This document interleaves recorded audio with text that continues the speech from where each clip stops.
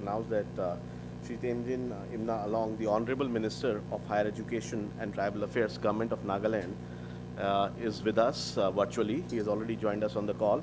Thank you so much, Honorable Minister, for joining us and sparing your time. And we are really looking forward to hearing your address shortly. So, before I request our chair to deliver a formal welcome address, may I request him to present a planter to the chairman NBT and formally welcome him.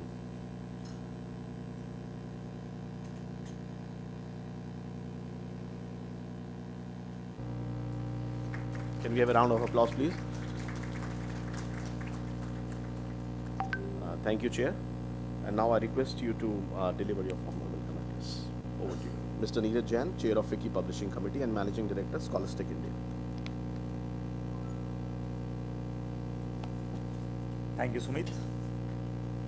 First of all, a very warm welcome to Professor Govind Prasad Sharma, Chairman NBT, Shri Tenzin Ima Along for joining us virtually, and my fellow panelists, Sumit, Anant, and Monica. A very warm welcome to all of you, because we all can be here, but it is of no use if you all are not here.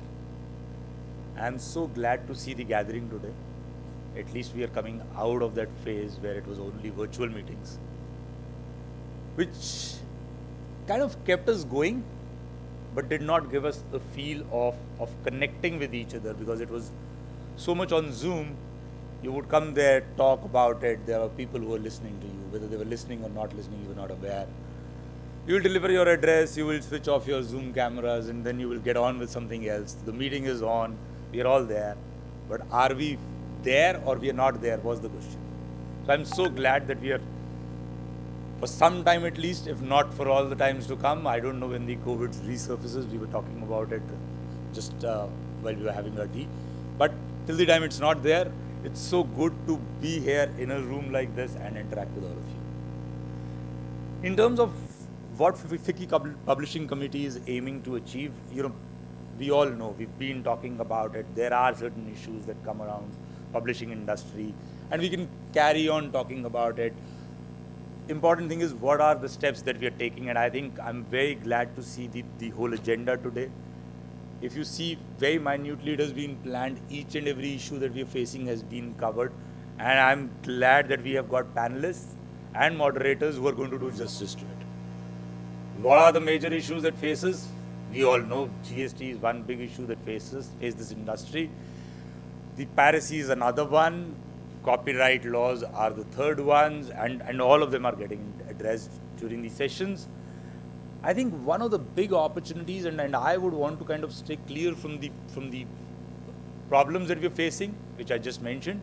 But if we are in today's session, while we discuss all of these issues, if we can look at a larger picture and say, how can we increase the pie of what we are doing? Because once we increase the pie of what we are doing, we would have addressed all the other issues. And believe me, we can do it. One of the sessions is around the NEP implementation. And I would love to hear what Yuvraj Malik sir has to say about it. But I think NEP brings in one very fundamental thing which is of benefit to all of us, is the emphasis on reading. And I think let's agree on one point, if the emphasis on reading is there, publishing and printing both would go on. Second thing is one thing that we have done is this whole session about print in India. We were always talking about publishing on one side, printing on other side. I think if we combine them into the ecosystem as together, we would have achieved far greater results. And print in India is something that we can, if we can actively look into it, currently everything is aligned in our favor except one, which is the paper prices and paper availability. If we are able to address this, I think a lot of global printing can come to India. And I can tell you that because I am closely working with our global team at Scholastic to see bulk of our printing was happening in Asia and majority was happening in China. I am a part of that committee which is working on it, and we are moving slowly and gradually business towards India. And Scholastic would be one small example.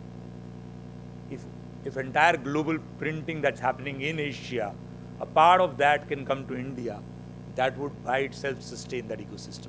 And I think one of the major issues there would be paper availability and paper. And I'm sure the Print in India session would address that, and the panelists there are learned enough to guide us in terms of what can be done going forward.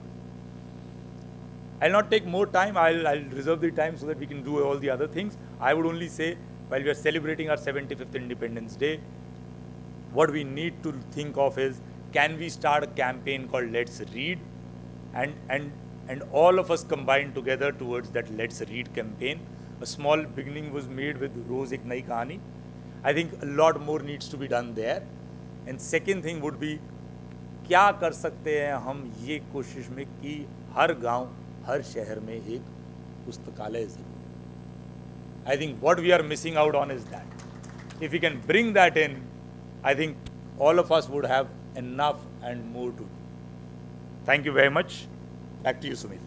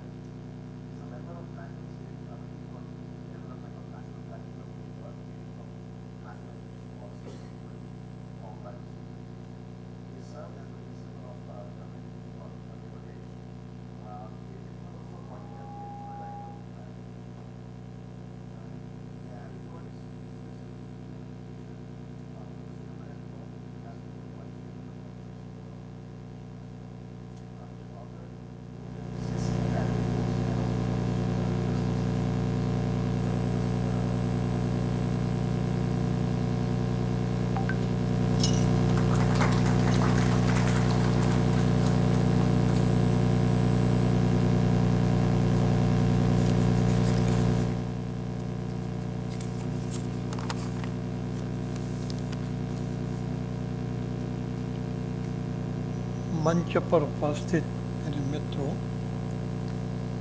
और सामने बैठे हुए सभी मित्रों,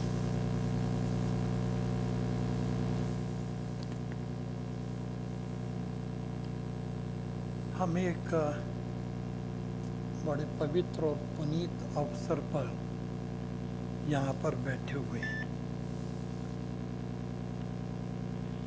जिस industry के साथ हम लोग जुड़े हैं, पुस्तक प्रकाशन, वो अपने आप में एक बहुत ही पवित्र और मान्यता प्राप्त विभाग है। पवित्र मैं इसलिए कह रहा हूँ कि ज्ञान का प्रसार जितना पुस्तकों के द्वारा होता है, उतना किन्हीं अन्य लोगों के द्वारा नहीं होता।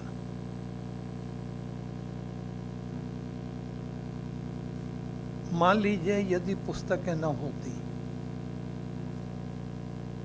तो जितनी तीव्रता के साथ विश्व के अंदर ज्ञान का प्रसार हो रहा है, उतना नहीं हो पाता। इस पूरी दुनिया को आगे ले जाने में और पूरे विश्व को क्रम क्रम से बदलने में मनुष्य ने जो कुछ आविष्कार और खोज की है, उन पर हमको विचार करने की आवश्यकता है। हम सब लोग अनुभव करते हैं कि जब व्यक्ति ने पुराने समय में शताब्दियों पूर्व पहिए का आविष्कार किया तो गति बहुत तेजी से बदली। जब तक पहिए का, सर्किल का, गोला का आविष्कार नहीं हुआ था तब तक मनुष्य का मूवमेंट बहुत सीमित था, बहुत धीमा था। आज आप देखिए उस एक आविष्कार ने आज की तारीख में दुनिया को कहां ला दिया। इसी प्रकार अग्नि की जब खोज की गई, जब दो पत्थरों को रगड़ के उसकी चिंगारी निकली, उसने हमारे पूरे जीवन को बदल दिया। जब आदिम व्यक्ति ने हल की नोक से पहली बार खेती को जोता, खेत को जोता, उसे हम खेतिहर जीवन की प्रारंभ कह सकते हैं। और उसने ग्राम संस्कृति को जन्म दिया, एक स्थान पर लोगों को रहना बतलाया। इसी प्रकार औद्योगिक क्रांति ने अपने तरीके से बदला और आईटी क्रांति ने जो वर्तमान परिवर्तन को देखने को मिल रहा है, ये सब उसके कारण है। फ्रीमैन ने जो पुस्तक लिखी है द वर्ल्ड इज फ्लैट, उसने वर्तमान सभ्यता और वर्तमान जीवन के बदलने के 10 कारण बतलाए हैं। उनमें से 9 कारण आईटी से जुड़े हुए हैं। ठीक इसी तरह जब दुनिया के अंदर सबसे पहले छापने की मशीन का आविष्कार हुआ, कहाँ हुआ है इसमें 2 मत हैं। कुछ लोग मानते हैं कि पुर्तगाल में हुआ, कुछ मानते हैं चीन में हुआ, 1440 में फ्रैंकफर्ट में हुआ, जर्मनी में हुआ, जो सबको ज्ञात है। ये छपाई की मशीन ने विश्व संस्कृति को पूरी तरीके से बदल दिया। जो ज्ञान श्रुति परंपरा से आ रहा था, वाचक परंपरा से हमको प्राप्त हो रहा था, वो ज्ञान हमको छपा हुआ हमारे सामने मिलने लगा। लिपि पहले थी, ताम्र पत्र के ऊपर, चमड़ों के ऊपर प्लेटो और अरस्तु का पूरा साहित्य चमड़े पर लिखा हुआ मिला है।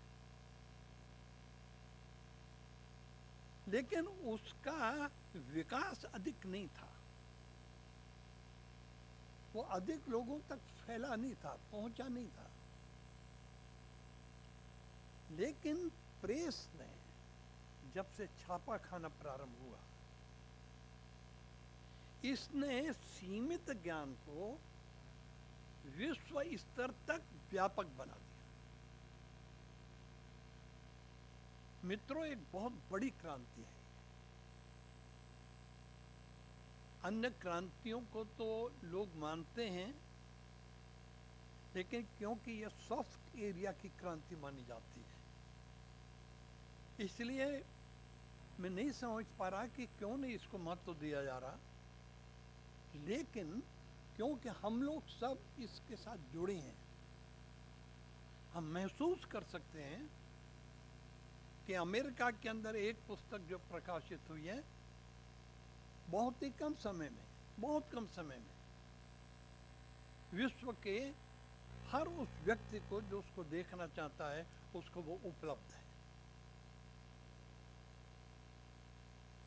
तो इस प्रकार हम एक बहुत बड़ी क्रांति के साथ जुड़े हुए हैं। इस छपाई के प्रयोग ने और छापे खाने के कारण जो पुस्तकें मार्केट में आ रही हैं, उसने एक बुक कल्चर को जन्म दिया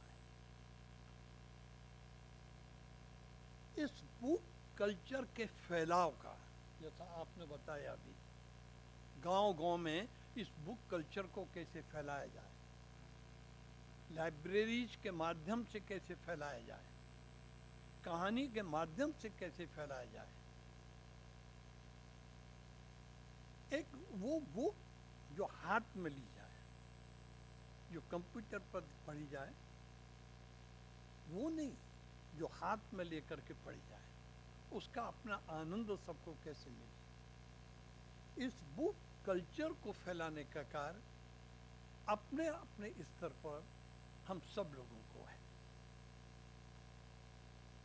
छपाई का सबसे बड़ा लाभ ही यह है कि हम इसके माध्यम से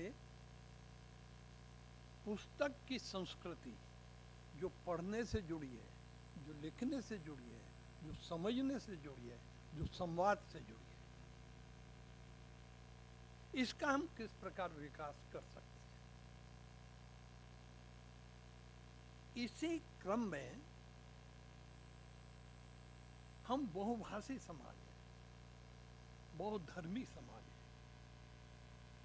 बहुत संस्कृति वाली समाज है। हमारे देश के अंदर कई मान्यताएं हैं, कई विश्वास हैं, कई विचार हैं, कई परंपराएं हैं, कई सिद्धांत हैं, कई दर्शन हैं। सच है, दर्शन तो हजारों साल पहले से चले आ रहे हैं। इन सब चीजों को बहुभाषी समाज के सामने कैसे लाया जाए। एक भाषा में लिखा हुआ साहित्य अनुवाद के द्वारा विभिन्न क्षेत्रों के अंदर और विभिन्न भाषाओं के बोलने वाले लोगों के पास पहुंच सकता है। अनुवाद के कार्य की आज बहुत अधिक आवश्यकता भी है और बहुत अधिक महत्व भी है। एक भाषा का मार्केट और अनुवाद के द्वारा कई भाषाओं का मार्केट उसी पुस्तक को मिलना एक बहुत बड़ा अंतर है। नई जो राष्ट्रीय शिक्षा नीति है, इसके अंदर अनुवाद के ऊपर बहुत जोर दिया गया है। अनुवाद करके एक श्रेष्ठ साहित्य को, श्रेष्ठ विचार को अन्य भाषाओं के माध्यम से समाज तक ले जाना, इस ओर हमको सोचने की बहुत अधिक जरूरत है। हालांकि ऐसा नहीं है कि नहीं सोचा, नहीं विचार किया, लेकिन जिस स्तर पर हम इस कार्य को कर रहे हैं, उससे भी कई गुना ज्यादा स्तर पर इस कार्य को करने की जरूरत है। समाज का जो मानसिक विचार है, मानसिक चिंतन है, उसकी संतुष्टि पुस्तकें करती हैं और समाज के सामने विचार के कई विकल्प ये भी पुस्तकें देती हैं। इसलिए पुस्तकों को जीवन से अलग नहीं किया जा सकता और ये उसकी सुंदरता है जिसके कारण उसको फ्रेंड, फिलोसोफर एंड गाइड कहते हैं। पुस्तक हमारी मित्र है। पुस्तक हमको चिंतन का आधार देती है, चिंतन का क्षेत्र देती है, वो दार्शनिक विचारों को पैदा करने में सहायक होती है और वे पुस्तकें हमारा मार्गदर्शन भी करती हैं, हमारे जीवन की दिशा खोलती, हमारी सोच को, हमारी समझ को और हमारी विचारों को गति देती।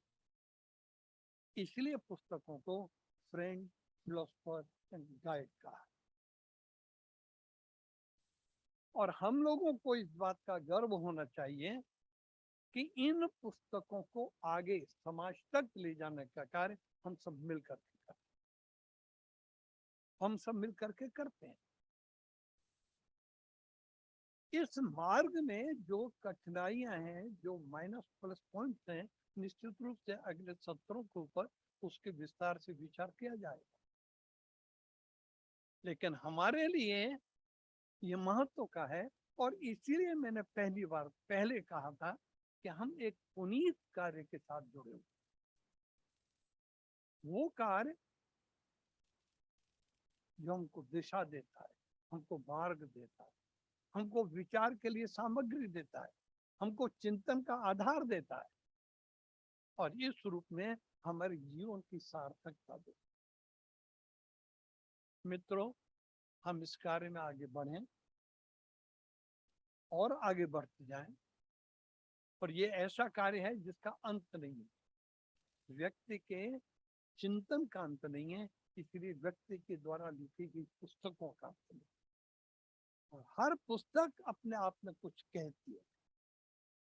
मैं विश्वास करता हूं कि कठिनाइयों पर विचार तो किया जा सकता है, लेकिन मार्ग से भटकने का कोई कारण हमारे सामने नहीं। हम अच्छी अच्छी पुस्तकों को लाएं, पुस्तक संस्कृति का विकास करें और उसमें सहयोगी बने। ये मेरा आप सब लोगों से आग्रह है।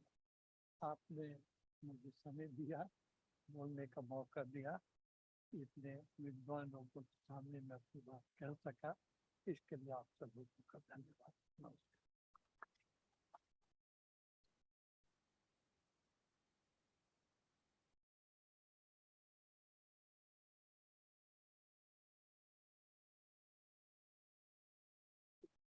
Thank you, sir. Thank you so much for sharing your vision with us and also highlighting the importance of books in our life, and particularly uh, the importance of translation and how it leads to new avenues.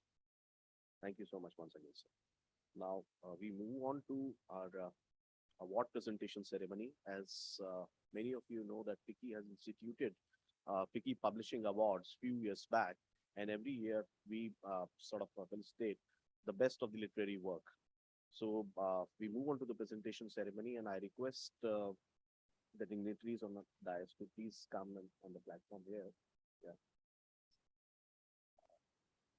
Sir, आपसे थोड़ा सा request करूंगा, आप award presentation के लिए सामने आए. May I also request Sri Yuvraj Malik, Director NBT, to kindly join us for the award presentation ceremony.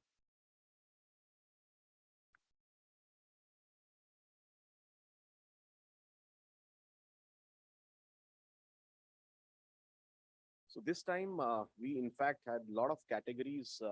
As most of you are aware, in previous editions, we had limited number of categories, but based on the feedback, we have increased the number of categories. And as a result, there was a tremendous response from industry. And thank you so much for all your support. And moving on, the first category is Children Book of the Year, English below 10. And the award goes to Pickle York Books for the title I and I. May I request the team of Pickle York Books to kindly come and receive the award? Congratulations, ma'am.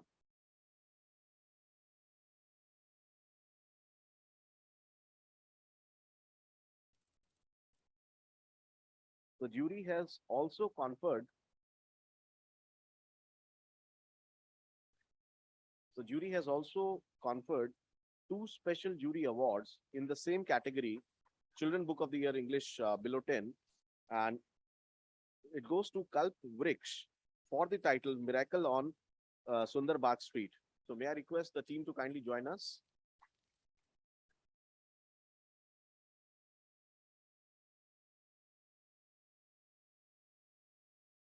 There is another special jury award in the same category, which goes to HarperCollins for the title Kaya's Journey, the story of a 100-year-old koi fish. So requesting the team of HarperCollins to kindly join us and receive the award.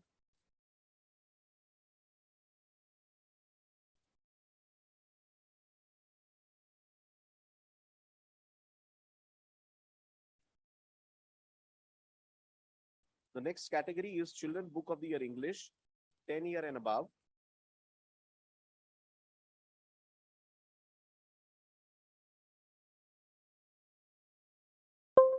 And the award in this category goes to HarperCollins once again for Being Gandhi, for the title Being Gandhi. So, ma'am, I'll have to request you to come again. There's a special jury award as well in this category, which goes to Pratham Books for the title Home. The team of Pratham Books, I think they are not here. So, there's another special jury award in this category, which again goes to HarperCollins for the title The Secret Life of Debbie G. So, is there anybody else team member you would like to?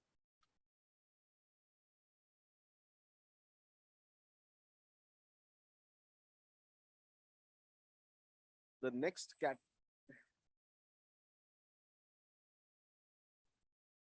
The next category is Children's Book of the Year Hindi below 10 years. The award goes to Publications Division, Ministry of Information and Broadcasting, Government of India, for the title Swachhata Shri Samman. May I request the team to kindly join us?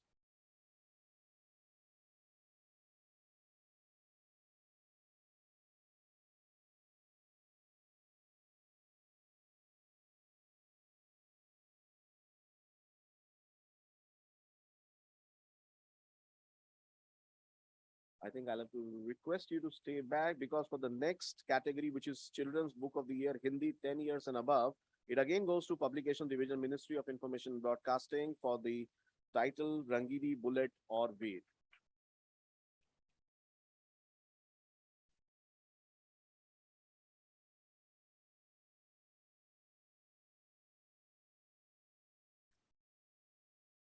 The next category is Book of the Year, Fiction English, and the award goes to Hachette India for the title The Black Doves of the Good Little Rain. I think the team of Hachette was stuck in traffic and we just received a call from the site. They probably still in the traffic. So we'll move ahead and the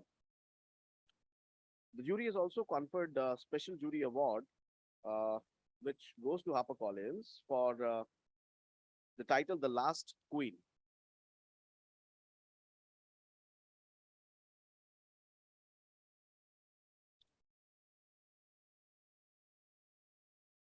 In fact, there is one more in the same category. The jury has conferred two special jury awards in this for the title Girl in the White Cotton.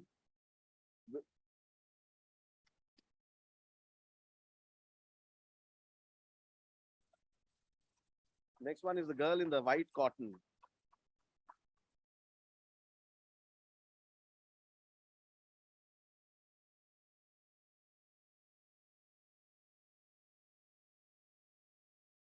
Yeah.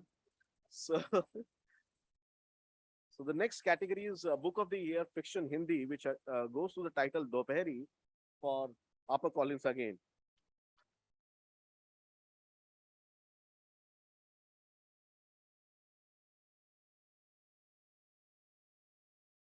Uh,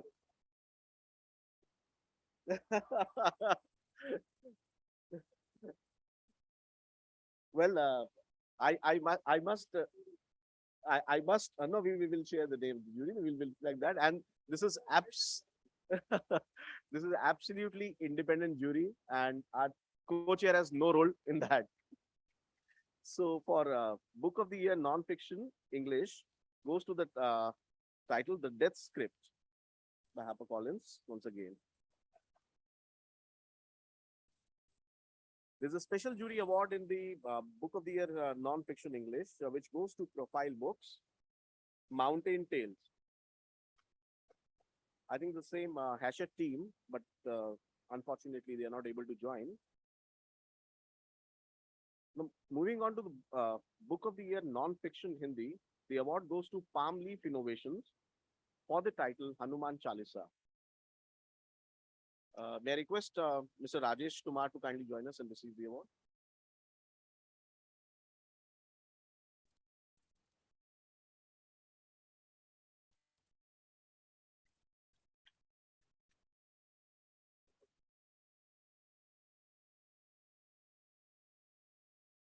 There's a special jury award as well in this category, which goes to Publications Division, Ministry of Information and Broadcasting for the title Navikarni Urja Sansadhan.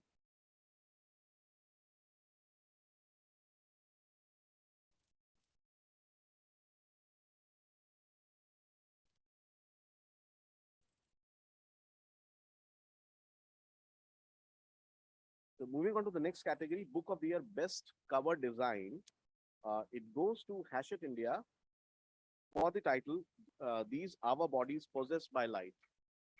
I mean, we'll have to unfortunately move because the team hasn't been able to reach here. And there is a special jury award for Best Cover Design as well, which goes to the title Chinaman Square, The Making of a Protest.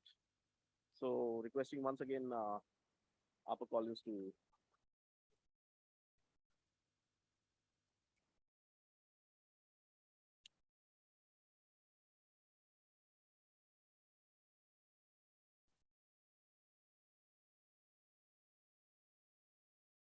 and we have the next category is Book of the Year, Best Overall Design, which goes to the title Loss, which is again by HarperCollins.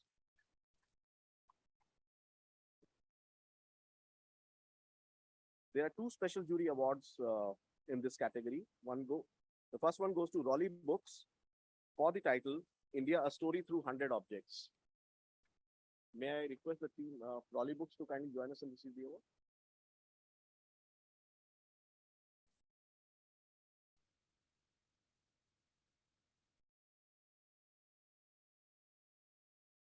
There's another special jury award in the same category, which goes to Pratham Books for the title Asamo, Is That You? I think the team has not been able to reach here. Now, Book of the Year, the next category is Book of the Year Best Production, which goes to Om Books International for the title Great Wild Cats, Born to be Free.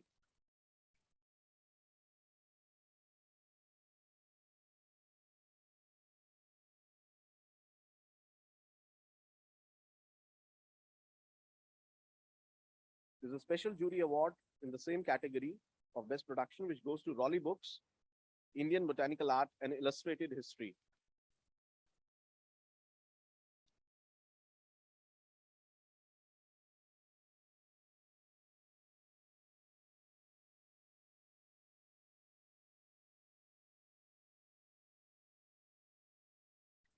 The next category is Book of the Year, Best Translation. And the award goes to Hachette India, The Man Who Learned to Fly But Couldn't Land. The team is again not here. So there are two special jury awards in the same category for the title Legal Fiction and Mustache. So it goes to HarperCollins.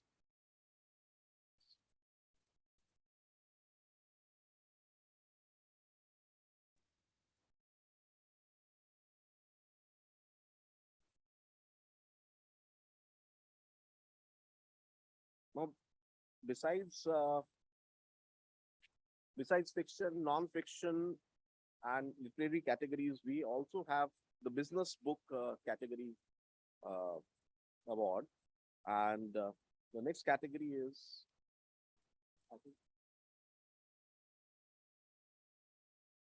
I've already mentioned. Yes.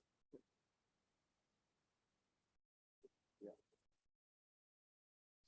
So moving on to the business book of the year category, the first one is the business management category, which goes to Bloomsbury Publishing India for the title Demystifying Leadership, Unveiling the Mahabharata Code.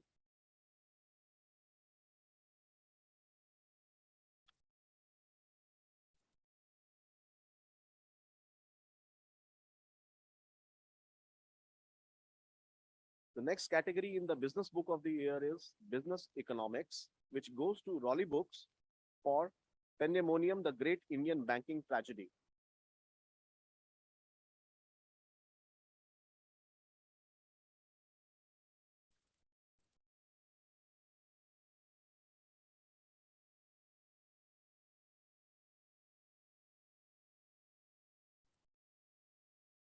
In the business book of the year, the next category is business self-help book, which goes to Bloomsbury once again for the Indic quotient, reclaiming heritage through cultural enterprise.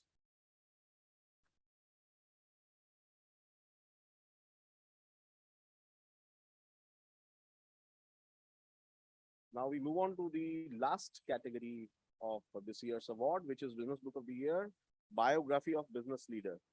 And it goes to the title Azim Premji, The Man Beyond Billions by HarperCollins.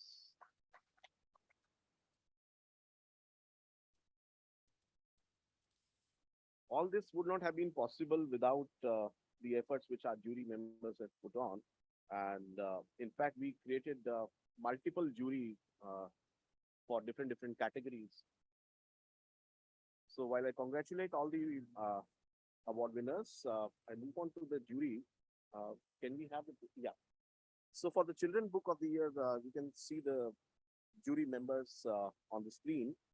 And we have, all of them are, all our jury members are not present here, unfortunately. So some of them who are here, I'd like to recognize them and felicitate them as well.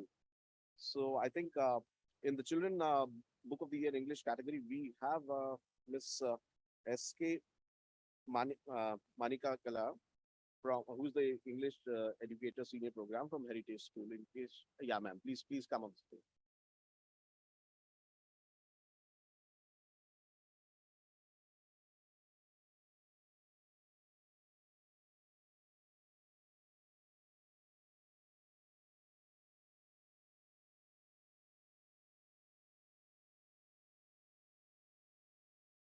The next is the next jury is for the Children Book of the Year Hindi. Can we move the slide, please? Yeah, Hindi, not the, yeah. So this is the, these are the jury members, and I think Miss Archana, who is the HOD of Hindi from St. Anandram Jaipuria School, in case she is around. No, she's there. Professor Mohan, in fact, from who is the head of the Department of Hindi from Delhi University, was about to join us, but unfortunately he couldn't.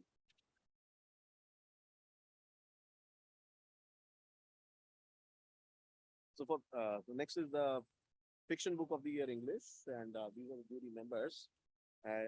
And I think Miss Himanshi Saini, who is the professor from Lady Shri Ram College, Delhi University, in case she is around, requesting her to, yes, please, ma'am.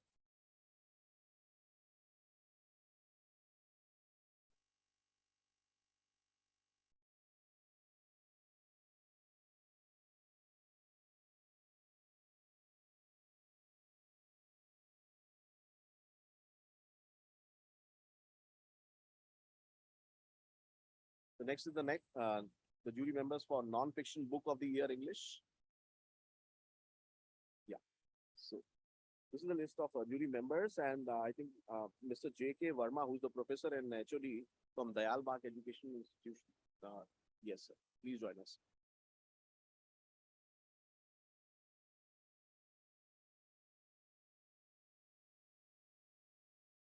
Mr. Shoikat Banerjee, who is the HOD of Department of English, School of Humanities from Assam Don Bosco University. He's another jury member who's present with us, the same category. Thank you so much, sir.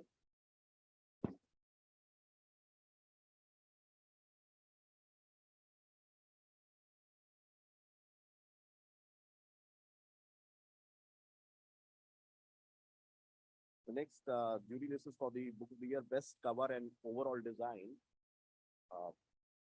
Very interesting jury, but unfortunately none of them could make it today. So moving on to the next one, Book of the Year Best Production. Yeah. So in case Mr. B.D. Mendiratta, who is the HOD of Printing Technology, Pusa Polytechnic, yes, sir, please. And Principal, Delhi Government Polytechnic, kindly join us. Can we have a bigger round of applause, please?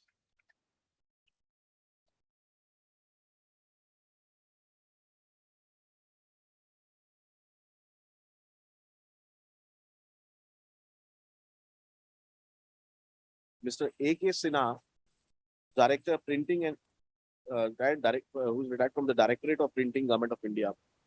Yes, sir. Please join us in the dais.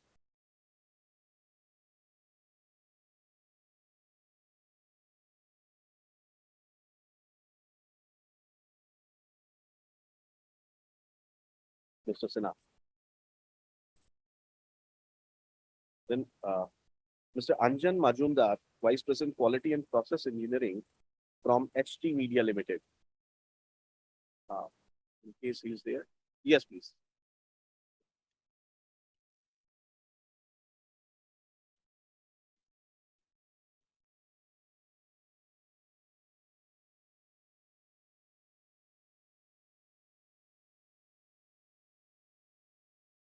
The next list of jury is for Book of the Year Best Translation, and we have Ms. Manisha Chaudhary, Director Manan Books, with us today, requesting Ms. Chaudhary to kindly join us.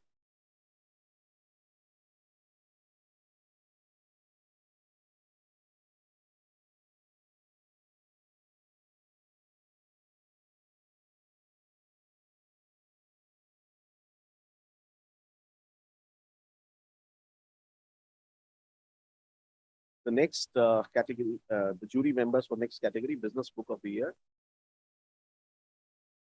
So this is the list. Unfortunately, none of them could make it today.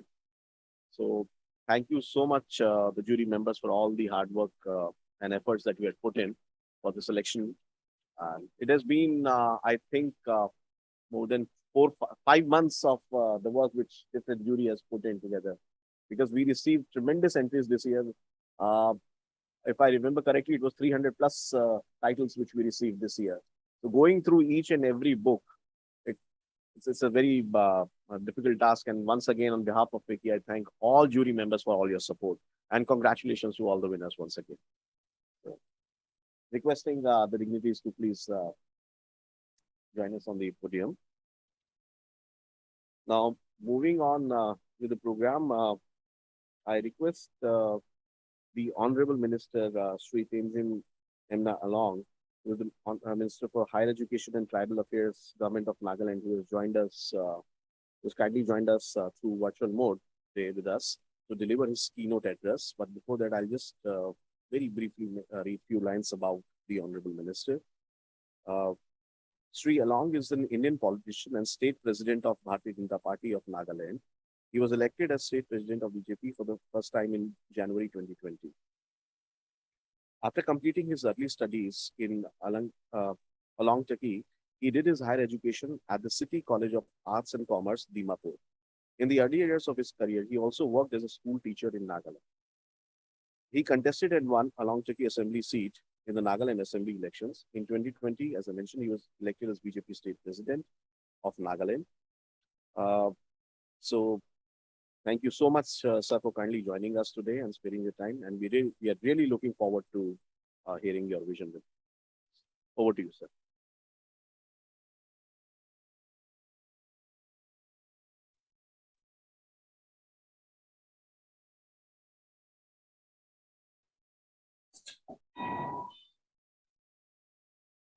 Thank you very much, Mr. Neeraj Jain, the chairman of Wiki Publishing Committee. I hope all of you can hear me very clearly.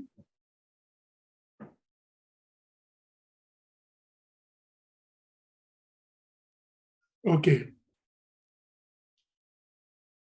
पहले तो मैं परमेश्वर का बहुत धन्यवाद करता हूं कि आज के इस फिकी का पब्लिकॉन 2022 में मुझे एक कीनोट स्पीकर की रूप से आप सबों को संबोधित करने का ये सौभाग्य मुझे मिला है।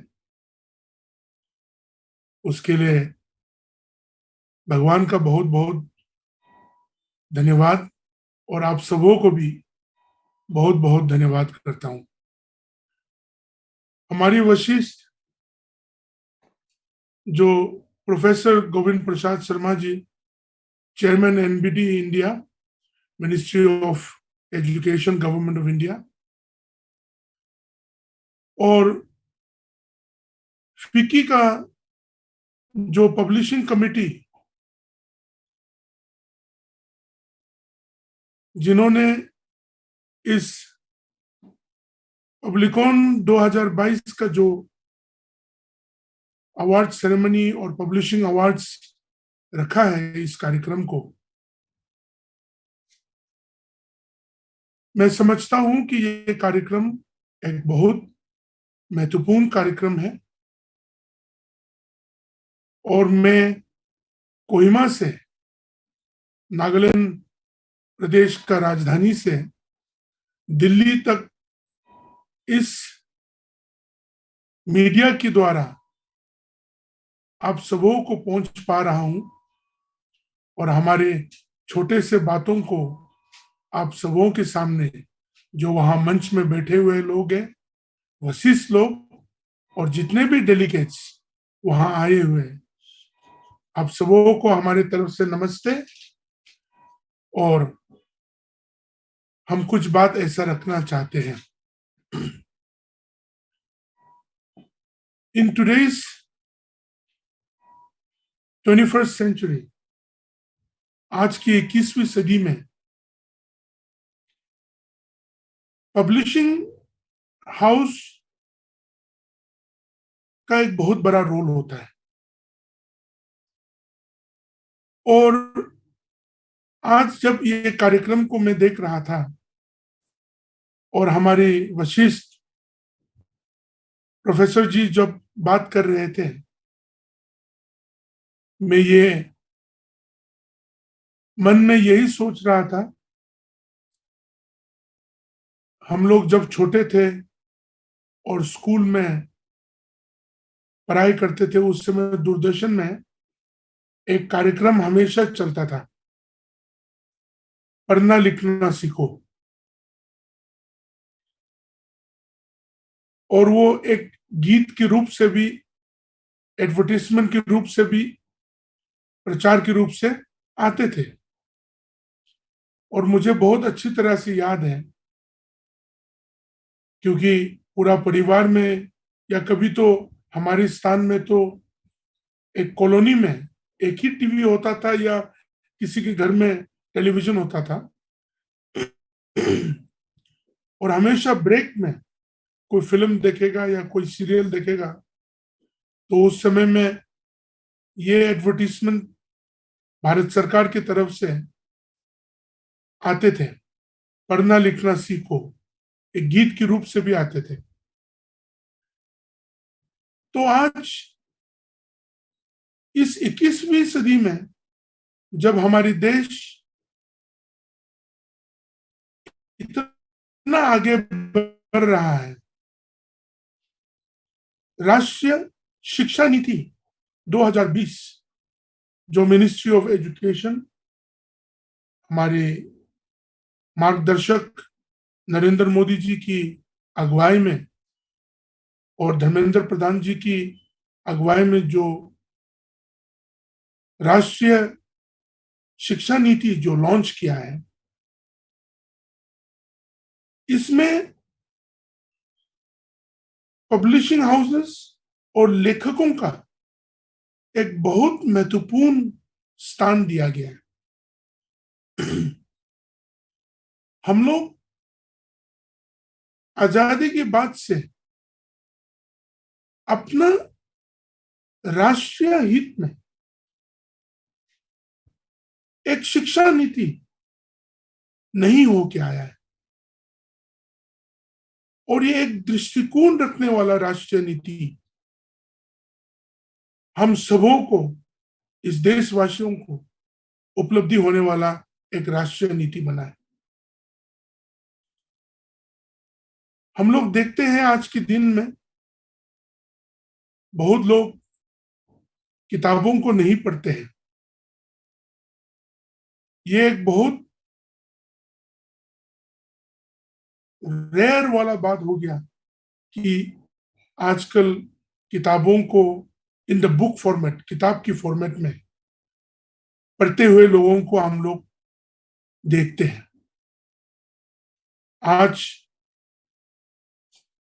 फिकी ने जो भी अवार्ड्स दिया है, फिक्शन में, नॉन फिक्शन में, इंग्लिश, हिंदी, चिल्ड्रंस बुक में, आजकल बहुत लोग डिजिटल फॉर्मेट में पढ़ते हैं। और आजकल कोई भी किताब चाहिए, हम सब लोग, ज्यादा से ज्यादा लोग डाउनलोड कर लेते हैं और उसको हम लोग जब भी फुर्सत हो, कभी फ्लाइट में हो या ट्रेन में हो या कहीं जा रहे हो, तो हम लोगों को उन चीजों को पढ़ने का आदत जैसा हो गया। हम सबों को, क्योंकि मिनिस्ट्री ऑफ एजुकेशन के वशिष्ठ हमारी प्रोफेसर साहब भी मौजूद है वहां, और फिकी जैसा इतना एक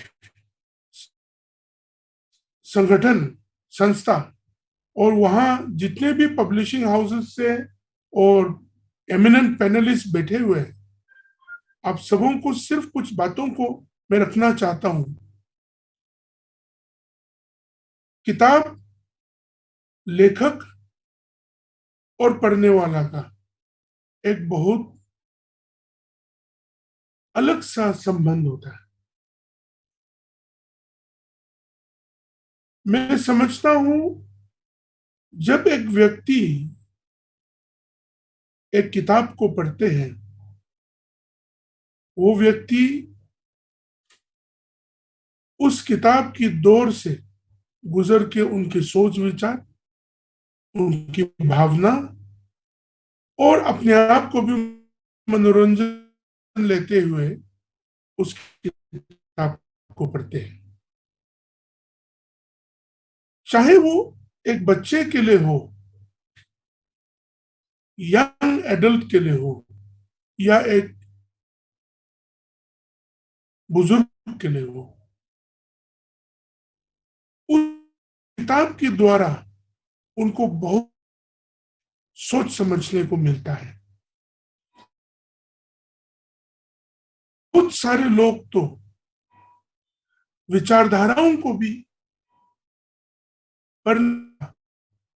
बनाते हुए अपने जीवन को बनाते हैं और लेके चलते हैं। आज हम लोग विश्व जानते हैं, अगर हम लोग देखें अपने दिमाग की सोच विचार को अलग अलग किताब को पढ़ के खराब या अच्छा की तरफ वो लोग अपने विचारधाराओं को बनाते हैं। इसलिए मैं ये विनती करना चाहता हूं, सब तरह का किताब हमें चाहिए, मगर शिक्षकगण के लिए और जो शिक्षा प्राप्त करने के मार्ग हैं, उन लोगों के लिए हमारे देश में जितने भी लेखक हैं और एजुकेशन की तरफ जो लिखते हैं, और मिनिस्ट्री ऑफ एजुकेशन जो उन चीजों को तय करते हैं, इधर थ्रू एनसीईआरटी और थ्रू एनी अदर बॉडीज, उन चीजों को हम लोग बहुत अच्छी तरह से तालमेल बना के उन चीजों को अपने के लिए और अपने स्टूडेंट्स के लिए उन चीजों को लाना चाहिए। हमने ये नहीं सोचा था कि आज के दिन में भी इस तरह का कार्यक्रम, पब्लिकॉन 2022 में जो पब्लिशिंग अवार्ड्स, इस तरह का इतना बड़ा कार्यक्रम भी आजकल भी होता है, क्योंकि आजकल बहुत सारे कॉन्क्लेव्स होते हैं और बहुत सारे चीजों के बारे में विचार विमर्श करने के लिए अलग अलग कॉन्क्लेव्स रखते हैं, मगर पब्लिशिंग हाउस के लिए भी और इस तरह का कार्यक्रम रखेंगे बोल के मैं नहीं सोचा था। I've been extremely excited to participate in today's program as a keynote speaker. My learned professor has spoken in short the whole details of what the relationship of being in a publishing house and the national education policy is being about. But today, I want to make it very clear that to mold even our nation to a successful nation, the roles that this industry would play is a very, very important work. And हमें और जागृत करना पड़ेगा. We have to make our people aware of the importance of reading books and bringing the relationship between reading books, practicing it, and living it. I was listening that the need of libraries in every district or in every village of this country. मगर हमको ये भी देखना है कि पुस्तकालय रहना जरूरी है, मगर उसके तरफ पढ़ने के लिए, उन चीजों को इस्तेमाल करने के लिए हम लोग जागृत करना भी बहुत जरूरत है. In today's time, digitalization is playing a very important role. How to balance between digitalization and the physical books that is present has also to be converged together.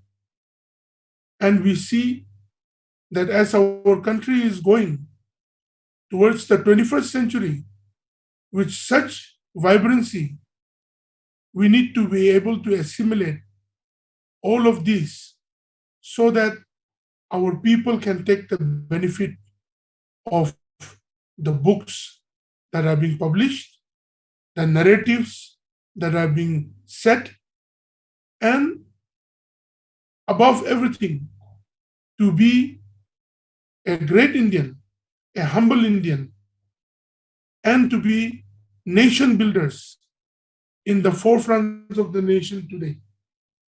So I really thank the FICCI committee for inviting me to address all of the eminent people there today from this platform from Kohima. I would love to come and meet you one day as I come to Delhi, and we may sit and discuss. But I really thank you all for inviting me and allowing me to participate in such an eminent forum. Thank you very much. Jai Hind.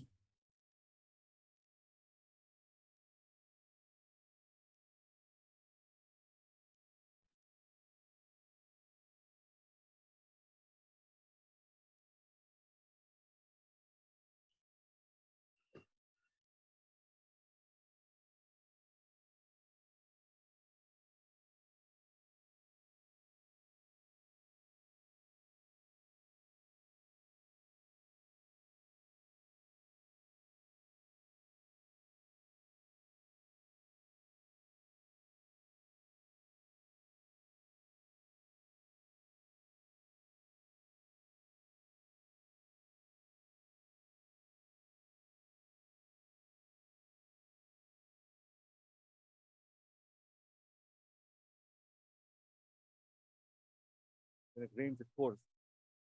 Talking about the monsoon. Thank you.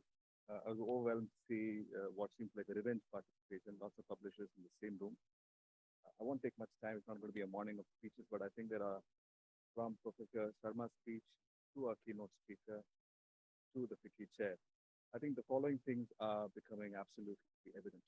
One is diversity.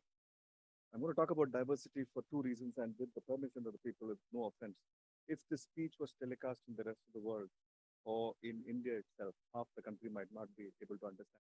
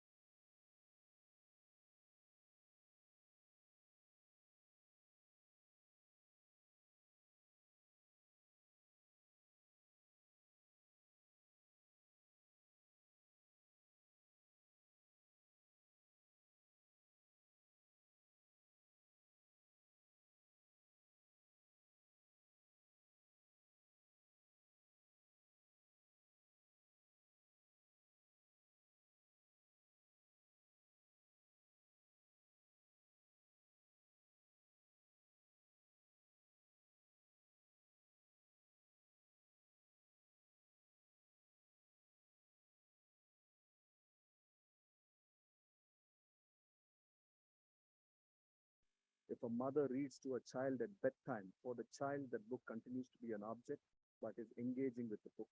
If you listen to an audio book or your favorite author deliver a podcast, that is also a book. And if you're reading in digital, and there's no offense to, or there's nothing wrong, you don't have the essence of reading in your mobile phone, reading a long form narrative, reading a long essay somewhere, because the act of reading is what's going to make you a habitual reader. The act of listening is what's going to make you a habitual reader, and you engage with the book. So it is imperative, I suppose, that all of our publishers think beyond print, because there are going to be limitations in print. One of the reasons in India, say 60 million people buy trade publishing, at least 250 million children are forced to buy textbooks. But why are we in a country of 1.4 billion people trying to sell only books to 60 million people? Less than 20% of people who actually read books, buy books on a regular basis, contribute to more than 80% of our revenue. But I think we have an opportunity to make 250 million people buy books. And that's still 1/4 of the people who actually are in this country capable of buying a book. And I'm not talking about English language. I mean, many years ago, British Council said we speak more English than America and UK combined. But there are people speaking 22 languages in which books are being published. So there is a real need to diversify what we do, to publish in various different formats across languages, and make sure that we take the advantages of technology to introduce more books to more people. It goes without saying, if you want to take a beautiful photograph, you need at the very least a sound mind and a good camera. I think we have the finest minds in publishing in the world, in our country, given the challenges. We're only 75 years young, but we need that camera. We need libraries. We need to catch children young. You walk into an average school, a library hour is an afterthought. It does not encourage the child to pick up a book because most shelves and most books are locked and behind closed doors.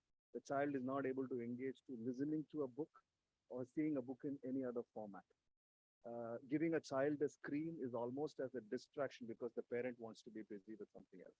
But in all of those aspects, there have been root markers in our country, whether it is Ruskin Bond, Sudha Murthy, Harry Potter, Jeff Kinney, David Walliams, Smurfs, Amar Chitrakatha, and I can give you truckloads of examples where it is the child, these children once, as they say. We grew up on Amar Chitrakatha and we got the passion to buy books. And if my parents hadn't told us that your pocket money can only be spent on a book, I wouldn't have had the privilege of a job in publishing or the love or passion for books. So it's important that that diversity, every time we think about how we publish, who we publish for, and in what language, we include every aspect. And that brings me to my second point, which is inclusivity. All of us are of sound mind, fortunately. Thank God we can see, listen, speak. A significant population of this country has learning disability because they are differently able. A significant population of this country has visual print disability. They cannot read print. A significant population of this country cannot listen properly. And yet, when we talk publishing in forums, we are focused on English language print publishing. A lot of us have contracts, and I'm sure authors will agree instantly, that their content can be offered free for multiple formats to address the need of inclusivity in our country and how publishing. Foreign markets, it's par for the course. Now you are delighted to hear if a school has a special needs class and if it's inclusive in the sense that the special needs child is also part of the regular children in the same age group. But that cannot be an exception. Whenever we make any policies, any strategies, any amount of information, and the internet offers any solution you want, you could reach out to people to ensure that your fiction, your non-fiction, your visual books, your textbooks are offered to publishers who are working very hard to be part of that inclusivity process. It is expensive. There are CSR and corporates that allow you to translate, republish, reformat books.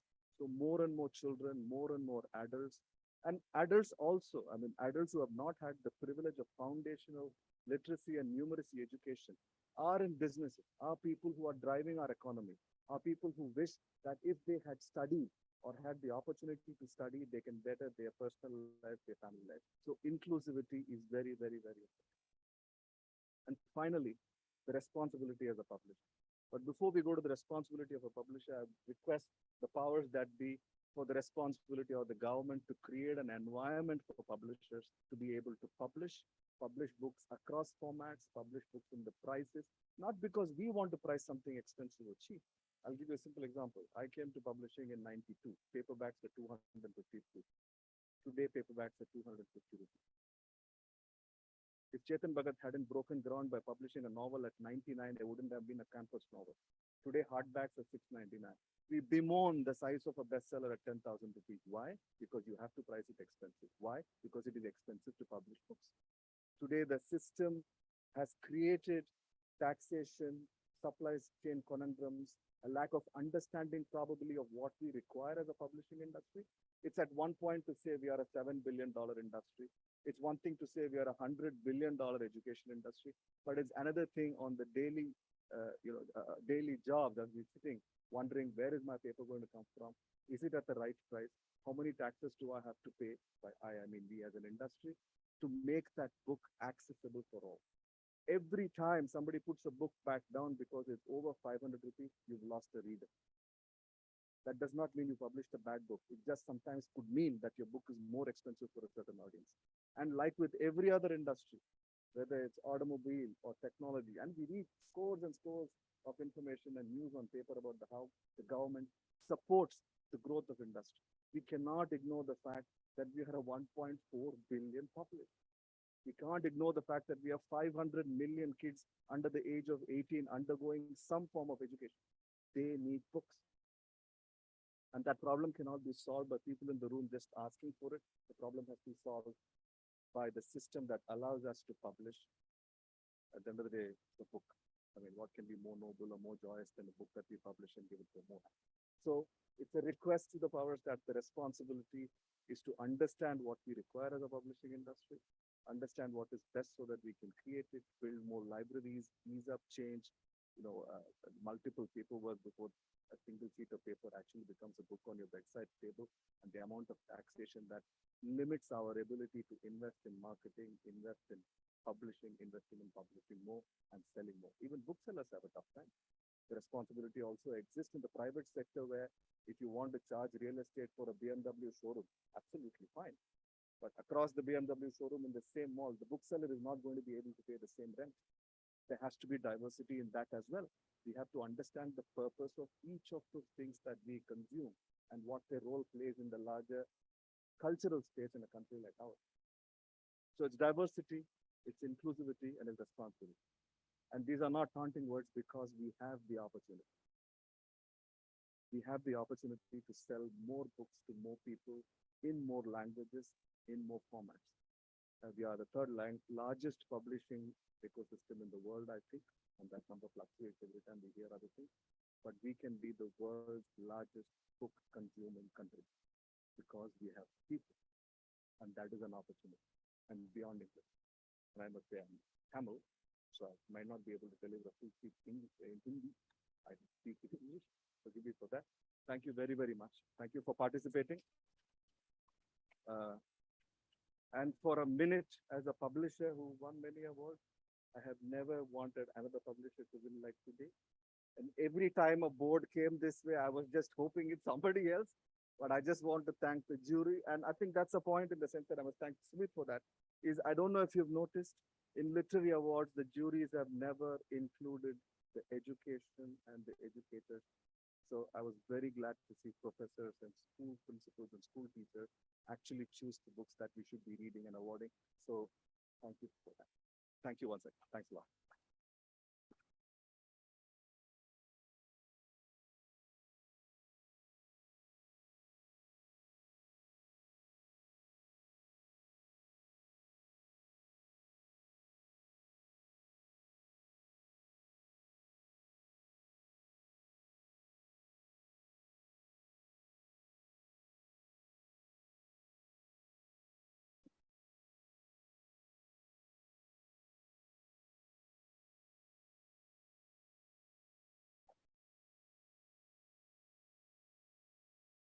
सबसे पहले मैं आप सबका धन्यवाद कहना चाहती हूँ कि आप सुबह सुबह यहाँ पर आए, बरसात के मौसम में भी यहाँ आप सब पहुँचे और इस PubliCon 2022 को इतना महत्व दिया.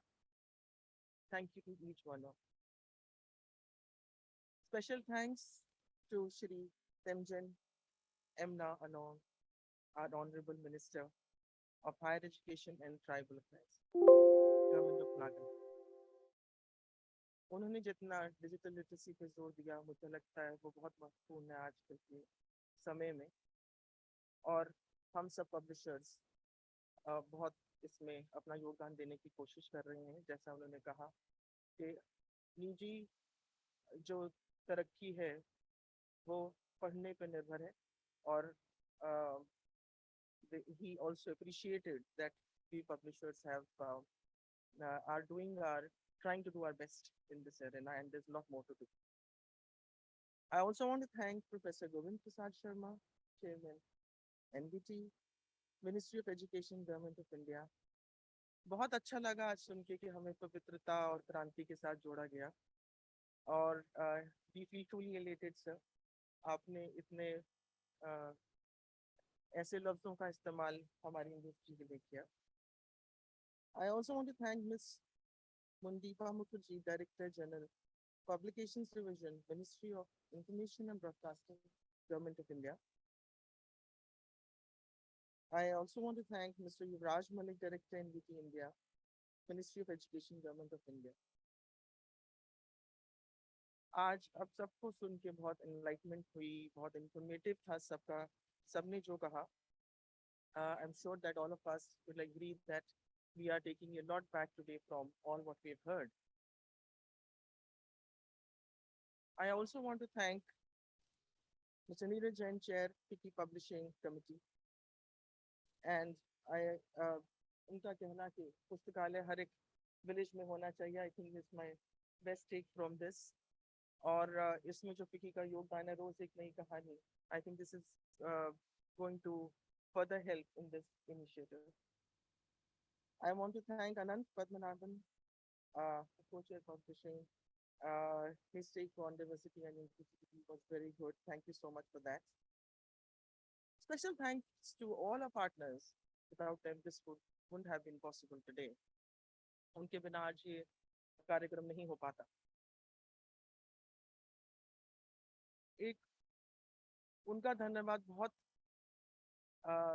तहे दिल से करना चाहती हूँ जूरी का. They had really worked hard to find winners. It was not a small task. Thank you so much for your contribution to this. I want to congratulate each and every winner.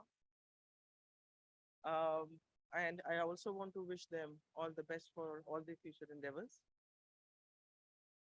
I want to thank Sumit and his team for year after year working on PubliCon and other events which are very meaningful for all of us, the entire publishing fraternity. And personally adding, I think PubliCon has been very close to all of us, and this time including, as always, copyright, and this time including NEP was a very great idea. And our role in NEP, we've been discussing. I think this is imperative. Our contribution will be imperative for rolling it at the ground level. This being discussed, I think, is truly valuable for all of us. And the copyright, which is a pain area, I want to mention over here in this forum that I'm very happy and I'm thankful to the Honorable Supreme Court of India. They have recently, through the judgment, made Section 23 of the copyright as a non-bailable offense. So this is truly going to help all of us. In the end, my best take from all of you is पढ़ेगा India तभी तो बढ़ेगा India. तो इसी के साथ मैं आप सबका धन्यवाद करना चाहता हूँ. Thank you.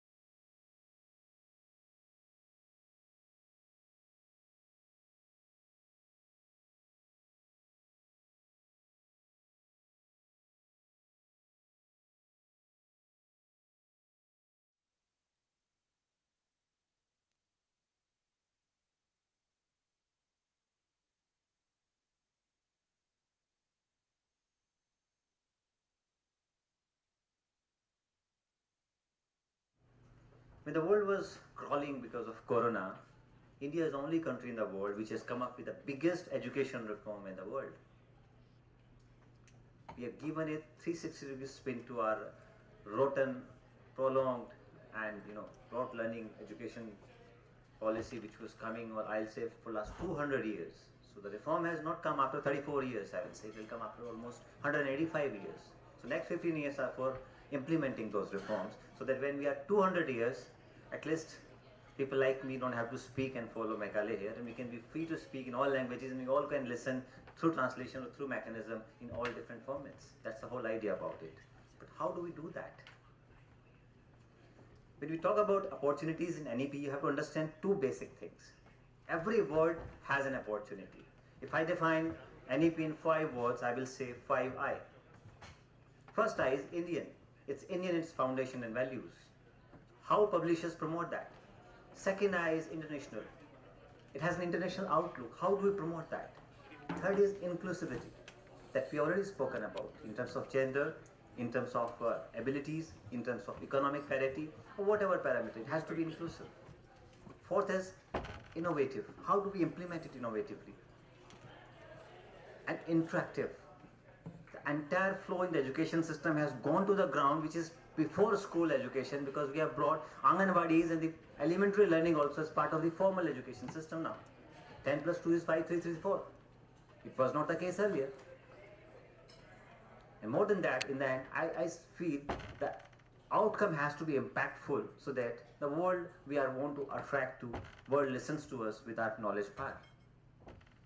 Another thing is the fundamental principles, the pillars of the NEP is quality. It's a mandate for all publishers: quality, printing quality, content quality, everywhere. Equity. I'm not talking about equality. I'm talking about equity. So when we talk and publish a book, we have to publish for, I'll say, modern school, Barakhamba also, and a primary school in Chhattisgarh also. So we have to bring equity. Third is accessibility. Why the content should restrict to the elite corridors? It has to go to the last route, to the last corner in Arunachal, to the Kutch. Everywhere it has to go. And last, most important thing today is affordability. These are the fundamental principles. So we are talking about education. So bring those principles into our sector and put it in the framework. And these are the guiding points for us. These are the all guiding torch. This we have to follow. Simple, nothing. No mechanics, no rocket science. This is why I wanted, we have to understand, you may not have gone through 600 pages, you may not have gone through the hundreds pages of summary, but at least these two fundamental principles on page 1 you can read and understand where we have to go and how we have to go. Second point, which is very, very important, is who are the stakeholders? That's a very important question. And where do we stand as an industry? The center of gravity of education policy is that student, which is in the epicenter. Then the second point is the teachers. They are the focus areas. The third part is the academicians, teachers, and institutions, which are the orbit. And where we are in all three of them. Because we are the glue, we are the linkage point, we are the communication medium. And there's a beautiful word you can see on the top, knowledge partner of the nation. It is not applicable to NBT only. It is applicable to each one of you who's dealing with content. You are not publishers. Let's stop calling us as publishers. I don't think we are publishers. Publishers mean publish, dump it. No, we are knowledge partner. We are creating content for the society. We are shaping the mind of the nation. We have very, very responsible role. Our chairman said it's a very noble cause. Economics is secondary. We are crying with economic restrictions and all these kind of things, paper supply and all, but still we are doing it, even at a very low margin. Why? Because we feel there's a moral responsibility to deliver a quality content to the country. The point which I want to bring out is, we have to understand where we are, what we have to do, and how we do it. One stakeholder which I have not spoken about is, most importantly, the state governments, because education system has a two-layer system in India. We have very strong federal structure. Implementation of policy is not only through these stakeholders which are directly linked, but also the regulatory mechanism, which is the government. The state governments has equal accountability and responsibility to implement it. Now I'll come to 4 or 5 key features of NEP which has direct bearing on our role as a publisher, or I'll call knowledge partner of the nation. The most important is 10 plus 2 is 5, 3, 3, 4. No one has given a thought that when a child is getting, his brain is being shaped 90% in first 6 years, what we are teaching him. Where is that curriculum? Where is that content? Where is that knowledge? Is it organized? Was it unorganized? So we left our children first 3 years of learning when he has to shape his mind on their own. Who is creating content for Anganwadis? Honestly, raise your hand. Pratham, of course, I do that. How many? I'm not saying we should go there. My question is, there has to be a flow in the education system. In that flow, we as publisher have to find out the responsibility. We can't restrict, I'll publish in one language, target college audience, all elite and this and that, and then my job is over. No. Why shouldn't that same content go to the grassroots level? At least we are doing it. I don't want to say what we are doing, and NBT is doing it, and we have penetrated to more than 10 lakh Anganwadis for the first time since NEP has come. We have given them the content at the affordable price because that is our mandate. So we have to understand this 10+2 has great opportunity. We have to go into it where we can plug in. Second part in education reform is multilingualism. Give you 3-language formula. 3-language formula is not restriction of languages. It's freedom of languages. Now, I am from South State. I want to read Tamil, it's my choice. So where is the content in Tamil? That's what diversification is required. Now, I know English, but I want my child to learn parallelly Malayalam. So where are those bilingual books? So I had to create elementary books in a dual format of bilingual printing. Half page in English, half paragraph in English, half in Tamil. So how many languages? We have 22 languages in schedule. We have more than 50 tribal languages which are functional. We have 300 other dialects. So if leave apart, go to the scheduled languages of the Constitution of India, 22 plus English, 23 languages. So 23 के combination आप बनाएंगे तो गिनना आप समझ नहीं पाएंगे. Then you will understand what is the size of the market that we are not targeting. Understand the ecosystem. We have 1,048 universities in the last record. We have 33 crore students, which is 26.5 to 27 crore school level and 6 to 7 crore at higher education. So 33 crore student है, 1100 के आसपास universities है, 45,000 colleges हैं, 13 lakh schools हैं, 1 crore के आसपास teaching faculties है. Now tell me, we are targeting this size of market. Have you been able to tap it? I really don't think. My question is second. We are talking about increasing the gross enrollment ratio. We are at 27% today, and we want to make it 50% by 2030. So when we are increasing, let's be very pessimistic, not very ambitious, very pessimistic. If we are 27, we want to become double by 2030. So 88 crore students who are in college time. So every year we are adding 1 crore student to the college life. Because we have to increase the enrollment ratio. Where are the books for them? So 1 crore students, one class, 5 subjects, 5 crore books. Who will publish? You people. But you have to decide where, what you have to target it. Where is that language? Where is that content? ICT has already started curriculum in other Indian languages. 6 languages they have started with. So there is a great opportunity because we don't want, as per NEP, to restrict the talent to grow. We don't want to choke them because they don't know English. They have to know the content in the language they understand better. So this freedom of language is a very liberating element in ecosystem which we have. Please understand the ecosystem, how big it is. इतना तो पूरा Europe की population भी नहीं है जितना हमारा education system है. That's the strength we have. Another point which we are talking about in this is multidisciplinary approach. Silos are broken. You can read history with science and chemistry. So when you are reading history with chemistry, what is the content that we have to generate? Have you gone into R&D? What dose of history is to take? So this multidisciplinary approach has to be given a very deliberate thought, and we have to start researching and planning in a manner that monodisciplinary approach to education is over. We have to give them more opportunities and the content they deserve it. So if I start making combinations of all this, that's very difficult. Next point is research. It's a very important sector for higher education publications. We spend less than 0.5% or maybe 0.75, 0.76% of our budget into R&D. Think if it becomes 1.5 or 2%, how much research will happen? Research for NRF is coming. It will promote research. There will be budget allocation for that. Government policies work in a particular fashion. But we have to understand when the research will multiply, the content has to go into all languages, not only in English, but also in the UN language, which are sect languages. How many of us are publishing it? We are thinking of internationalization of education. We want the best universities to be here. How that content of best universities from France will come into English and Hindi, which I want my student to read here in being in campus in Delhi. Similarly, my content, which I want to take my IIT to some other place, how it will go into France or Germany or for that matter Japan and Korea? Are there not opportunities for us? These are food for thoughts. Another important point which I want is digital learning. Of course, we have switched a major part of it.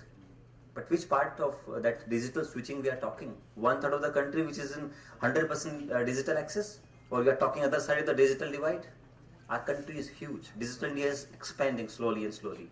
There will be a time when we'll have 100% access with academic orientation.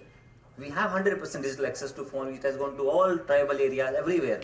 But when it is going to be useful for academic purpose, that point I'm talking about. We have to really think. We already discussed about digital university.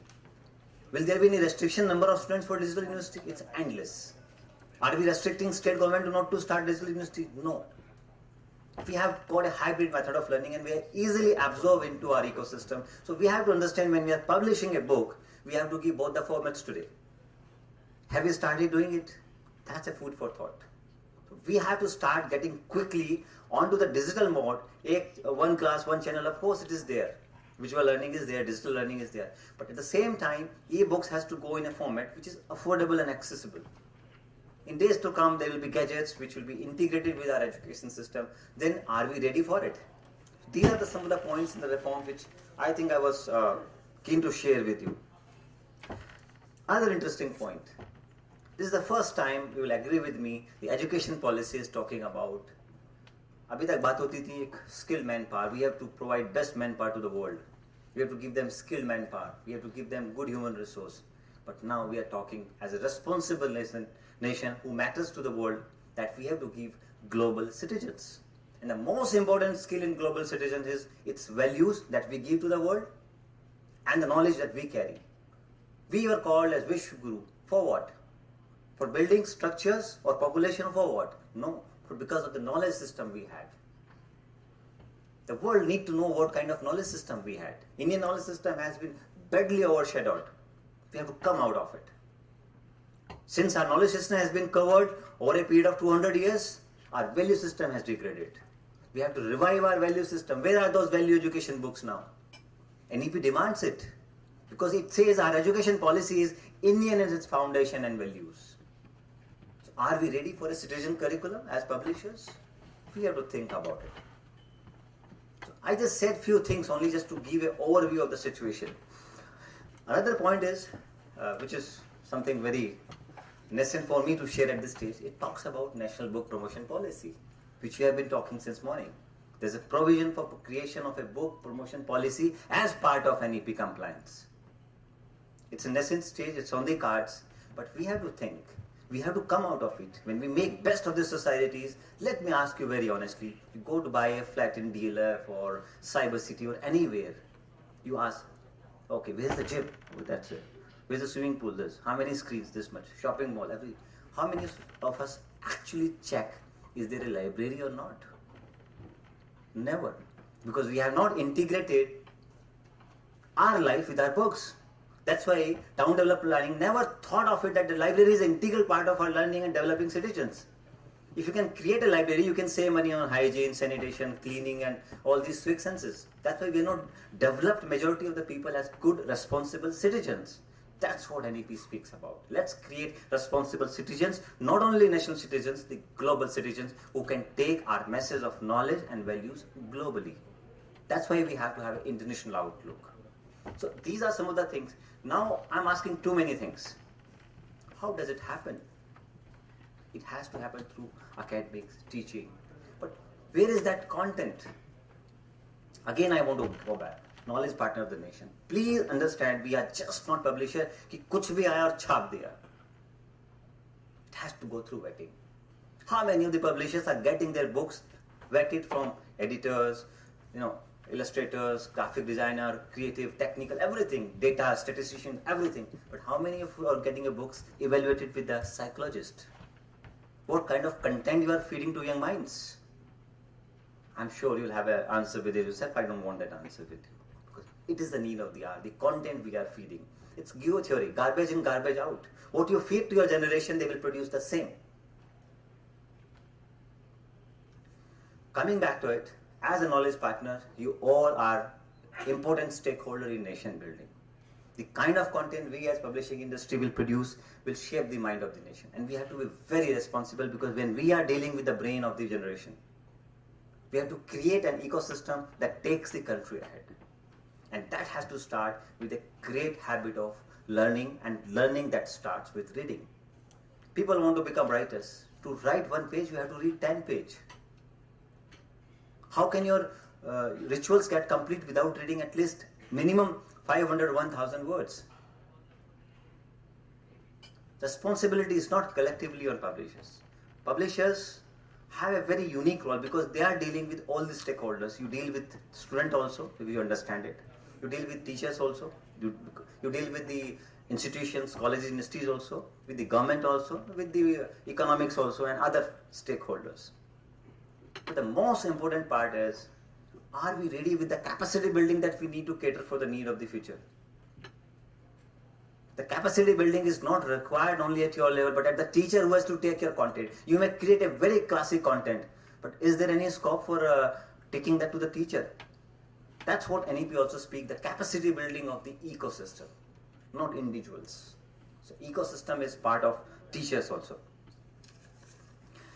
Another important point which I've taken too much of time. You asked me how you reach 30 days concept within NEP. I'm sure NEP, the shout was going on for last 3-4 years. And being honest with you, our chairman was also one of the member of the drafting committee. My team was also, doing a bit of work, whatever we were doing. So when we were reading it time and again, those drafts, this draft was an open domain for more than a year. More than 2.5 lakh suggestions were received. Structured suggestions, not the stories we write on the social media. Structured suggestions which came from the last village in all the interior of the country till the highest corridor of the Prime Minister office. So when these suggestions were compiled, we found out certain things. And that's where lies an opportunity. And NBT knew its role in day in advance, and we could deliver it because we were ahead of the time. So when we want to capitalize on the opportunities that National Education Policy 2020 is offering, we have to be ahead of the time. It is in a systematic and phased manner implementation. So we have to see what is going to be our opportunity, where we can pitch in, and I'm sure unless we develop this habit of reading, we cannot achieve what we actually want to achieve. And the last point, which I want to be very, very categorical, we have around 10,000 registered, non-registered publishers in the country. Out of them, 9,200 are publishing school books. Only 800 to 1,000, which is dynamic figure. I am not very precise about it, but general I am giving an idea. They are publishing reading books. And out of this, 45% is English only. Remaining 55%, 20% goes to Hindi. And where are the others? So the balance is quite tilted. And when we are having multilingual approach to our education system now, we have to understand that we have to diversify our portfolio, we have to diversify our content, and this multidisciplinary, cross-disciplinary approach has to come into play. Then only we can create a society which is knowledge-based. Otherwise, the dream of knowledge-based economy or the dream of integrating AI or augmented reality or all these things, these are opportunities. How many books for children are available in AI today? Hardly anything. How we are talking about, how do we, cyber hygiene, who is talking about it? It's a big problem today. Screen disorders, who is talking about? These are also part of the curriculum that we have to tell our schools, and we have to integrate our publishing houses directly with the schools, because that is our laboratory. Our experiment cannot happen sitting in this AC hall. The experiment has to happen on the ground. What impact when we give to a child, how does it happen? So I'll sum up. I think I've taken much more time than my authorization period. I apologize for getting carried away, but I will just say, as a knowledge partner and with the mandate of promoting book culture, NBT is committed and will continue to deliver its quality content. And you all are stakeholder, and we should adopt this concept of knowledge partner and slightly grow from the concept of just being a publisher who just feel that his job is printing. His job is not printing. His job is creating the content, and that content which will shape the mind of the country, which will shape the destiny of the country, and that will again make a country where Nalanda, Takshila, Vallabi and Vikramshila used to be there. Thank you so much with this idea, and I extend this wonderful event has gone. Thank you, Sumit. You have been very consistent in delivering it. Thank you so much, and I congratulate each one of you for being here. Thank you. Thank you, Mr. Malik, for sharing your thoughts with us. Indeed, very encouraging, and I'm sure our publishing community people have taken note of that. Moving forward, we have a next special address on culture, heritage, and publishing. And may I request Ms. Multi-Disciplinary Mukherjee, Director General, Publication Division, Ministry of Information and Broadcasting, Government of India, to kindly join us on the dais, please.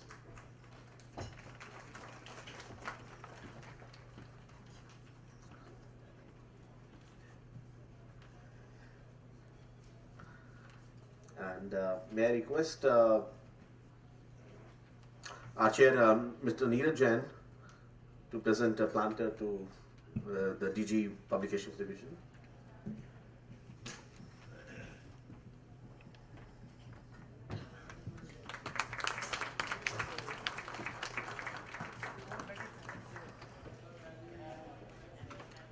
Thank you, Chair.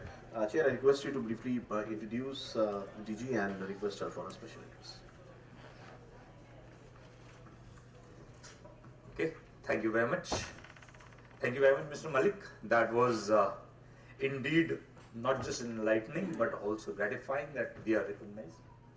And I believe that, it won't happen just by the lip service that, we start thinking ourselves as knowledge partners. I think we'll have to internalize it, that we are the knowledge partners, and start behaving like one.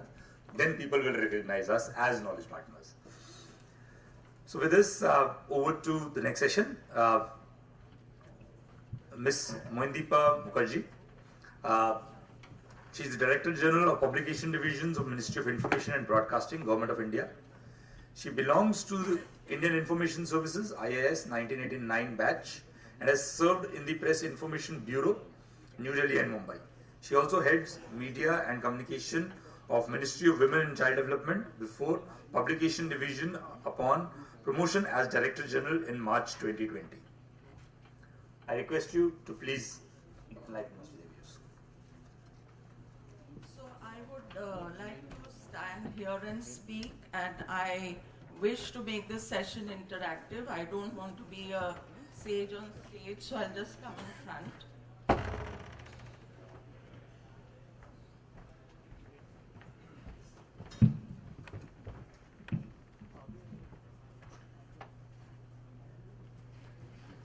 Namaste, good morning friends.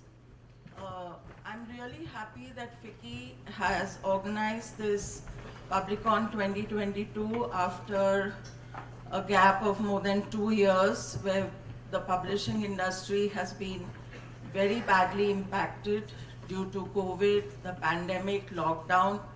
And I know this industry is reeling under lots of problems, but the sky is the limit for publishing. As Mr. Malik has just said, that we are not even touching the tip of the iceberg, the tip of the opportunities that are open.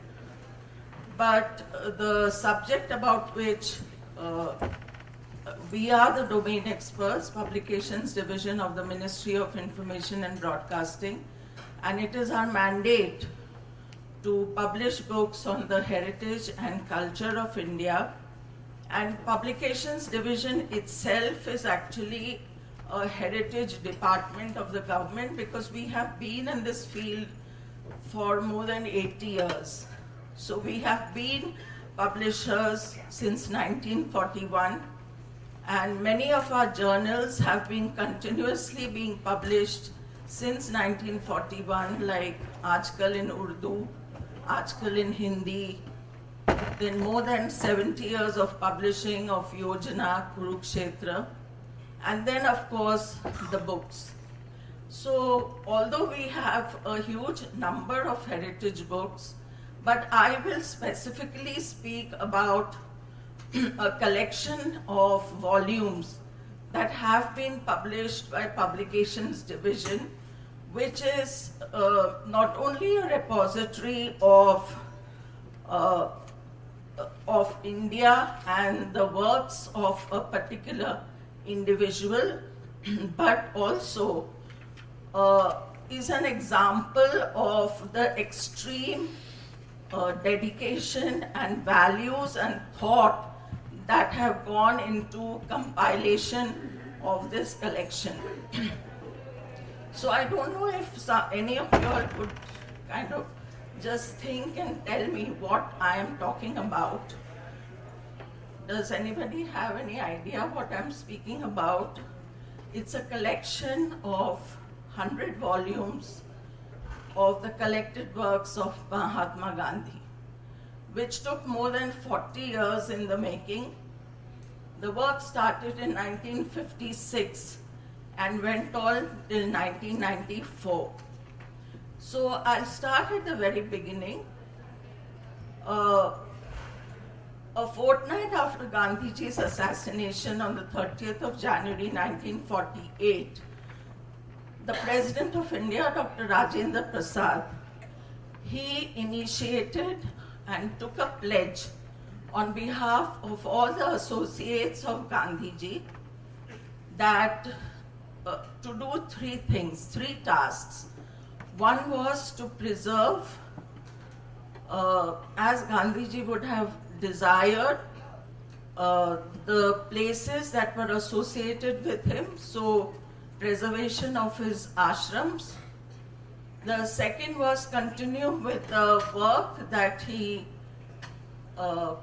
did during his lifetime. And the third was preservation of his writings. Now, as we know, for a period of more than 60 years, that is 1886 to 1948, till the day that he was assassinated, Gandhiji was a prolific writer. He not only wrote books, he was a prolific letter writer. He corresponded with people from all over the world. He edited 4 newspapers, and there was once a week when he did not speak. So he wrote and communicated with his people and associates and those who came to meet him on scraps of paper. So there was a huge amount of writing spread out all over the world, and a trust was formed called the Gandhi Smarak Nidhi Trust, consisting of 24 people who did a lot of introspection and gave a lot of thought on how to fulfill the 3 tasks laid out by the President of India. So regarding the publications, the decision was taken that the government of India would be mandated with collecting all his writings from different parts of the world, collating them, verifying the veracity and the genuineness of the documents, and compiling them in such a way that it would be navigable for research scholars to go through these 100 volumes. So these volumes are not for people to pick up in the airport and read it on a flight and throw it into the bin. They are mainly for researchers and scholars who want to know and read and understand Gandhiji. So you may ask that why wasn't it given to, some other entity? Why the government? The reason is the gargantuan nature of the task. A private publisher or a private or even a consortium of individuals, it was not possible for them to correspond with other countries, with other individuals spread out all over the world, and collect all this material and verify the genuineness of the documents, and then collate and put it together, which needed a huge amount of manpower involvement also over many decades.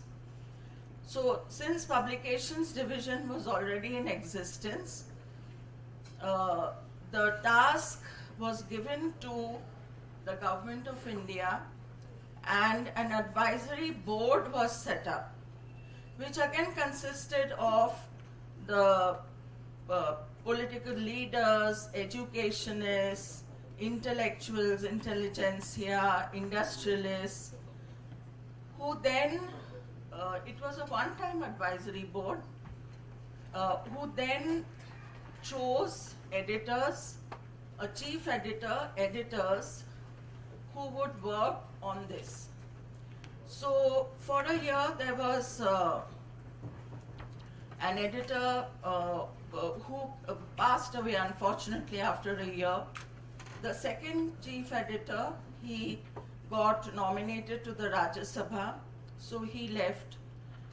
And then finally K. Swaminathan, who was a scholar, and his name was recommended by Vinoba Bhave, and he had met Gandhiji in 1915 in Madras, and therefore was very familiar with whatever Gandhiji's political, social thoughts and ideas were, and he was a scholar himself, and he then came on board as chief editor with many other editors under him, and he worked on these volumes for more than 30 years.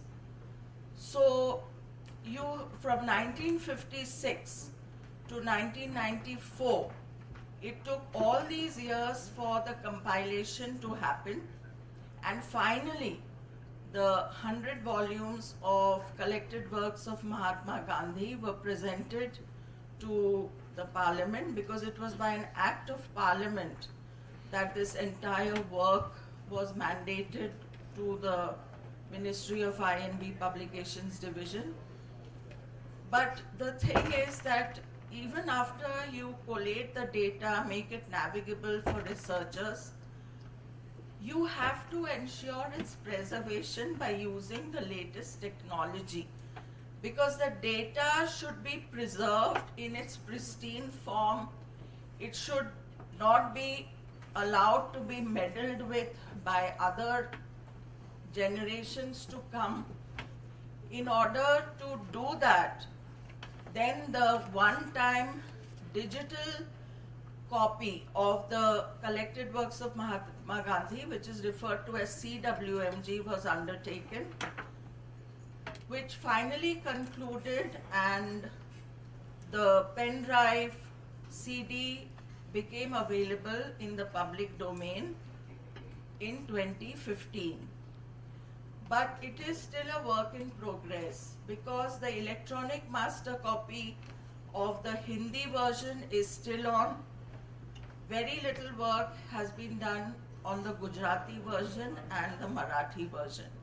So it is a work in progress that is going on, because the thing is that the idea of how to handle all this material was given, was already there in the public domain as given by Gandhiji himself. Now, as we know, he was a renunciate. He did not believe in copyright because he did not believe in earning anything from his writings. But during his lifetime itself, he realized that people are twisting his words to give a very different meaning to what he has written or spoken. So therefore he formed a trust called Navjeevan Trust, and his entire works rested with Navjeevan Trust. So the agreement which was signed was on behalf of the President of India with the trust, and the trust was to hand over whatever they possessed to the Ministry of I&B Publications Division. That would then allow the editors to work on these documents that had been procured not only from the trust, from other parts of the world also. So the master copy of the electronic version in Hindi, the work is still on. So it is a work in progress still, because the veracity and authenticity and comparing it with original documents, that is how the publications have to be done. Because, you know, this kind of work gives rise to a cottage industry of fake documents.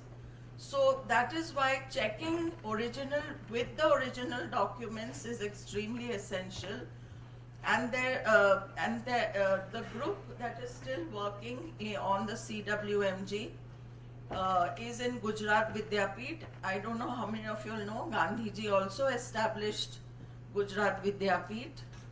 He founded that university in Ahmedabad. So the collected works of Mahatma Gandhi works are on in Gujarat Vidyapeeth. And this is, I think there is no other publication in the world of this magnitude and this nature that has been published by any organization.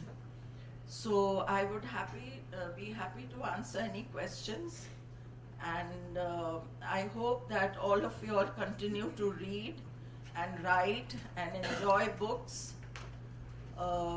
so that the world of publishing and publishers is able to flourish in India. Thank you.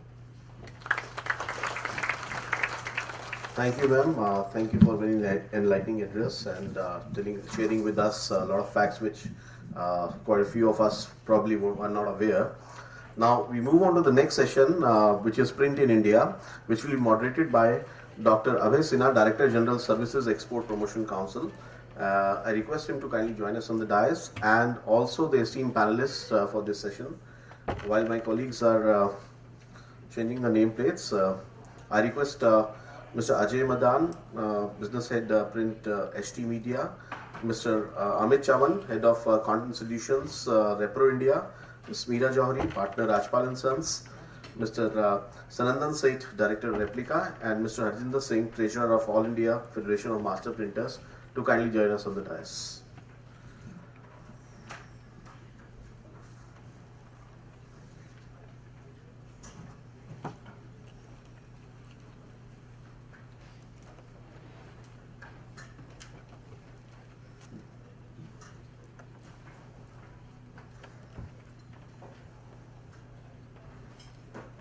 Thank you.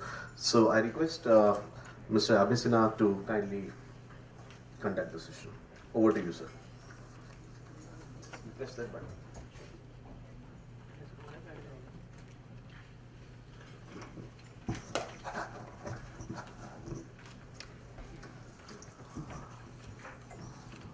Good afternoon, everyone. In fact, it's a pleasure to be here among all of you with my distinguished panelists as well, to address a sector which is, of course, a part of Services Export Promotion Council in terms of the export. I must introduce myself in whatever brief I could. I am Director General Services Export Promotion Council, which is a council under Ministry of Commerce. There are various councils. This one caters to the entire range of services. And when we talk about services, normally tourism, healthcare, education, fintech, financial services, accounting, all these services come to our mind, engineering, design. Somewhere we find that printing and publishing as a service sector is way out of our radar or horizon.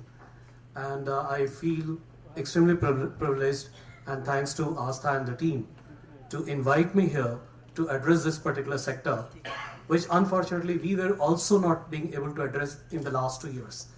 And we had our immediate past chairman from this sector itself.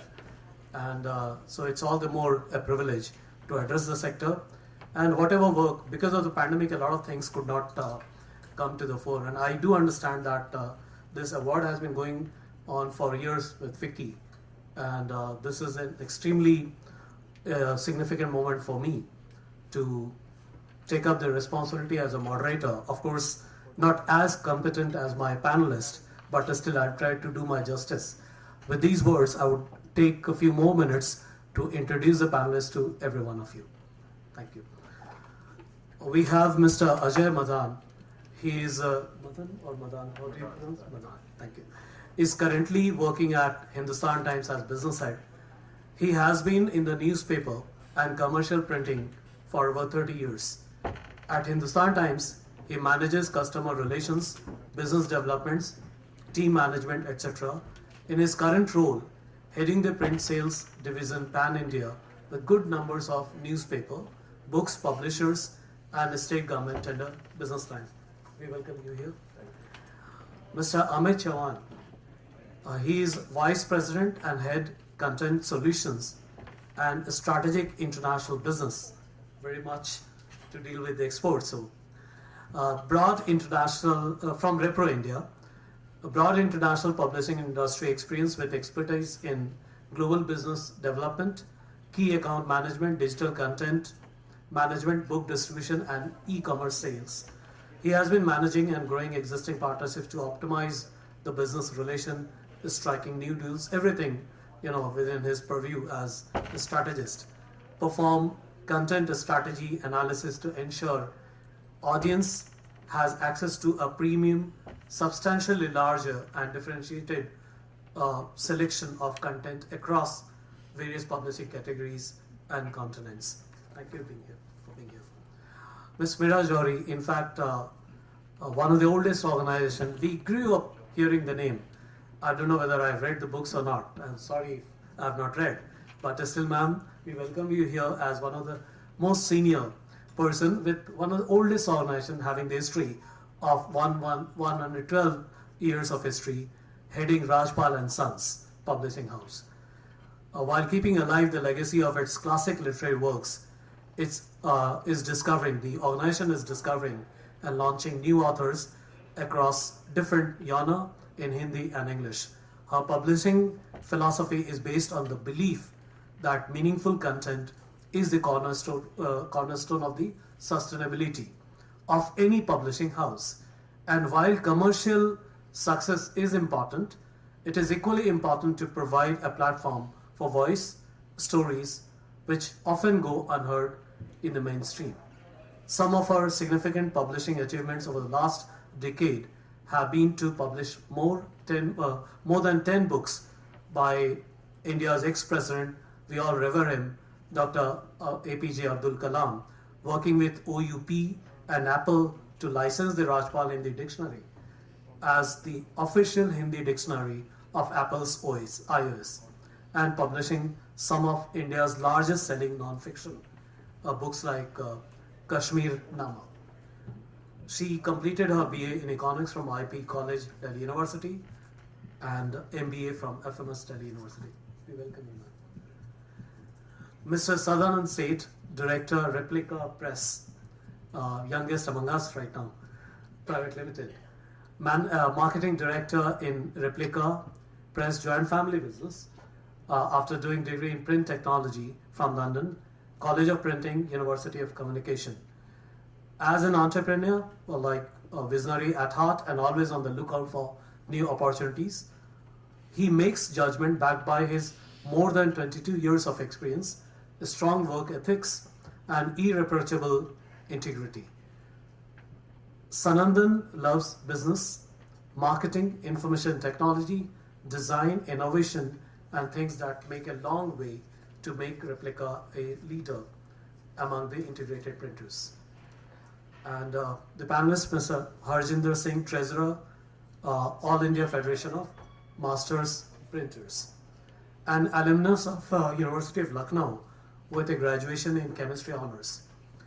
He is currently spearheading the Federation as the honorary treasurer, and as well as being a selection committee member of CHD 14 and MED 25 and General Secretary of Lucknow Printers Association. He has accumulated vast experience as chairman of International Federation of Masters Printers and also served as a board member from India in World Print and Communication Forum. We welcome all of you once again, and of course we are running short of time because of the extension. We will immediately begin with the subject. It's print in India, as I understand. So before we begin to have various perspectives, I would like our panelists, starting from my extreme right, to give a brief and their take on the print in India as of now, and then let's see how the issues are emerging out. We'll address everything. Good morning to everyone, and thank you, Dr. Bay, for inviting me to speak on this occasion. And I'd like to begin that print industry, not only in India but across the world, it has revolutionized the entire humanity. And where we are standing, I think it is one of the initiatives of what we have received from printing. As we have been listening throughout the day before this session, that everyone has accepted that printing is one of those inventions which has transformed us into the modern humanity which we are looking at right now, currently. What all technology we have been seeing in the past, it has been printed, it has been secured, it has been transferred to the generations after generations, and therefore we were able to transform humanity in whatever we are seeing currently. Apart from that, I think there are the two P's, like printing and paper, which has helped in transforming the society. I think that printing has given humanity and the entire globe not only technology or knowledge and experience, but it has also transformed our economy, like what we are utilizing currently in the shape of currency which is being printed. And we seldom recognize that printing has transformed us, and it has created as a very big impact on the society. So I think we'll take it forward as we come across that what all printing has done in the future, or what all printing has done in the past, and with facts and figures we might be able to understand the importance of printing. Thank you.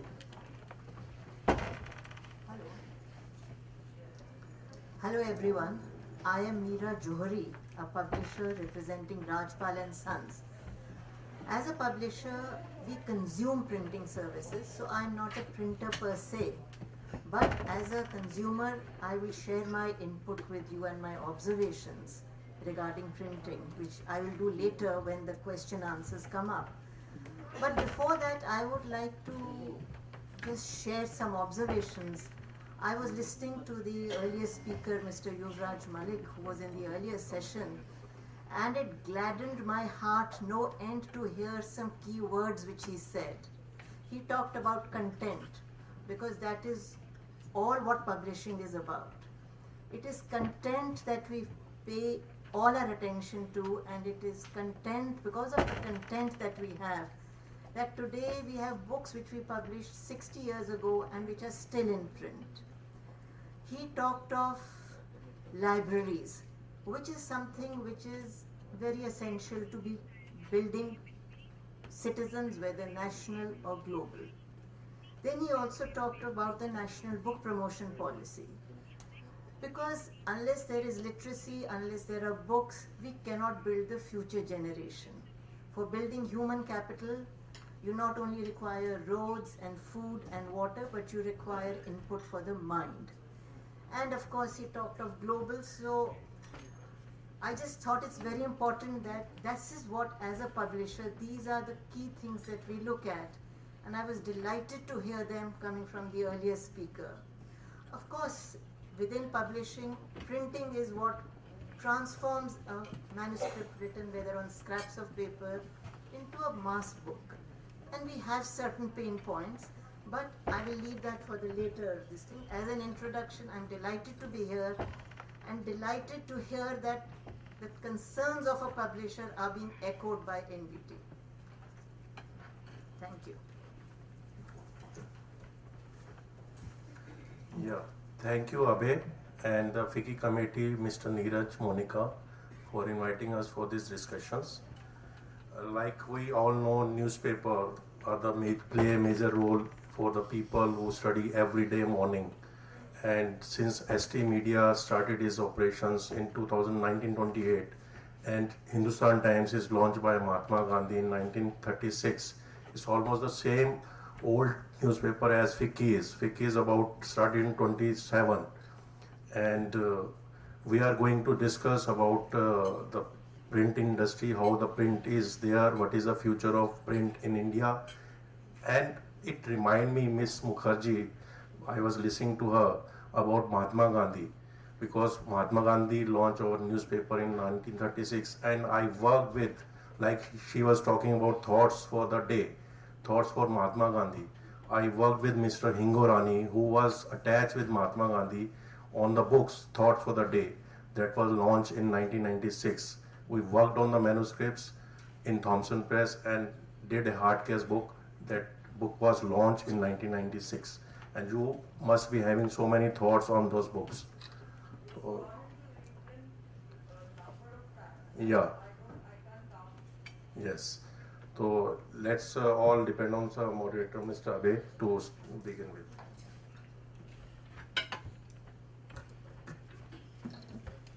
Good afternoon, everyone, honorable seniors and friends, colleagues. So yeah, thanks for giving print as choosing print as your partner over digital, because yes, a couple of years back, almost 5-10 years back, it was like, is print going to diminish it over digital? But the truth is that no, print is still there. It's very much alive, and it's far better as compared to digital printing as digital, sorry, not digital printing. So, and yes, there over the pandemic there has been number of challenges which our print industry as well as publishing industry is facing with regards to the supply chain, which was one of the major factors earlier, and now it is the raw material. So yes, we are here to kind of request SEPS sir that how we can come up with the problems that we've been facing and achieve the level that the print book is available to everyone at a reasonable cost.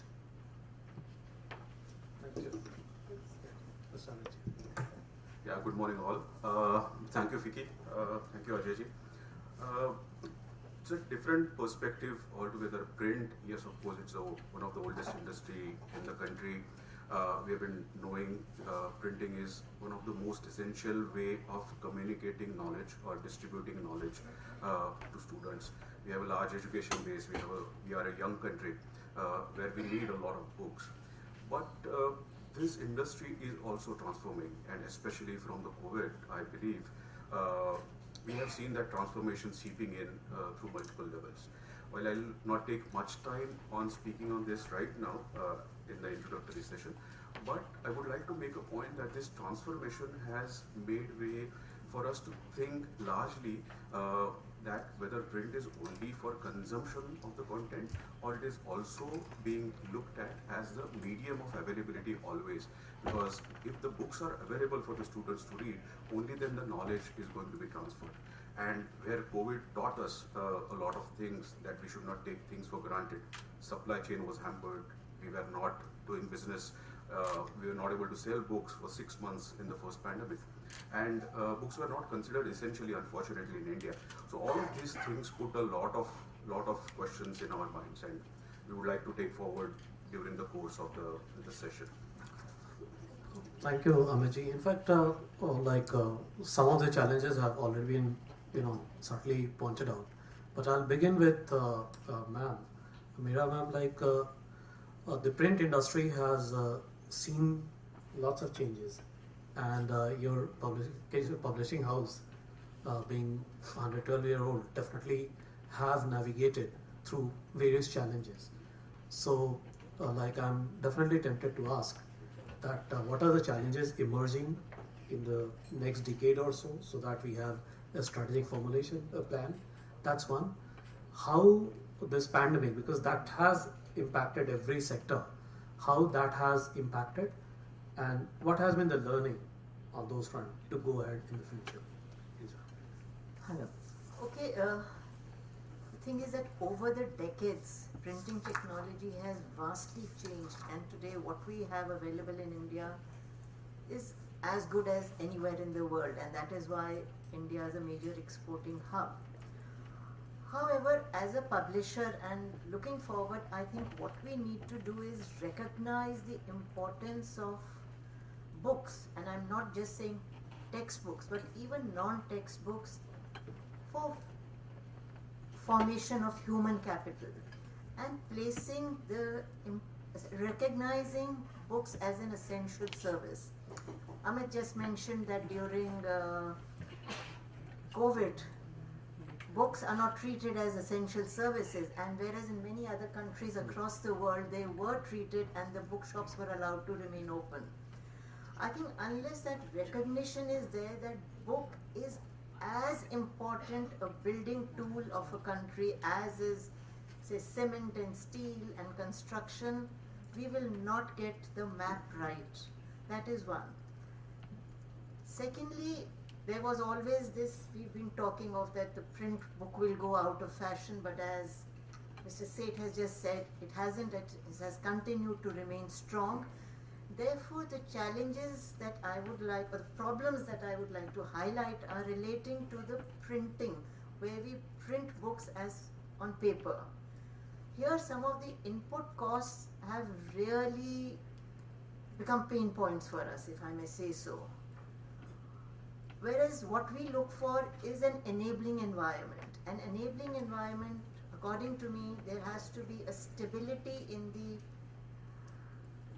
availability of inputs and in the taxations. For instance, paper, and I'm sure all of you will vouch, has been really volatile over the last 4 months. In fact, it has become a joke. You call up a paper vendor to find out what the rate is, and you say, the response you get is, ये rate सिर्फ आज शाम को 4 बजे तक है, उसके बाद कुछ और रेट होगा और ये भी नहीं पता कि पेपर मिलेगा कि नहीं. Now, how do you operate under this situation? And it's not that you can keep raising the final price indefinitely. You have to keep the purchasing power capacity of the customer in mind. I want to add one add to this.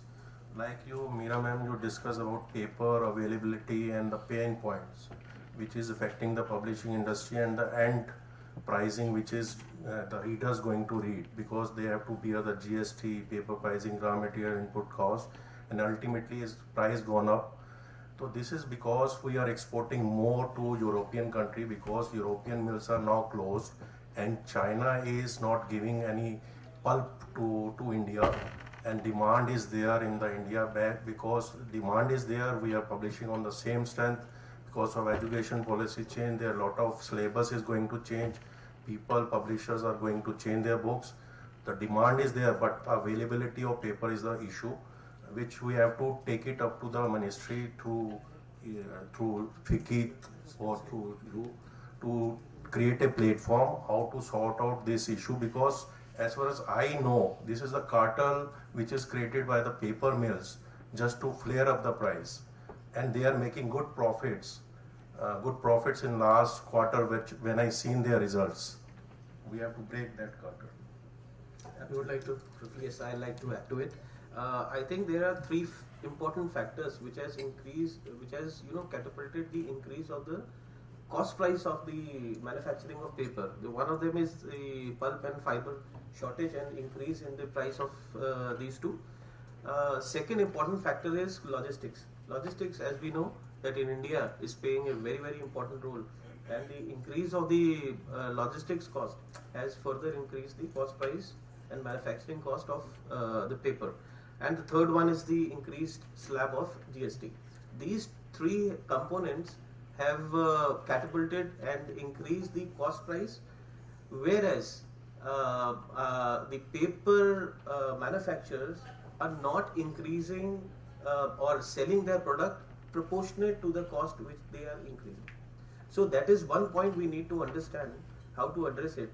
Whereas we can also see that currently the export of paper from India that has increased by 80% in the current financial year. So this is one of the important objectives which needs to be addressed and seen, that while the paper industries, they are able to export to India, they are overlooking the domestic market. Yeah, one more point. Like we have discussed about the raw material cost increase, paper, which plays a major role in books. If we print 4-color books, it plays a 70% raw material cost for paper, and for single color books, fiction books, any books, it plays 85% on the total cost. We have to control this cost in a quick manner so that the publishing industry grow well. Thank you. In fact, what I could gather, and definitely I'll be coming to you as well. One of the major challenges has emerged is the supply of the paper. Yeah. And there, the GST issue is there, it impacts the printing, as I understand. GST is basically for the publishers. On paper is 12%, on finished book is 18%. So ultimately for the publisher who don't get the benefit of the GST, they have to bear this cost. Okay, so before we try to arrive at some kind of a concurrence on the GST solution, how do we address this supply of the raw material issue? Of course, demand is growing, and at the same point, there is a point from the export perspective, look, even if the raw material is going out of the country, exports happening. So do we have that enough competence to maintain that export and also cater to the domestic demand? Because that's the balance I think is required. So basically, sir, definitely in each country there is a law that they can export, but they first have to fulfill the requirement internally of their own country as well. Now, leave that aside, there is another policy which is coming out starting from October, which is paper import monitoring system. So which means that whatever paper is being imported from China or from Europe, again, that is going to be curtailed down, and further there is going to be a price increase in the raw material, which is pretty much expected. And if we go down to China, the prices are pretty much similar to what they were in 2020 and 2021, but it's just in India as well as Europe, the prices have gone up, and in Europe they have given the reasons that why their prices are increasing. But is it possible that the cost of manufacturing the raw material in India is more expensive as compared to Europe? How is that possible? So it is basically that we are being charged same cost what Europeans are charging for paper. So leave aside paper, there are other factors as well, inks, which all these components are very less, but yes, they account, at the end of the day, they do account to almost about 10% of the cost of the production. Inks, glues, chemicals. Aluminium, yes, it went up. Alumini was almost about $4,000 per ton. It has come down to about $3,000, but yes, have the prices come down? So it's So in fact, one more point of view over here, thanks, Surendranath. But while the prices are increasing across the multiple stages of the print production, what we also need to understand is that printers in India need to invest in more technology so that the products are equivalent to the international products.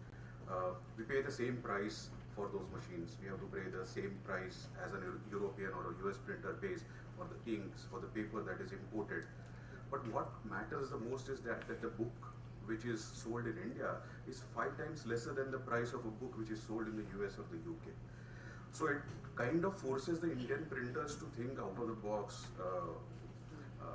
and out of the box is a good version of, rather than saying jugaad, but the way that we have to look at our efficiencies is putting a lot of stress everywhere in the system.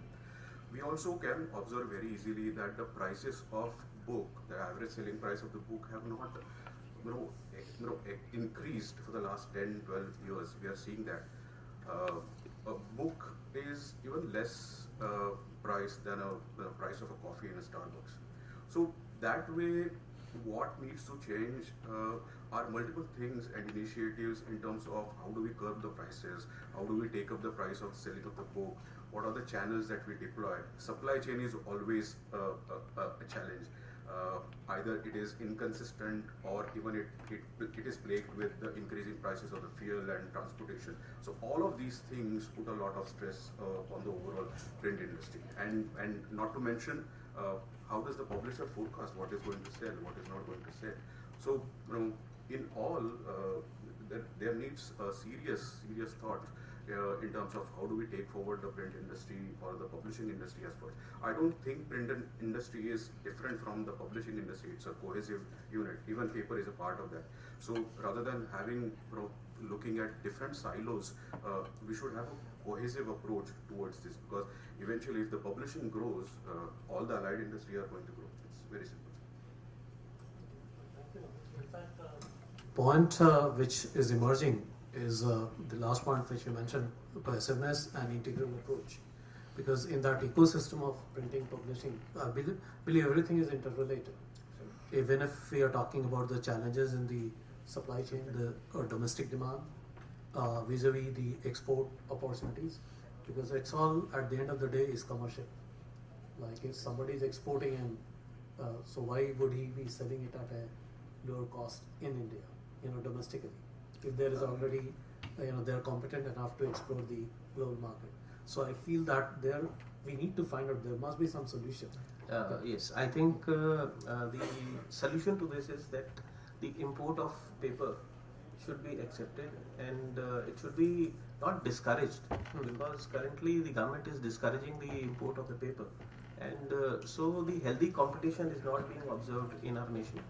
And apart from that, there is one more point which is coming up through this deliberation, that we have to see that our nearest and highest competitor is China. So we need to understand that time may occur that when there is a challenge of procuring raw material by the printing industry of India, it may happen in future that we are giving a window to the Chinese company to pour in with their final finished products from their country to our nation. And definitely, if the paper industry of India are happy to sell at a decent price and export their paper abroad to European nations or across the globe, so likewise I think China will be also interested in penetrating into Indian market, because we will be providing them window very easily, and they will be able to address to the corporates of and big large companies of India, and they will be more than happy to buy from China, because they will be more competitive than Indian printers. So basically, it's as I already understand, started. It's already started.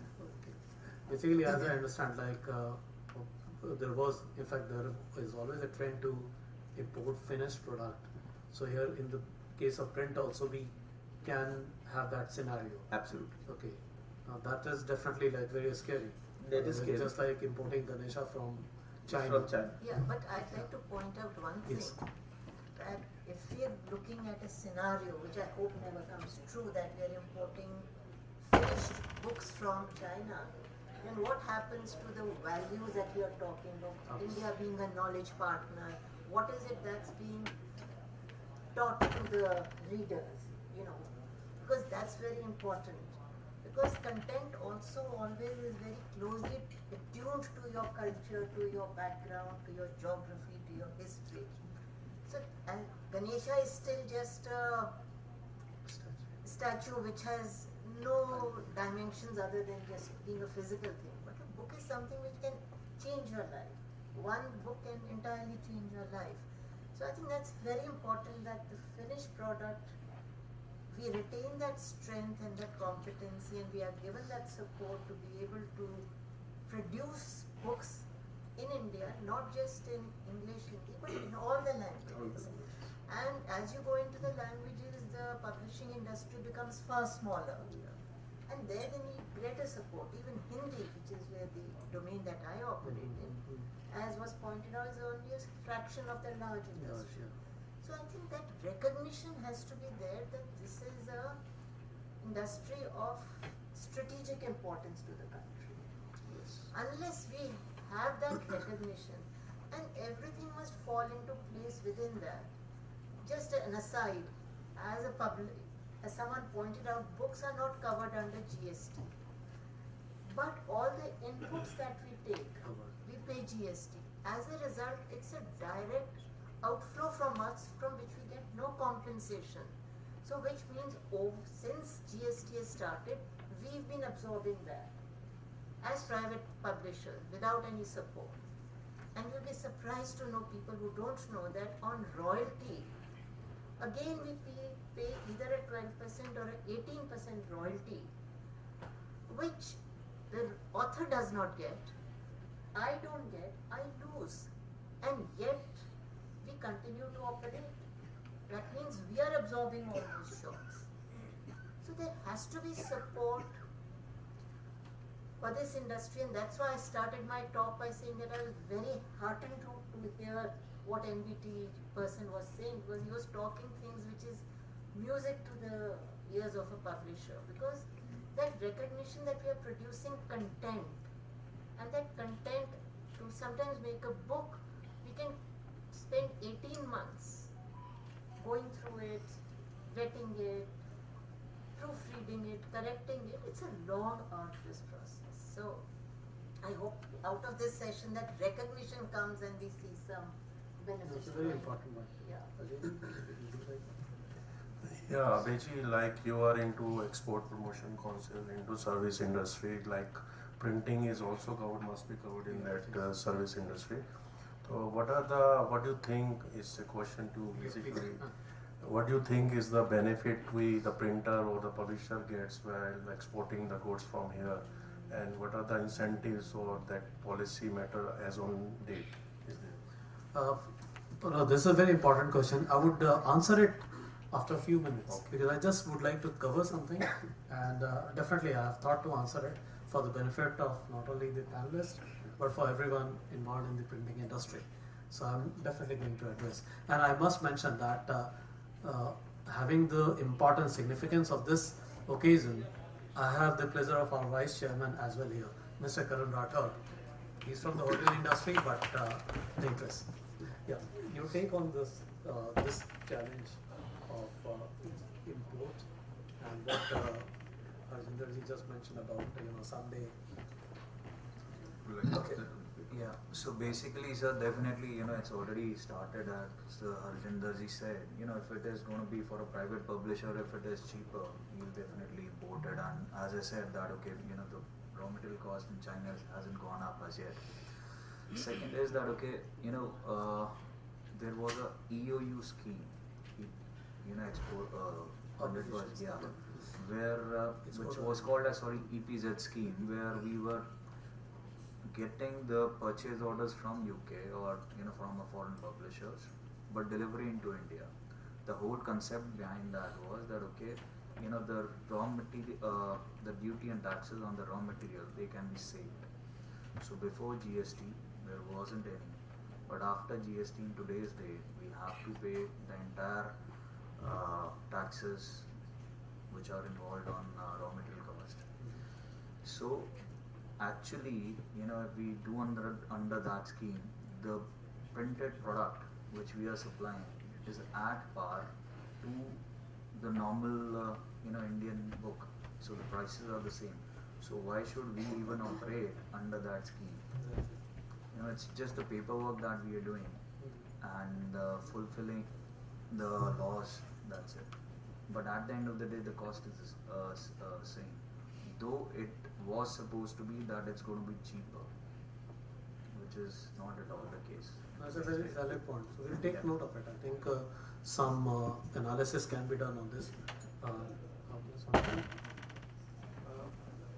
Yes, of course. And when we talk about importing paper, there is also another aspect that we should be looking at. As we spoke about exporting the books, but importing the books is also something that is equally important for the book industry and for the printing industry. What Sanandan just mentioned about EOU or EPZ is a great example of that. And this is where it was looked up as a great solution to offset not in case of the printing, but offset the supply chain challenge, putting the books on ships and getting them into India. It also gives additional benefits to the publishers on both sides of the sea of being carbon neutral. So I think that kind of benefit should be passed on or converted into some kind of taxation benefit here, because internationally we know people do get green miles, and this is a great way of saving the environment, and this is where the publishers and the printers are providing this kind of environment very closely in India. A lot of printers doing this kind of UUZ engagement, where import of books becomes very easy. So one last thing, why we are more expensive is because print industry in India is considered as services. As service. Service, yeah. And if I'm exporting out of India, we are manufacturers. So we are sailing in both the boats. This is a very valid point. In fact, now let me address the question, and I think I got a few more, points to reflect on that. One is like there used to be a scheme called SEI, Services Export Incentive Scheme, for any export of services. A certain percentage on the export turnover in net forex earning used to be given at the end of the year. That through a notification every year under Foreign Trade Policy 1914 to 19. Unfortunately, like in case of services sector, this scheme was discontinued after this 1920 notification. As I could gather, and I started with the note that my interaction with this particular sector was not too much, totally hampered by the pandemic, lockdown. In fact, at that time only I joined.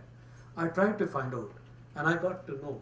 And like since you have been into export, so you just touched upon, there was, as I understand, there was no such incentive under ACIS in foreign trade policy. No. Yeah, and so that's the point. And there is an annexure 3x, appendix 3x, list of services are there. So this here is an opportunity. Like government definitely wants to go ahead and incentivize the sector having a promise, incentivize a sector which has some inherent challenges, and some of the challenges are already there, like how do we offset certain taxes as mentioned. So these are the challenges. How do we build a robust infrastructure for export? From the export perspective only I'm saying. And how much multiplier effect, like in terms of employment, it can have. Now these factors are taken into account when foreign trade policy is being redrafted right now for the, which is on a hold, in fact, and we do expect that certain policy announcement will be made in the month of October. But again, as I mentioned, we got representation, we got details of a lot of sectors like travel, tourism, education, healthcare, but not from this important sector. And as ma'am mentioned, and that's very something I will definitely go ahead and discuss further is that it is also of a strategic importance. So now when we assign so much of significance to a particular sector, I would definitely like to hear from the panelists that what kind of incentivization can we take forward to the Ministry of Commerce.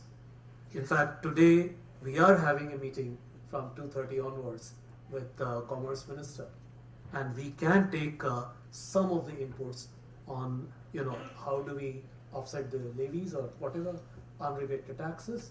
At the same time, any new idea which can actually broadly fulfill the objectives of the commerce.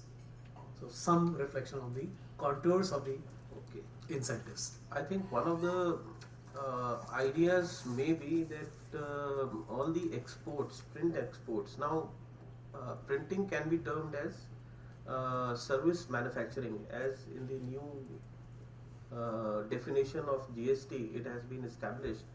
It is no more in solely service industry, it has become a service manufacturing industry now.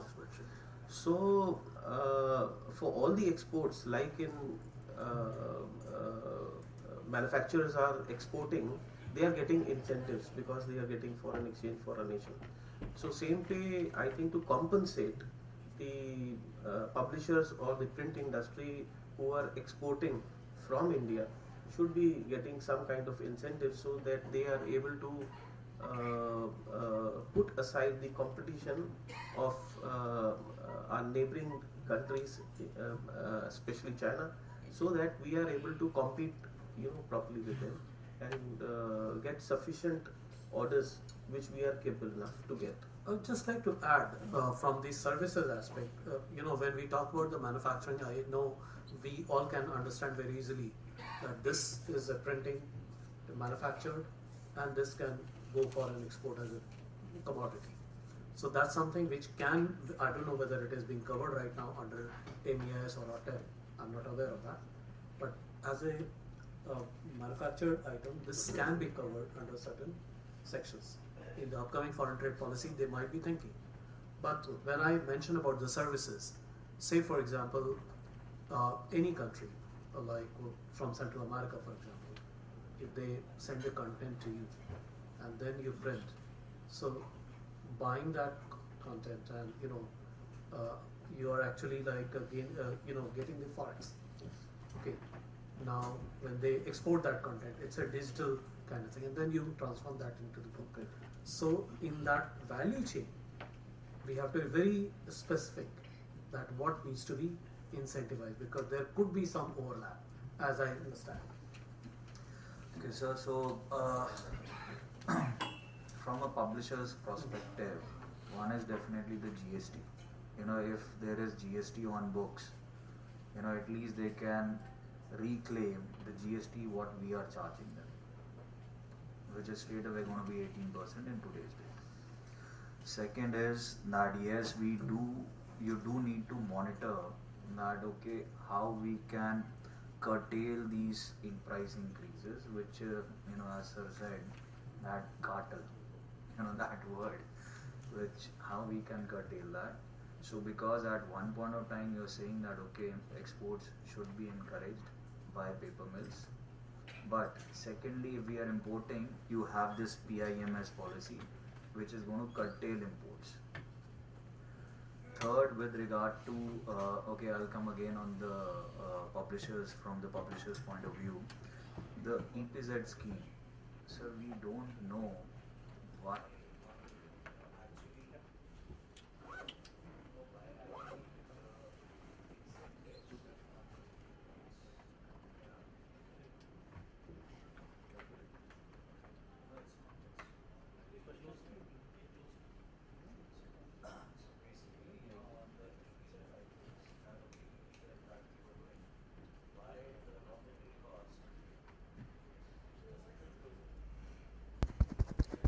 this now working.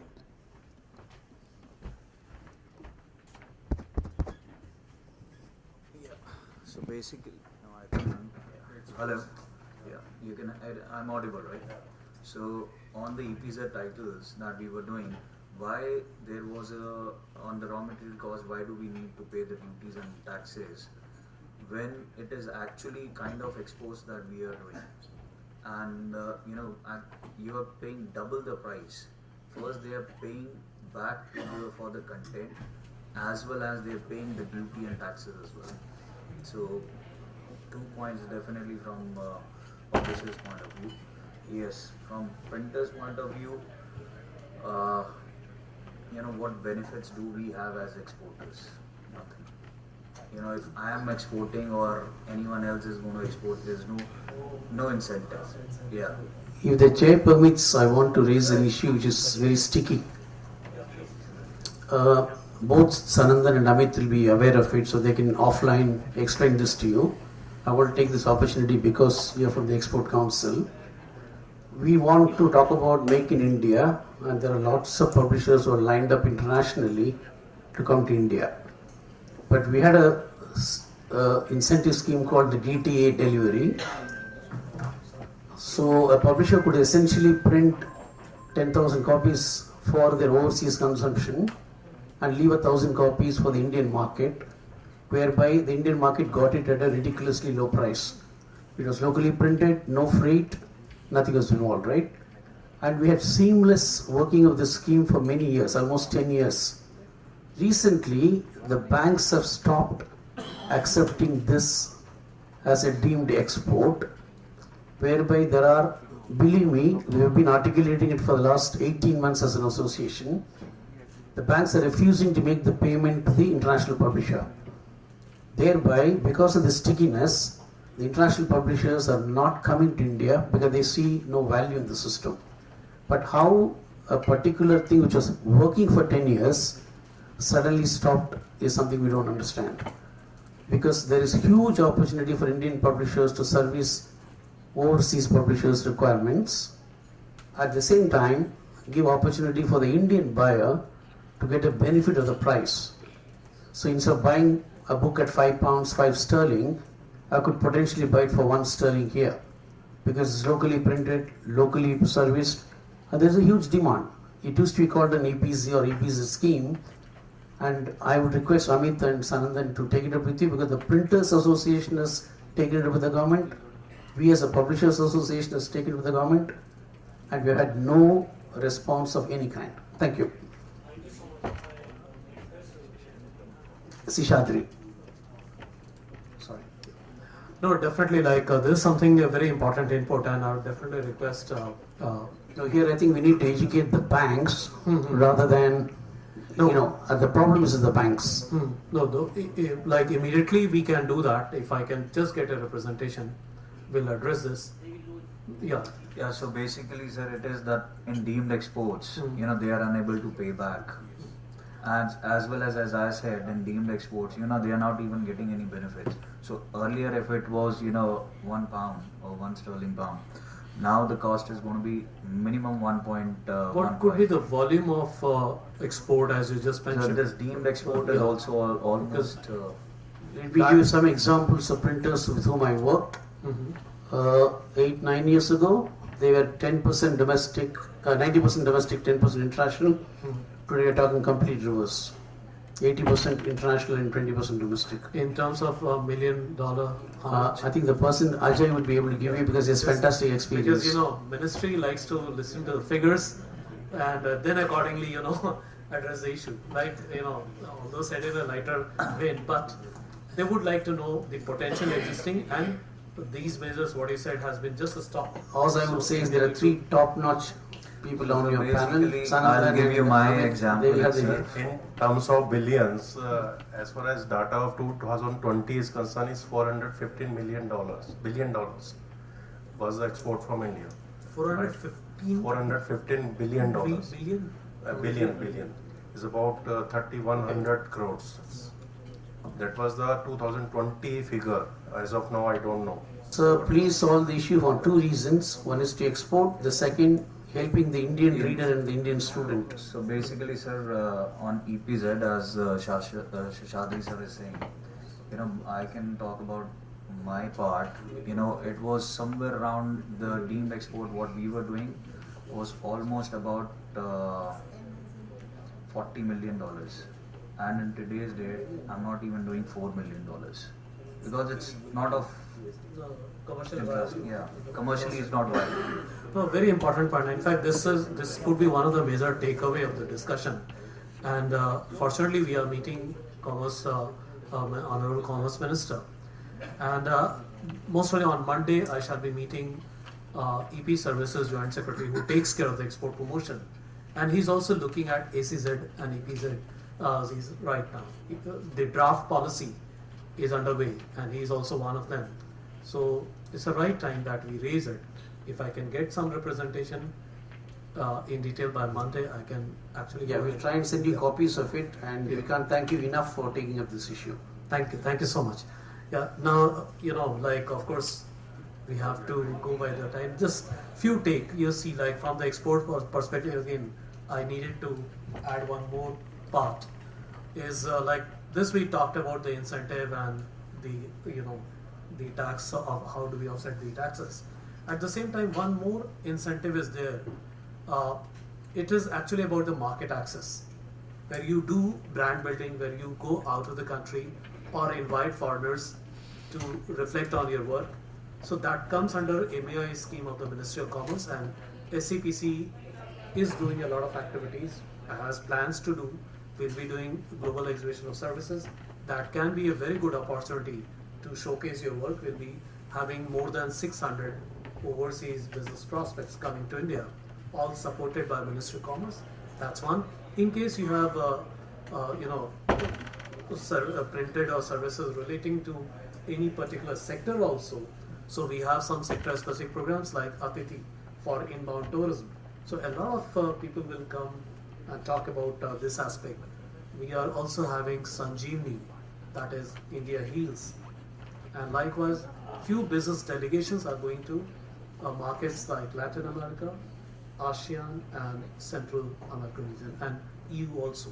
So these things, any one of you having any expo can actually make use of these provisions in the market access initiative, which is through the council. You just need to be the member to avail certain benefit. To participate, there is no issue. There is one more thing, and we often miss out. I don't know, because in printing, in case for any export to happen, if it is required in the destination country, some statutory registration, if you need to register to your government body or whatever bodies, and if you are incurring certain cost to that, even that is reimbursed up to 50%, up to, and ceiling is 2 crore. That used to be for pharma and engineering up to 50 lakh. That has been enhanced to 2 crore, and there was only a small, only 1 or 2 services were included. But in 2020 modification of MAI scheme, every service has been included, with a line also that in case some services are missing, that can also be considered. And that, like I must say, that in any sector, services sector, like no one has yet taken the benefit of it. So I'm not aware what kind of regulations are required outside in case you're exporting books or in case you're, anything digitally you're transferring. So if that comes under the purview and you're incurring the cost, that can be taken. I think, sir, books are exempted. Yeah, books are exempted because in most of the countries it's duty free. So we don't have to pay any registrations or anything like I that. just talked about the framework. Yeah. So anything, yeah. Yes, please. Yeah, please. So you brought me in the previous session talked about content. Meeraji really picked it up from there. And when we speak about content, which is the main important crux of anything that is to be printed, we also need to look at the way we are managing the content, and this requires a lot of technology. So every print company, while we are looking at as a services manufacturing industry, manufacturing is the actual production part, and services is everything related before and after that particular production. So So getting the content from the publisher, making sure that it is securely managed, making sure that the machines understand what needs to be printed, where it needs to be shipped, how do you drive the shipping, how do you make sure that it is reaching the right destination. All of this requires a lot of technology. And a lot of printing industries are investing significantly into technology. There's a lot of technology buying going on. And I believe this is something that we should be considering, because although the services require a lot of buying, we're not sure whether how it will translate to any benefit to the printing industry over there. Another aspect is the content, what we spoke about. So when in a solution like an EPZ or EOU, where a publisher decides to produce a title in India, it is a kind of one-way situation where the publisher delivers the content to the printer in India, the printer in India produces the books and delivers whether in India or exports it out of the world. But somewhere like upcoming technologies of print on demand through automation, the content is transferred digitally, and there also we need to pay the GST for the transfer of the content price. And although the book we are not able to charge the GST for collecting, but we are actually selling it. So this is also a critical point that I would like to. In fact, one as a part of the foreign trade policy, what we just mentioned, this point can be put forward. There is a pre-budget proposal which has been asked. So there also this particular point. But idea is how to incentivize, take up those challenges. Of course, there are issues with the paper manufacturing that I think we don't have enough time to reflect on that. And definitely like one you mentioned about the digital part, import of technology buying. So there also like there is a scheme which is still running, but there is a thought EPCG scheme is there. So that allows the import of high-end imports they allow for services sector like in education, healthcare there is. But the thought is going on to replace it with some new kind of format. So we can have such a representation because we have already addressed the construction and design, architectural services and engineering services. A lot of high equipment, high softwares are required. So that can also be taken into account. So I look forward to more details on that. And since we were running out of time, so I want, So I would request we will be closing, but few questions we can take before we do that. Please introduce yourself and the question. My name is Pranav. I'm from Rajpal & Sons Publishing House. You mentioned that you will be making a representation to the ministry later today afternoon, and a lot of points about taxation issues have been raised.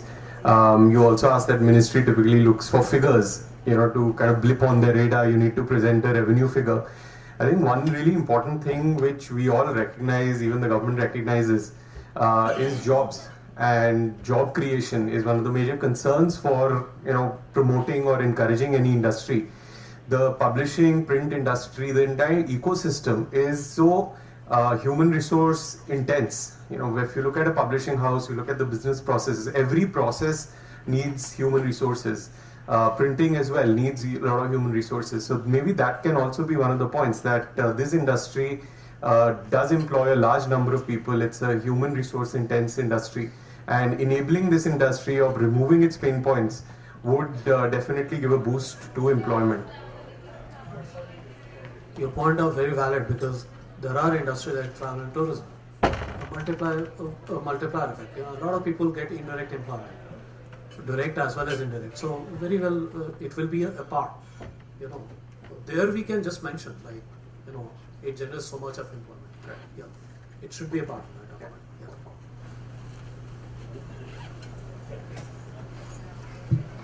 Hi, my name is Sanjan Sachdeva. I am from NBT. My question is, since we mentioned that books are like the brains for the children, and they are mentioned as the blocks which guide the society. Now in current times, especially after the learn from home environment, we have seen students who are having a capacity to retain information for 20 seconds after Instagram Reels. All those digital trends are coming. How do we ensure that students are reading actually the books? And since the trends are coming, we are among the trend base are coming.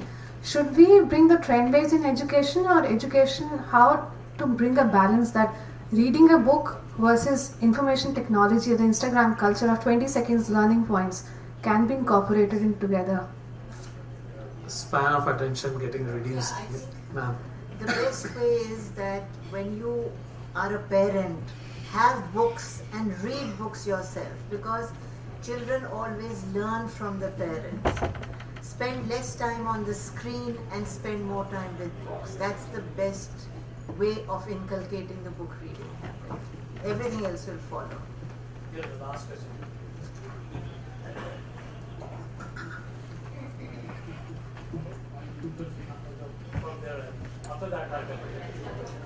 Thank you very much. My name is Naresh Sagar. You know, we have heard lot of problems and difficulties the entire publication sector is facing. So my question to you all is that basically we are lacking in our education. If the education, we are at 140 level, if the education of 197 countries are taken, and we don't have best of the universities, even we talk of Nalanda and other Mohenjo-daro civilizations and Vedas and whatnot, but we basically need education so that we have paper manufactured with the mechanized system as it is in Sweden, Norway and other countries. And secondly, if the education increases, the content of the matter automatically gets increased, because your education is such that the contents automatically gets to that level. So my hunch is, how far we have to wait for the government to take action, or you big wigs have to go to the government and tell them that this national education policy for 200 years, we need education policy for the next generation within 7 years. So let's not wait for such a big long time so that another civilization comes. Thank you. Thank you. In fact, I need to close because of the impending sessions which will be followed after this. I take this opportunity to thank Vicky for inviting me, and the distinct panelists to whom I was introduced for the first time. And it's my privilege once again, I am saying, to be among you, among all of you, and a lot of input, the positive takeaway, the very important point, coinciding with the meetings. And so, we are on right path. Support us with your inputs, and we are there to serve you. Thank you. Thank you, Chair. And thanks to all the panelists. Very, very interesting discussion. And from our side, we'll also share some of the pointers for your next meeting, and we'll be happy to work along with you on this issue. So now we move on to the next session, which is a fireside chat, Impact of Plagiarism on Journals and Research Papers, which will be moderated by Mr. Prashant Mishra. And he'll be in conversation with Mr. Kailash Balani, Managing Director, Balani Infotech, and Mr. Ajit Sharma, Managing Director, Indian South Asia, Royal Society of Chemistry. So may I request the panelists to please join us on the dais.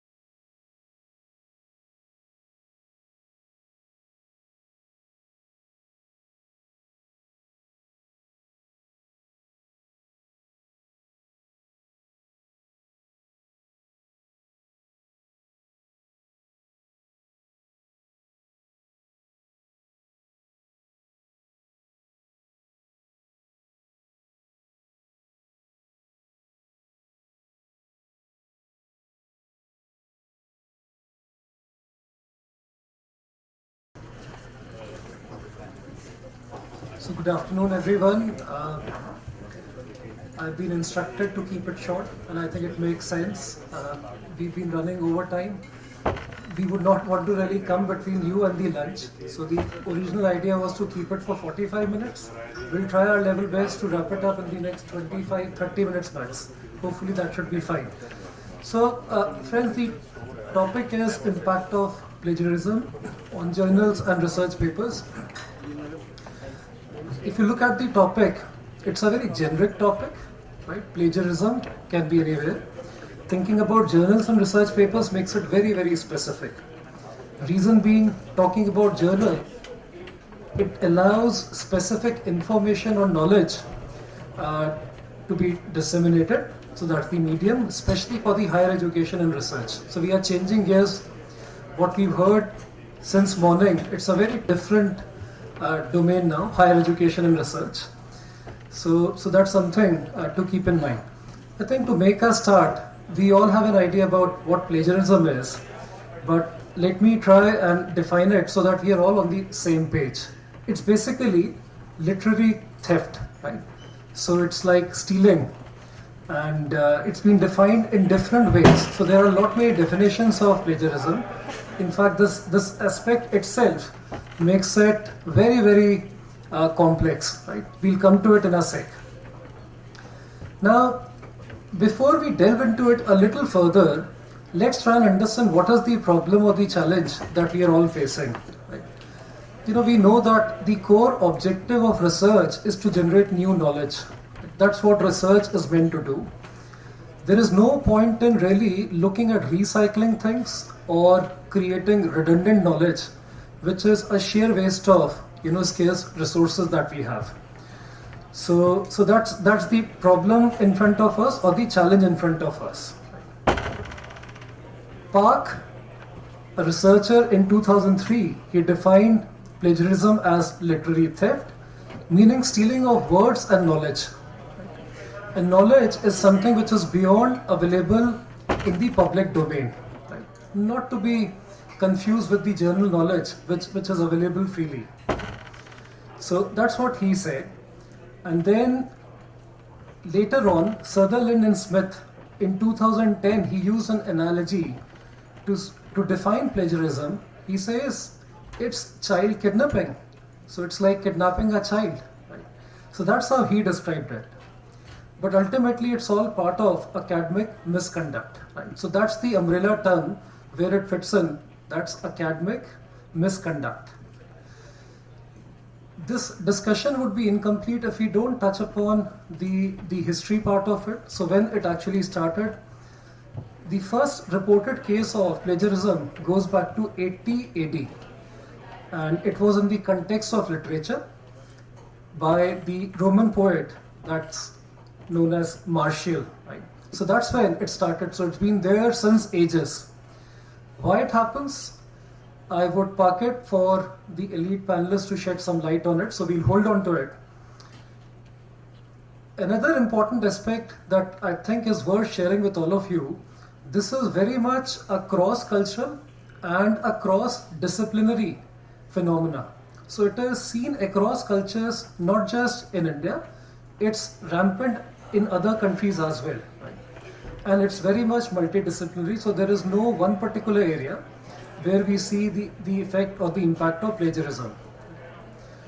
I think the challenge is also to understand the scale of the problem. The issue here is that the exact estimates are not there. Now why it is so? Because of the uncertainties. There are uncertainties, there are different interpretations of various definitions. So people are not very clear about, what actually comes under the plagiarism. So that's the issue here. But having said this, there have been certain studies in the literature. So many a times plagiarism would have led to retraction of articles. Something which got published in reputed journals had to be retracted. Now, if you look at Scopus, which is one of the leading abstracting and indexing databases in the world, 1.6% of documents in Scopus, they are actually plagiarized. Now, it's not a huge number when you look things in totality, but you can't ignore it. There is a high prevalence of plagiarism that is being seen in medicine.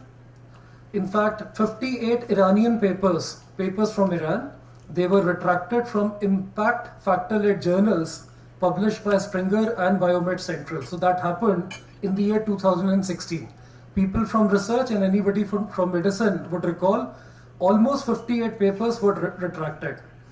There were 25 papers from the tumor biology and 23 from diagnostic pathology.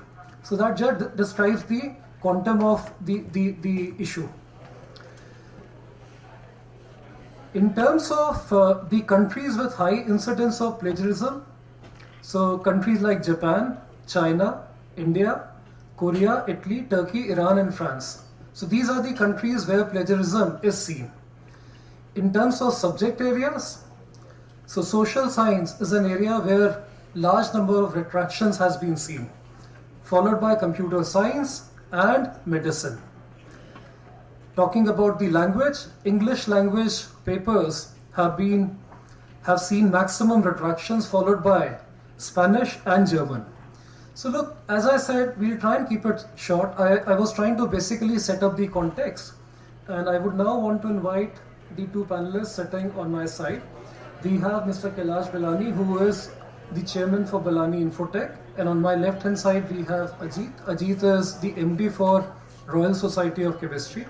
So the idea here is, Mr. Kailash, if you could spend the next 5 minutes, 6 minutes, talking about what you think about plagiarism in general, and the very same would be expected, Ajit, from you. Then I would try and bring some questions for both the panelists.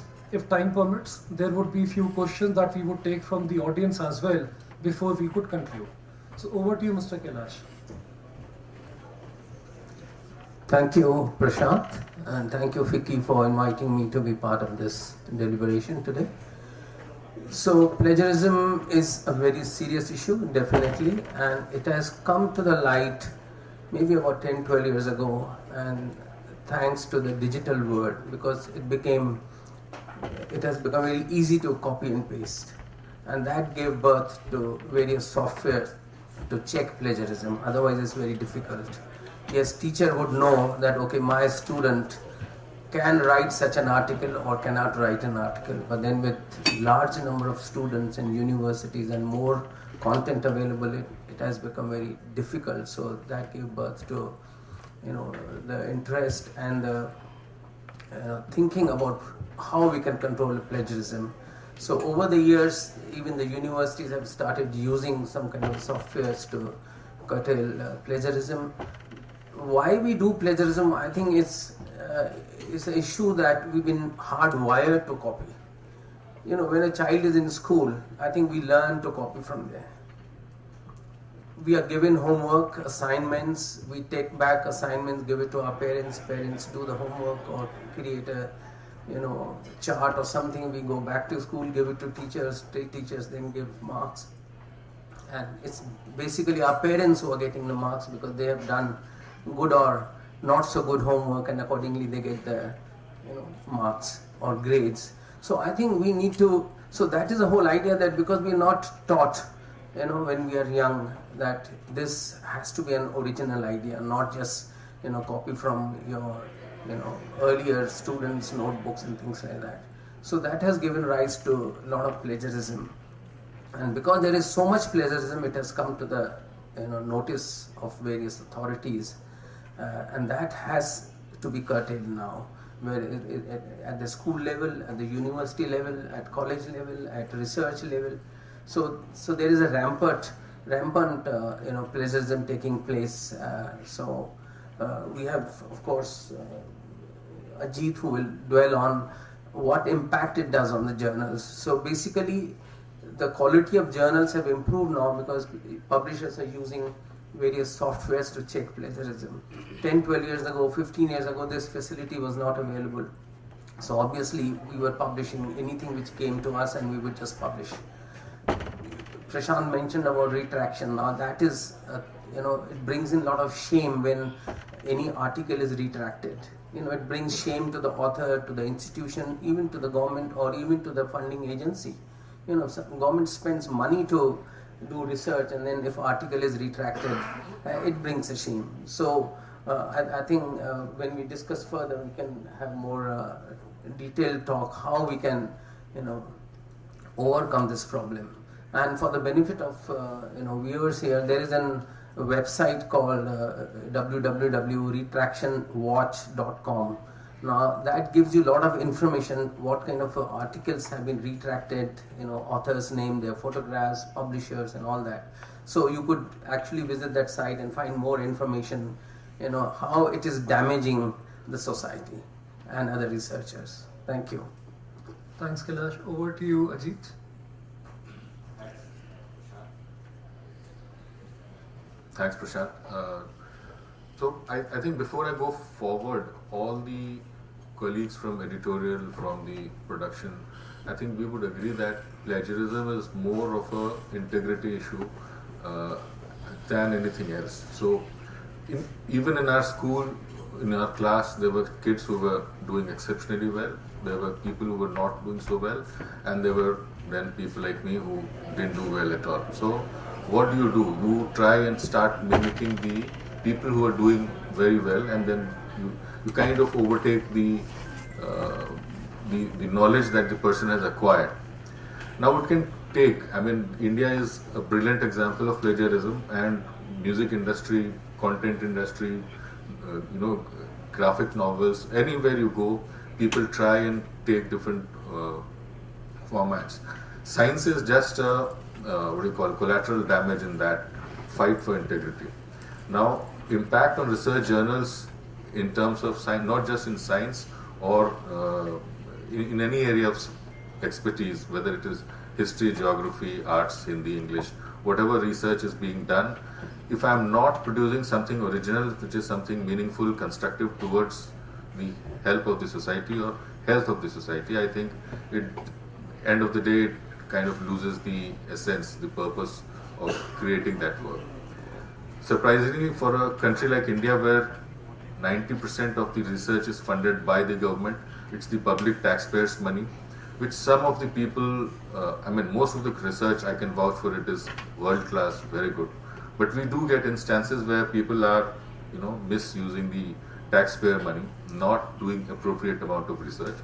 And the most common trick in doing PhDs is, dig down what was the topic 15 years back, so nobody would remember. And then you could bring that thesis out and start to kind of present as your own research work. Well, the times have changed. The Control-C, Control-V has facilitated the problem of plagiarism, but at the same time, the advent of technology has also limited the scope, is prohibitive in nature, and I think the greatest output that one should expect as an impact of plagiarism is the lower quality of research, loss of reputation as a country, as a scientific community, or as an intellectual community, just so to say. Back to you, Prashant. So thank you, Ajit. So as I said, we could definitely try and understand a little more. Both Kailash and Ajit have set the ball rolling. Kailash, I think if I could ask you, some light has already been shed around why plagiarism happens. But are there any other reasons what has already been said? Ajit mentioned few of them. But yes, to me, this is the problem is much bigger than what has been said. So if you could, probably elaborate on the why part, I think that would help. So why could be quite a few things. One is that I'm looking at a promotion. For example, at least I know in the government of India, if you want to become a librarian, you must have a PhD. Okay, so people are in rush to write papers, write thesis. They don't have time because they're competing maybe with their colleagues also. So lack of time, lack of understanding of what plagiarism is, because there is no guideline. Of late, universities have started putting guidelines into their websites, but yesterday I tried to go to UGC website. There was nothing, mentioned about plagiarism, consequences of plagiarism. So is a lack of knowledge of writing, how to cite, because we are not taught, even at college level, school level, we are not kind of given a lecture that, how to cite an article. So people just take it for granted that yes, oh, if I'm copying from here, it's like a routine, it's nothing great about it. We don't realize because we've never been given a moral lecture that, okay, what you're doing is wrong. So these could be the factors. There's a competition, limited time. There's so much competition, there's so much population that everybody is applying for a certain job, and then you have to write an essay, and you just say, okay, copy paste, and you submit your papers. Even at when students go abroad for their studies, in foreign universities, for example, students have to write a paper. Why do you want to come to this university or a college? And I have an article which says, Outlook article I was just reading a few days ago, that Indian students are the highest amongst other students who plagiarize, because there's no knowledge about that, and they take it for granted. And then when they write an article to appear for a exam and entry into the college, they are thrown back to India.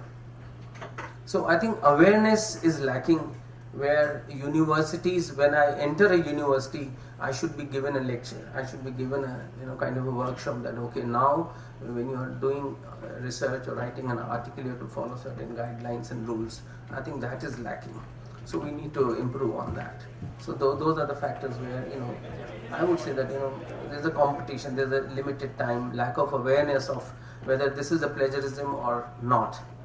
How do you distinguish between tribal, plagiarism or very serious plagiarism? How much is a plagiarism? If I've copied entire book, is that a plagiarism, or just copy a little portion but do not cite, is that a plagiarism? Yeah. So obviously there seems to be too much of information asymmetry. What plagiarism looks to you could be very different to someone else, right? So that's the issue. Let me turn it to Ajit. Ajit, so from your background and the publishing perspective, representing a reputed international publisher, what happens really when the articles are retracted? Right? So that's the first question, or the first part. And what is it that the publishers in general or specifically, what is happening at, say, Royal Society of Chemistry's end to curb this menace? Sure.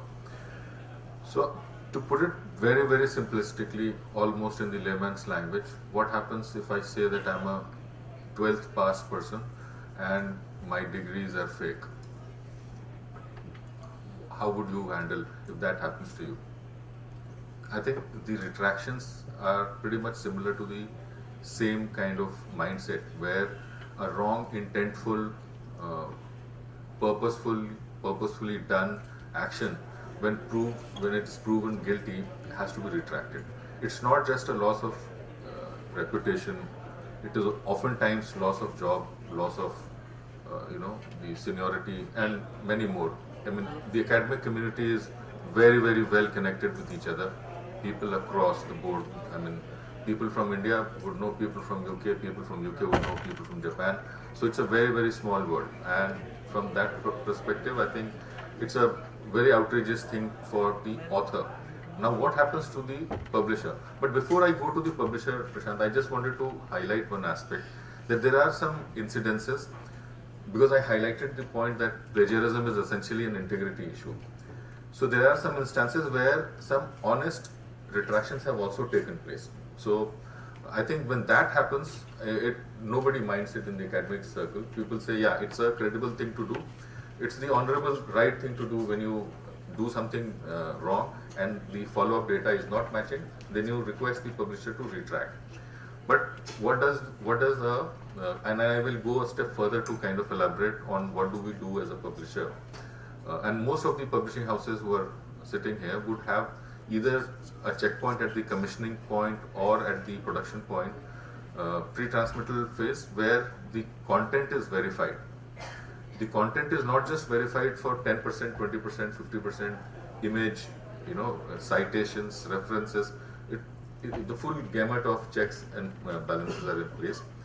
So, and there are a couple of institutions. So we are a society and we have a very firm policy in place. We have an ethics publishing ethics officer, almost rank of a general manager, who's sitting presiding over all the publishing activities. The sole purpose of the publishing ethics officer is to ensure that anything which is coming into the pipeline to going towards the production should be verified and cross-checked, even if it takes. So oftentimes people will say, oh, my manuscript has been lying for 7 months, nothing is happening. Well, that 7 months it took us to validate, to check what's wrong, all is there. So we can't really say that, hey Prashant, your manuscript is plagiarized. We don't use that kind of aggressive tone, but we will, whenever challenge is flagged, we would request information. And then there are series of, like a flowchart, series of actions that we pursue till the time it is proved that this is a finally plagiarized item. We ensure that we give all the benefits of doubts and keep doing a deep dive till the final moment. But if it is done, then we are also, I'll be upfront about it. We ensure that the information of the author goes back to the, not just to the publishing houses, but also to the educational institutes and other research bodies, so that we ensure that people of dubious, credentials cannot do this ever again with any other publisher. I'm sure that would be useful for people who are into research. Let me ask one common question to both of you. Feel free to answer. Thinking about a researcher who is obviously in a hurry because they have to publish. And Ajay, to your point about waiting for say 6 months, 7 months, it could be a very long wait. Right? Just getting a decision out of a publisher, and even after 6 to 7 months of wait, the decision could be, sorry, we can't publish your paper. It can be very, very frustrating. So do you think technology has any role to play in order to really expedite this whole publishing production process? And if by any chance your answer is yes, what's happening on the technology front in order to again curb the menace of plagiarism? Anyone? Okay, I'll take that. Yes, there is technology available. There are many softwares which check plagiarism. So different publishing houses or different newspaper companies or other publishers use different softwares. There are softwares available in open source like Viper, Pledge Check, something like that. There are quite a few. If you go to Google, you will find many softwares available, and they offer different services. Some software may say that, okay, you can only check 20 pages at a time. Some would say you can check one article in a week's time. And apart from that, then there are commercial publisher tools available, web tools available, which can detect plagiarism in few seconds or few minutes. For example, there is a product called Authenticate or Turnitin, which has been in the market for last 15 years. That was very common because that was the only software available in the last few 10-15 years.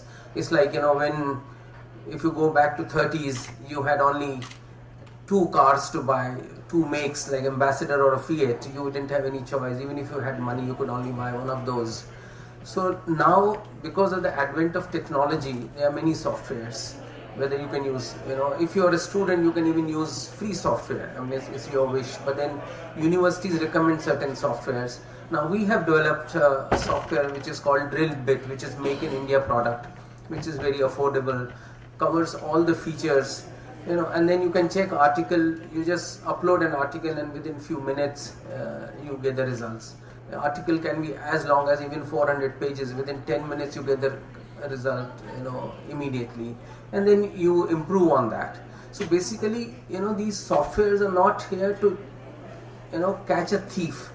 They're basically trying to improve your writing skills, because students or researchers many times don't know how to cite. As I said, that some do plagiarism purposely so that they are able to finish their paper fast. And there can be many types of plagiarism. For example, if somebody does a mosaic plagiarism where you copy from so many books, so many articles, and then collate them like a collage. Make a collage and do not even cite. You're confusing your own teacher, but with the software you can catch all that. So there are other plagiarism kind of ideas people get is one can even for example artistic plagiarism. Now somebody has written a book and I take that book or few text from there and make it a video, make it an audio, or make a Excel sheet into a nice graph and without any citation. So these things are happening, and because of that there are, as I said, that because of the technology, the tools are available to check all this. So Drillbit, as I said, that is an Indian, make in India product. It's affordable, and there could be many more coming in few years time. But now people have options to use different, and that makes decision making faster for publishers, or for newspapers, and then also secures the integrity of an author. If I'm sending an article to say Hindustan Times for publishing, I should be very clear whether is there any plagiarized material in that or not. If there is, and then I get a shame by publishing that. Even the newspaper will get shame out of that. So we have to be careful. But yes, tools are available to check that. Sure. Let me very quickly check with the audience if there are any questions for any of our panelists. Anything that you would want to ask. Prashant, can I share a concern that Kailash talked about statement of purpose for international universities. International Baccalaureate has got something called extended essay, and then we recently saw a huge television expose on the Bir Sarai great publishing of PhD documents. I think currently what's happening is we have accepted the fact that these shops that write essays for students is something that we need to look at. So what we are currently doing, and in a small measure, we are doing workshops on academic honesty. We are not talking about dishonesty anymore, because that's going to be difficult to deal with. So I think there must be some kind of a collaborated effort across industry stakeholders to talk more and more about the academic honesty and how important the academic honesty is. Yeah, and that makes sense, Ish. So if I were to just, ultimately there is a problem we've seen. There have been potential solutions that have also been highlighted. If I could just conclude by, shedding some further light around what could be the likely solutions for plagiarism as a problem, as a challenge. One of the things, it's a multi-dimensional construct, right? So there is no one solution that one could think of. You need to understand what plagiarism is. The problem is with the various definitions, their interpretations, etc., etc. One very simple thing which the publishers or the editors could do here is they could actually use disclaimers. Right? So it's a basically statement that as a researcher or author has to sign. You have to basically put a tick mark to the checkbox. So it's a declaration that you give that your work is actually genuine. A very small thing. In a neighboring country, Pakistan, the Pakistan Medical Association, they run their own journal, Journal of Pakistan Medical Association. They have actually implemented, and they could see how significantly it has actually brought down the issue of plagiarism for them. Right?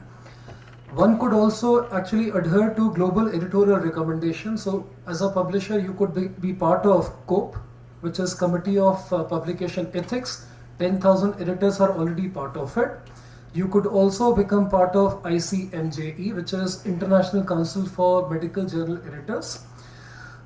There could be precedent or a reference point which could be set up, some kind of a penal consequences when plagiarism is detected. This is purely to discourage others from doing it. One should think about strategies relying on human factor. Technology is helping, but even now, many plagiarism, many a times, people who do plagiarism, it is not actually getting detected, though technology is there. So, thinking about human factor and capability or capacity building, which means authors, reviewers, editors, readers. Do we have enough readers? Do we have enough peer reviewers? Right? And there could be other, lot many other things that could be think of. One last thing, as I think Sesh also mentioned, how about a mandatory course on publication ethics, especially people who start fresh into their research journey, into their higher education journey, or maybe at the school level. It can actually begin at a very elementary level. So the idea was to also leave the audience with some thoughts around what could be the possible solution. There is a challenge, but then there are possible solutions. To sum it up, as a closing remark or as a conclusion, look, scholarly publications, they are the essence of scientific research. They allow networking opportunities. It allows exploration of new ideas or areas of knowledge. Reporting original data and formulating new idea in one's own words are traditionally viewed as the foundation of effective publishing and post-publication communication. So let that sanctity stay. Plagiarism is a plague. That's how somebody wrote, and I thought it's a good way to end this talk. So plagiarism is a plague of current science and a sign of pseudoscience. Right? I'll again repeat, plagiarism is a plague of current science and a sign of pseudoscience. Tackling it requires a multi-pronged approach. I think we've covered when I talked about different ways involving multiple key stakeholders. With these thoughts, we'll bring it to a close. As I said, no point in holding you guys for your lunch. So thank you so much. But I would just add here that, as a takeaway, my message to the government would be, or to FICCI perhaps, is that, we should have some, as said, that there could be a course or there could be a direction at the university and school sites that, okay, this is what one must do to avoid plagiarism. There should be a moral kind of a message given to all the new students who come in, at any class level for that matter. Because what is happening now, you are at a university and then you are asked to do, research. And then at school level, at college level, you never thought of being an original. And now at the university level, you are asked to be original. So obviously you are not, because you were never asked to be original at school level, at a college level. So I think all this has to be inculcated at a very young age. Young minds should be taught of this, major issue. Which sure, we'll then take will it up bring from FICCI's level. much better society. I think Mr. Malik in the morning or Madam from the IMD, probably one of them said you need to read at least 10 papers if you have to write one single page. Yes, exactly. Right, exactly. So that reading habit is so critical. It is. Sure. So thank you so much. Thank you, Chair, and the panelists. Now, next 10 minutes before lunch is going to be very, very interesting. We have a very interesting speaker with us. So we have, I have pleasure in inviting Ms. Preeti Vyas, who is the CEO and President of Amar Chitrakatha. She'll be sharing her perspective on skilling in publishing. A very, very interesting presentation, and I'll request for all your attention for 10 more minutes just before we break for lunch. Thank you so much. Preeti. Thank you. Thank you.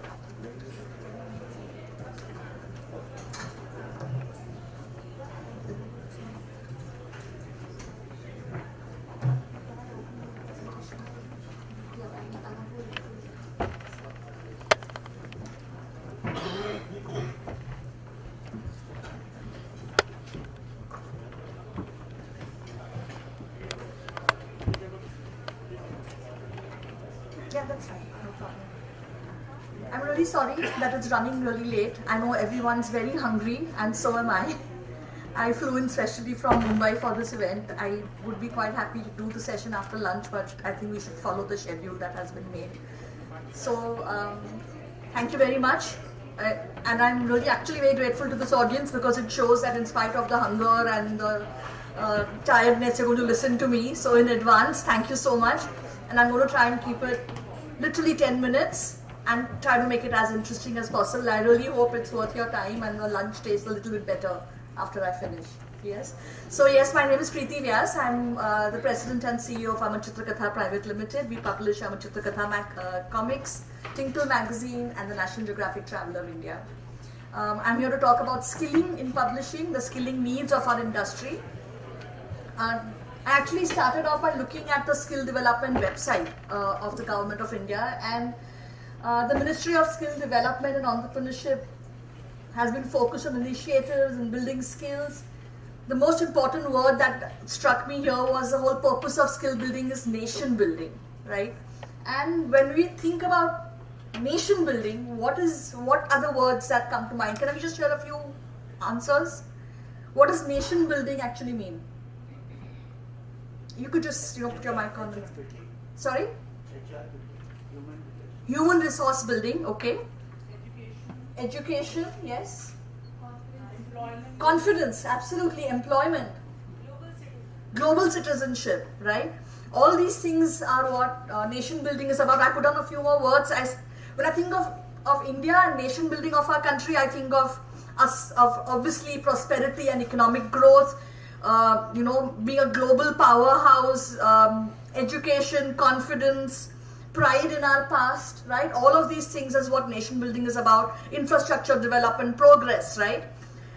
I think nation building is also about compassion. It's also about building a kind society. It's also about building a responsible society, about having knowledge leadership in the world, right?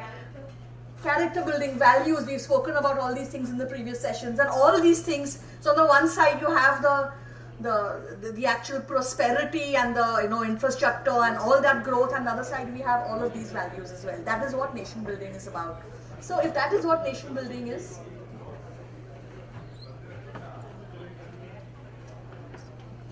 what kind of nation do we want to build? We are sitting on the Azadi Ka Amrit Mahotsav with 75 years, and we have 75 years ahead to look at. What is the kind of nation that we are building? What is the kind of nation we want to build? And who are the Indians who will give us this confident, educated, knowledge economy, these global citizens? What are the kind of Indians we want? And that's where it comes, where the publishing industry comes in. I think we spoke earlier that the industry itself might be small in terms of the turnover or the revenues that we contribute. But in terms of the impact, what our industry does, what publishing does is, I think earlier we heard Mr.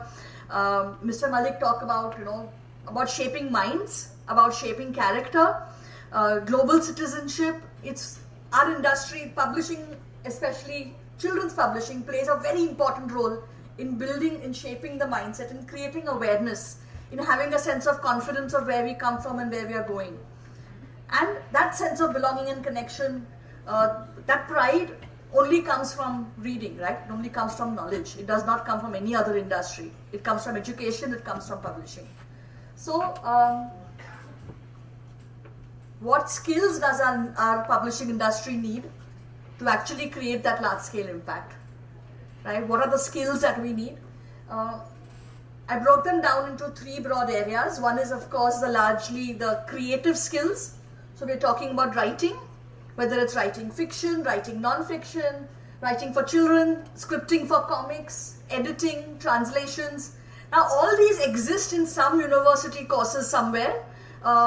There are schools, of course, the FTII conducts courses in script writing. There are private institutes that conduct script writing for movies. But there is no single publishing course that offers you this knowledge, right? That puts it all together in a way that American universities do, or UK universities do. A proper course in writing and understanding that what is actually the whole process of writing all about. Editing, the whole process of editing. You just spoke about plagiarism. Just citation, right? How that should be done. All of that is woefully absent. So that's one big skill area in the writing side. On the art side, because I come from the world of comic books, where art plays a very, very important role. The experience of a comic book is 80% to do with the art and the visuals. So there is a huge, huge demand and a huge requirement for skilled manpower and skilled people in illustration, in design, in graphic art. In comic books, we have separate roles for colorists and separate roles for letterists. All these are specialized areas which need specialized training, none of which is actually available. Everybody we hire at ACK learns on the job. They come from advertising backgrounds, they come from graphic design backgrounds, and we spend a lot of time training them, right? I think finally a very important point is that the Indian construct of storytelling itself is different. Because we don't have a proper skill base, we don't have a proper education in this area, we are just following what the West does. So this three-part structure, beginning, middle and end, is how a story should be. But that is not the Indian construct of storytelling. We have many, many diverse ways. If you look at the Panchatantra, if you look at the Mahabharata, they don't follow this kind of linear structure. Panchatantra merges fiction and poetry together very beautifully. The Mahabharata is not linear. The Mahabharata does not have a clean ending to it. There is no conclusion. It leaves the reader thinking about what is the meaning of the story. So these really great Indian constructs of storytelling is what if we don't learn all these things, where is this India pride going to come from? Right? If we only take pride in the way Game of Thrones is constructed or the way Tolkien has constructed his novels, and then we feel that there is no pride in India for our own texts, because they're not teaching it anywhere. If you don't teach it, there's not going to be that learning for it or that love for it. And the third area was research skills. Again, going back to the previous discussion on plagiarism, this really rigorous fact-checking. An Amachita Katha comic takes us about 2 years to put together, just to do the fact-checking across different formats, across different media. The new our NEP, which we spoke about earlier in the day, puts a lot of emphasis on multidisciplinary learning, on project-based learning, on application. It's not rote learning. It is not that take this textbook or ye textbook mein jo likha hai wo aap pad lo and that's it, you'll clear your exam with 90% marks, right? Now it is going to be about application, about using your own mind, about doing your own research, and that's a huge area that needs a very specialized focus. And of course, the most important one according to me is the whole business of publishing, whether it's the finance and economics of publishing, the entire area of copyrights and royalties and contracts, all the commercial legal aspects, the IPR in publishing, the licensing, optioning, all of those areas, the production and operations, digital publishing and distribution, sales and marketing, self-publishing, retail management of bookstores. All of this business of publishing is absolutely absent. I'm sure that all of you who are in the room, who are in the publishing industry would agree that I know for myself, I've been in the industry for 30 years, nobody taught me any of these things, right? We just learned. We learned from our seniors, we read case studies, we made mistakes, and that's how we learned. But all of this, I think this actually is a case for an MBA specialization at the IIMs, because considering the impact of the industry on our society, there is actually a very strong case to build this up.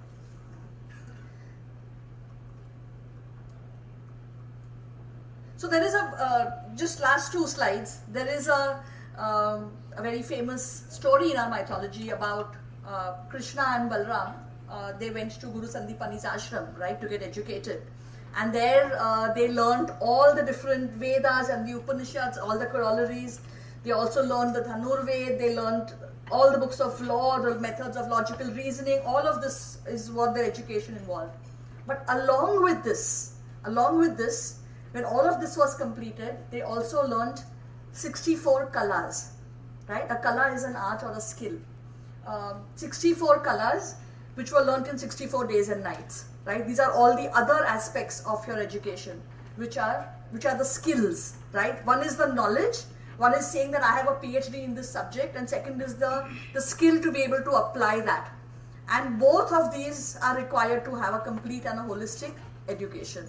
So skill building and skilling, this is where it comes in. So you can teach me all about the history of narrative structures, and then you can teach me about how to actually apply that. So I feel that there is actually a case for maybe creating something like a Kala Gurukul for publishing, right, where supported by FICCI, supported by industry, supported by all of us publishers, where we have awards, internships, scholarships for students who want to pursue a profession in publishing. Combination of the academic and the practical, the theory and the real world application, because there is a huge, with the education the way it is growing, with the appetite for entertainment the way it is growing, there already is a huge demand for skilled professionals in this industry, in this area. 76 crore smartphones in India already, right? All of those 76 crore smartphones are reading devices. They're going to need people who create and curate the right content to put on it. So I think if we come together, we can actually create a body like this, which actually has large-scale impact. And Sumit, time, 10 minutes. Yes?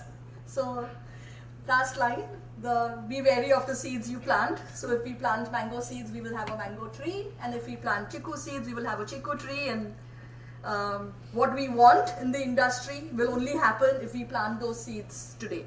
Right? So, yeah, thank you. And now you can eat lunch.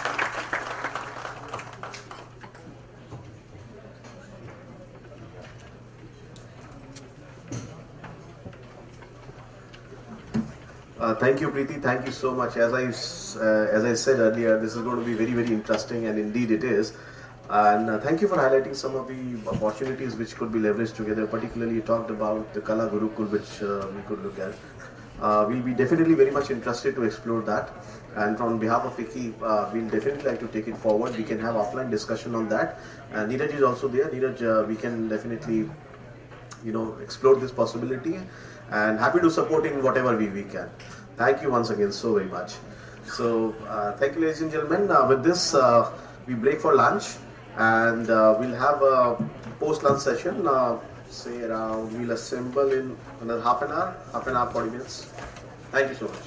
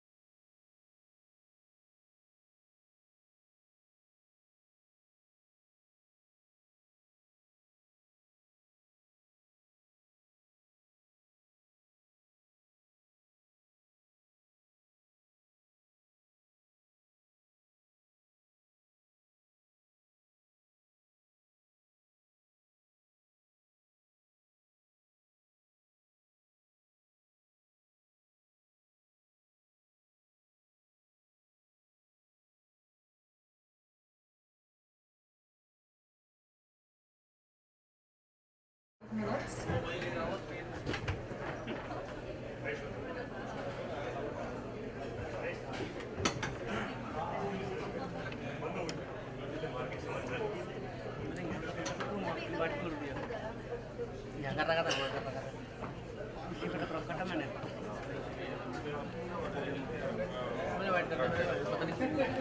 Direct आगे panel पे बोलने लगा इधर सीधा बैठा देगी मुझे क्या कह रहा था इसके बाद किसी नहीं है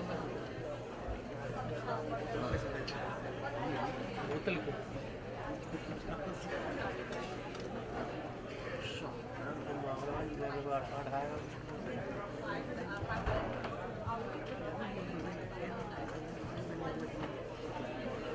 चार बजे तक मैं जाऊँगा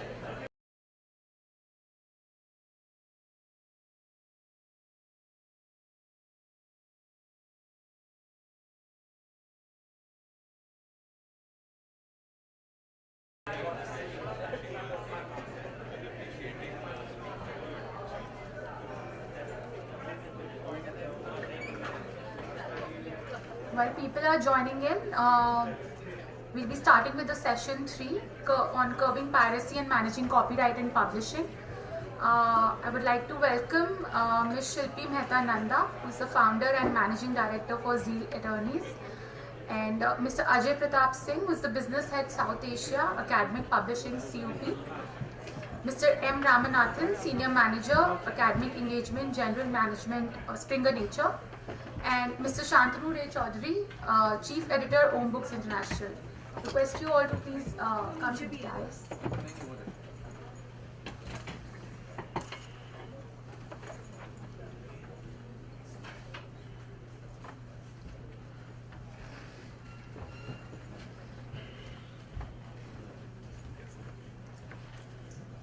I would also like to introduce our moderator for this session, Ms. Shilpi Mehta Nanda. She's an expert of international and Indian IP, contractual and associate laws. Having pursued masters in intellectual property law from USA and worked for major international brands from around the world, she has both national and international IP experience in advising businesses on intellectual property, contractual and related matters. She also holds diploma in cyber laws and intellectual property law from Indian Law Institute. Over to you, ma'am. Welcome everyone. Am I audible? Yeah, great. So I'll introduce the speakers first, and then I'll say a few lines, and then over to my speakers. Okay. Introducing Mr. Ajay Pratap Singh. He is currently working as a business head with the Cambridge University Press since June 2016, and he manages the academic division of South Asia, comprising the higher education and research segment. He's a thought leader in the publishing industry with a 23 years of experience. That's a great experience time period. I just have 15, like I am a baby in front of you. Catering to the information needs of researchers, professional instructors and students through the digital as well as print solutions. He also has a first-hand experience in managing and restraining the piracy of the books and unethical business practices of the channel, and thus safeguarding the commercial interest of the organization and its ethical channel partners.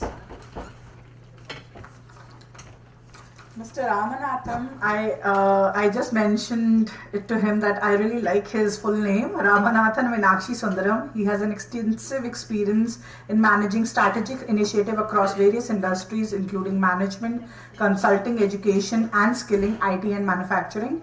Currently, he is the leading outreach and strategy for the Nature India. He has previously worked with organizations like National Skill Development Corporation and Deloitte, CEAT and Microsoft.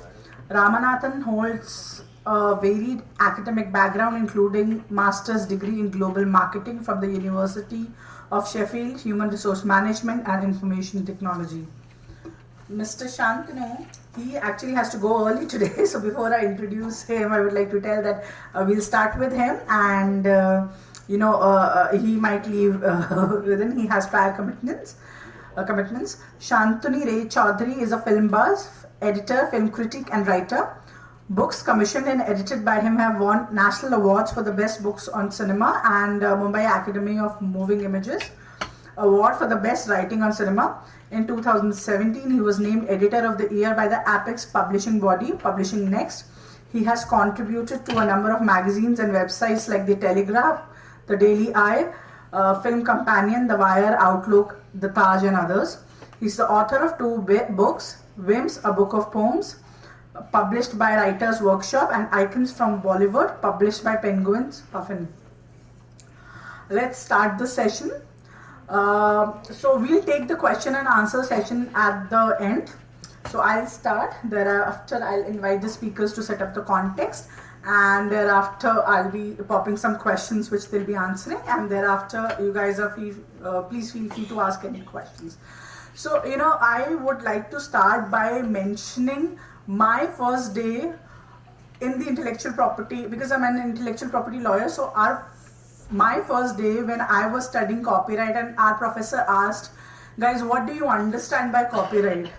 So most of the students except for 1 or 2 said it's a right to copy, right? And our professor was, no, it's not right to copy, it's right against copying. Right? So what is copyright?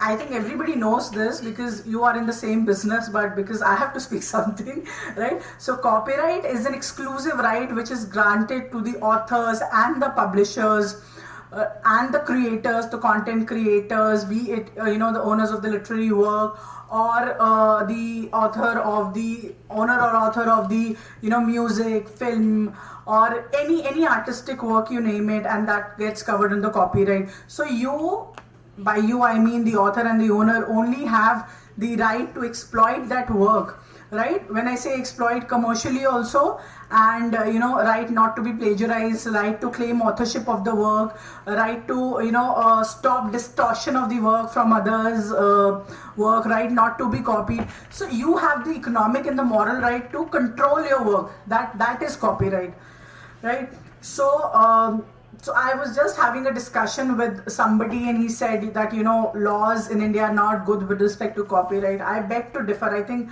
I won't say they're as heinous, as stringent as murder laws and other laws, or other say rape laws. It can't be. These are 2 different domains we're talking about. But Indian laws are pretty good when compared to other countries. For example, anybody infringing your copyright can be put for imprisonment for at least 3 years, maximum 3 years, plus fines up to say 2 lakh of rupees. So this the criminal proceeding I'm talking about. When we come to civil proceeding, it's coming to damages, injunction orders, accounts for profits. So these days even the right holders are getting 1 crores as damages, and then 16 lakhs as legal fees. So lots is happening in the copyright sphere for sure when it comes to addressing in courts.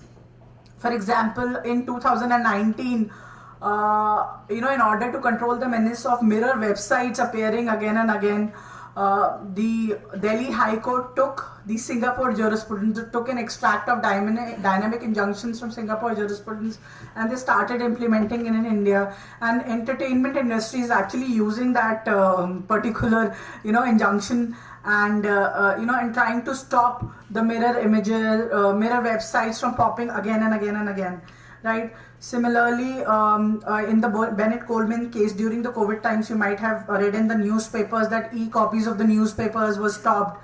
They were restrained from being circulated on certain apps. Then I have two more interesting things to talk about before I proceed to you.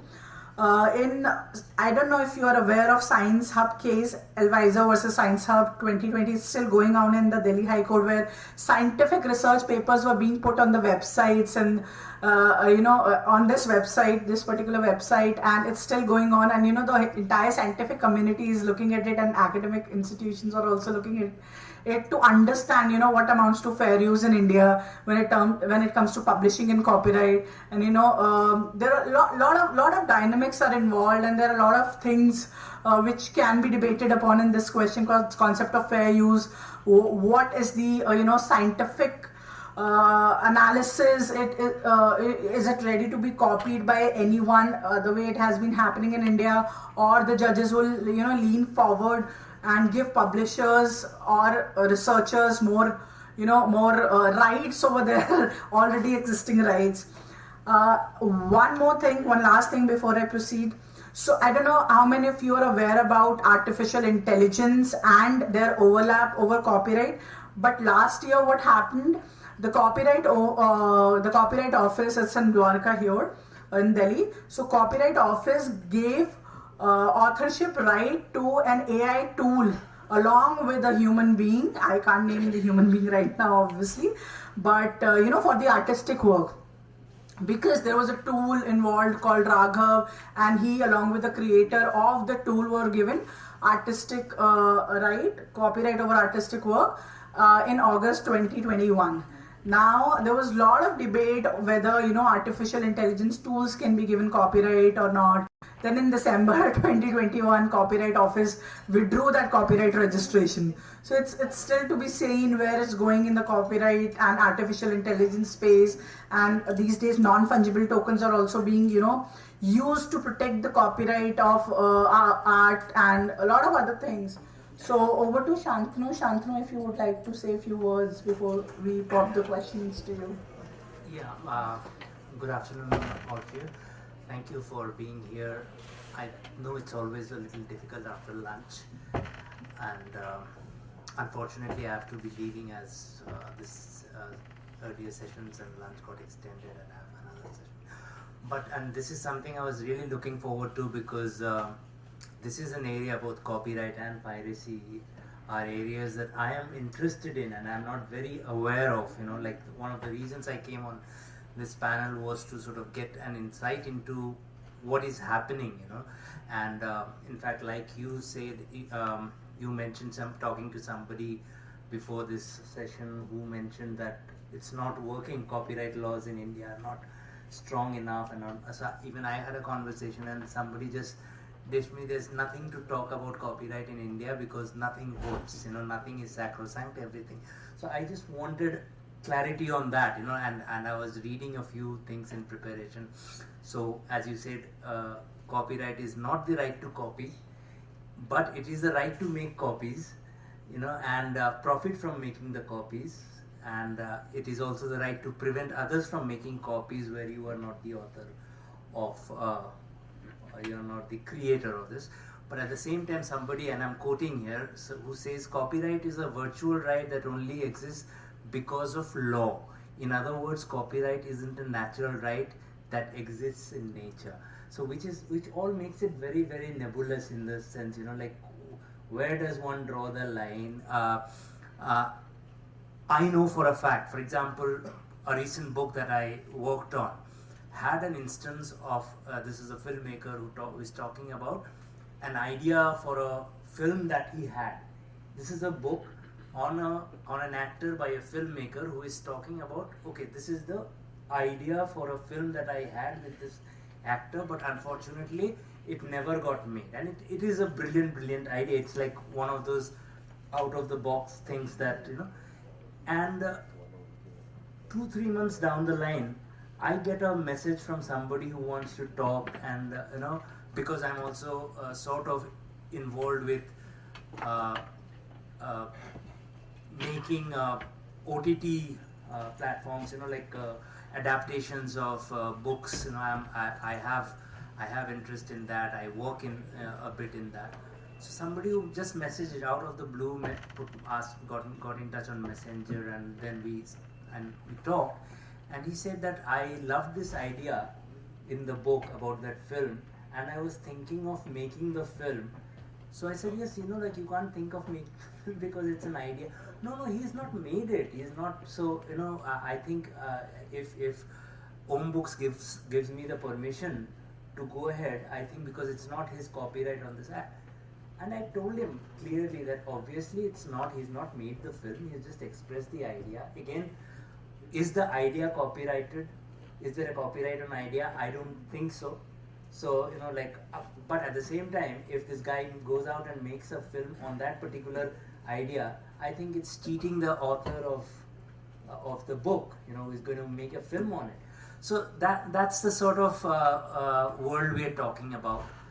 And when it comes to piracy, again, that's another aspect. I would really love to have ideas on how to curb it. It's almost impossible, like even in this day and age, this particular book goes out and it's a beautifully designed book, very well done and very well received on that account, and all of a sudden the author, a first time author, poor fellow, he messages me frantically with images saying that people are receiving copies of the book with pictures, a picture section in black and white, and all the production work done on the cover gone, and it's like it looked rubbish, it was like a slap on. And I said, how come? For a moment I thought, did the production guys, did the printer mess up at my end? And then it turned out that books that are sold on online platforms, they are assigned to various sellers, and once it goes there, it seems there is no control over who can produce that book. And this was just not one case, this was about 4 or 5 people writing in. And actually, just imagine, on the ratings that are given on Amazon, readers' ratings, they've actually given the book 1 star, saying that very poor production quality, black and white images which are blurred, and all of that. So these are the aspects that I don't know, and I brought it up with our production team, with the CEO, and we were all zapped. We just hoped, we just brought it to the attention of, but then as we were told, it's a marketplace, and people, there seems to be very little control over piracy. Of course, we know Jeffrey Archer's very famous incident where he bought his own copy from a copy of his own book from a street vendor, or even as late as March this year, I think it was, when the police seized almost 5 million worth of NCERT books which were pirated. So if that can be happening with NCERT, which is I would have said sacrosanct in production, in the processes that they employ. I'm not sure how private publishers are going to cope with it. So that's what, these are 2 aspects: the nebulous nature of copyright in terms of it being a right that exists in law, not by nature, and the aspect of piracy. I think I would have loved to listen to some of the ideas on that, and I'll stay back for a bit, and so we know that. Okay. Shantanu, just few inputs from my side. So of course, copyright is never given to an idea. It's on the expression. For example, you write something, you saying something. So as long as your idea has been converted to an expression, you are given rights over it, and nobody can copy it. Right? The purpose of it is also to create more and more, artistic work or literary work, so that the creativity doesn't get killed. Because for example, there was a very there is a very old case, 6373 R.G. Anand versus Deluxe Films. So what happened there, that somebody sued the director of a movie, saying that you copied my idea, and the court held, idea of statehood, that a girl is from one state and a boy is from one state, they fall in love. You cannot have copyright over that idea, because it happens all the time in the Indian society.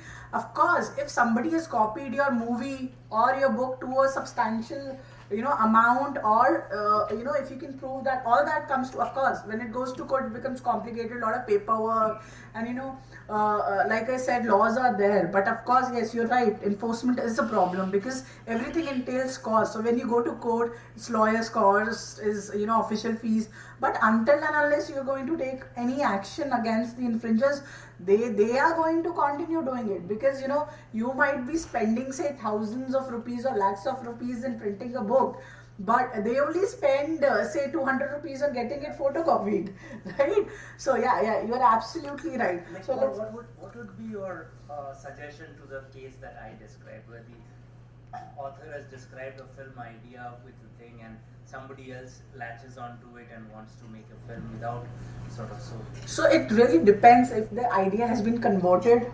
it has been converted onto the paper. So as long as it has been converted into the paper, it has a copyright, right? Now the idea is not being given the copyright protection. What is being given protection under the law is the expression of it. For example, in the PK movie, Amir Khan comes and lands here, and then somebody steals his that transistor, and something happens. It's a sequence of event in a way. Background is the same. All that gets protection. Instead of only say an alien coming to India and seeing the world from a different perspective. So I think that's a long discussion we can have after this. So just one question. So when I was a kid, I used to read a lot of comics. I loved comics. I still read a lot of fiction. And in Indian society, and I think everywhere, even in US, UK, a lot of books get transitioned from books to books and comics to movies, right? And some other channels, plays, etc. So do you think that there are a lot of challenges in that transition? And how do you manage copyright when that transition takes place from books and comics to movies and plays and songs? So your inputs.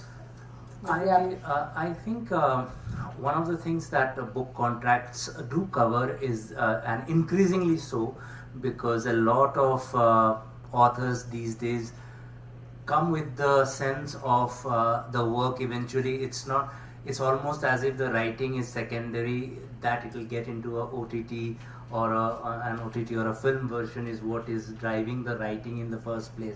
So they're very careful about it, and they're very upfront about, these are the rights that and this is how we'd like to. So in the contract we have, it's almost airtight. It's airtight in the sense that the author has given us the work, and so under subsidiary rights we have the OTT and visual adaptation rights, which are to be shared like this and that. But the problem, I think, comes once a deal is sort of negotiated, and then you start between the author, what the author has written, which he thinks is sacrosanct, and what the OTT platform or the producer, audiovisual producer wants to do with that work. For example, I'll not name the film. One of our recent films, like about 4 or 5 years back, huge success, and it was based on a book which nobody had heard of before the film came.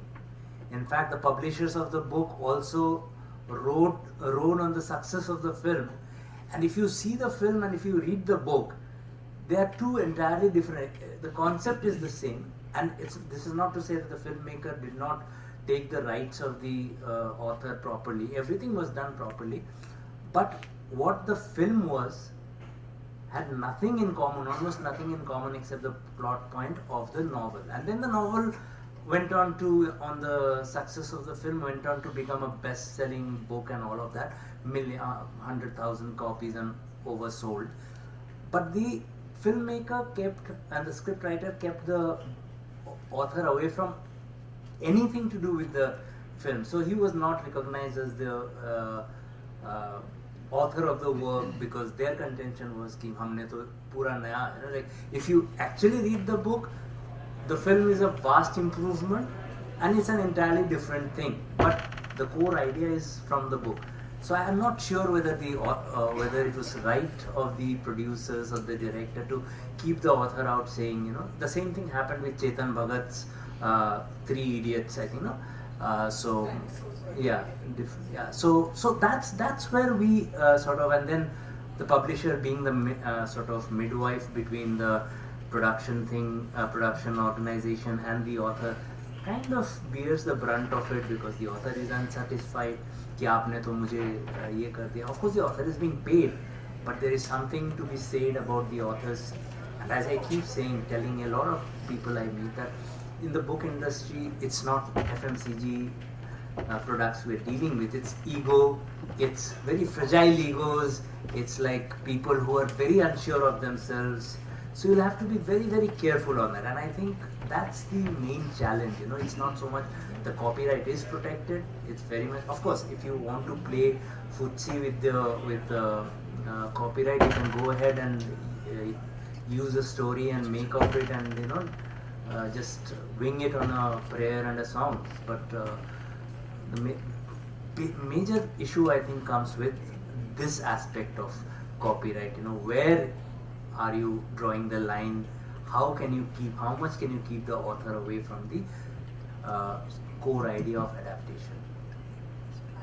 Shantanu made very, very important observations, because you know, copyright doesn't always means economic rights. It also means, you know, right to be recognized as the author, like the examples you're giving, or Chetan Bhagat controversy, as I may say, you know, what happened 6, 7, 8 years back, something like that.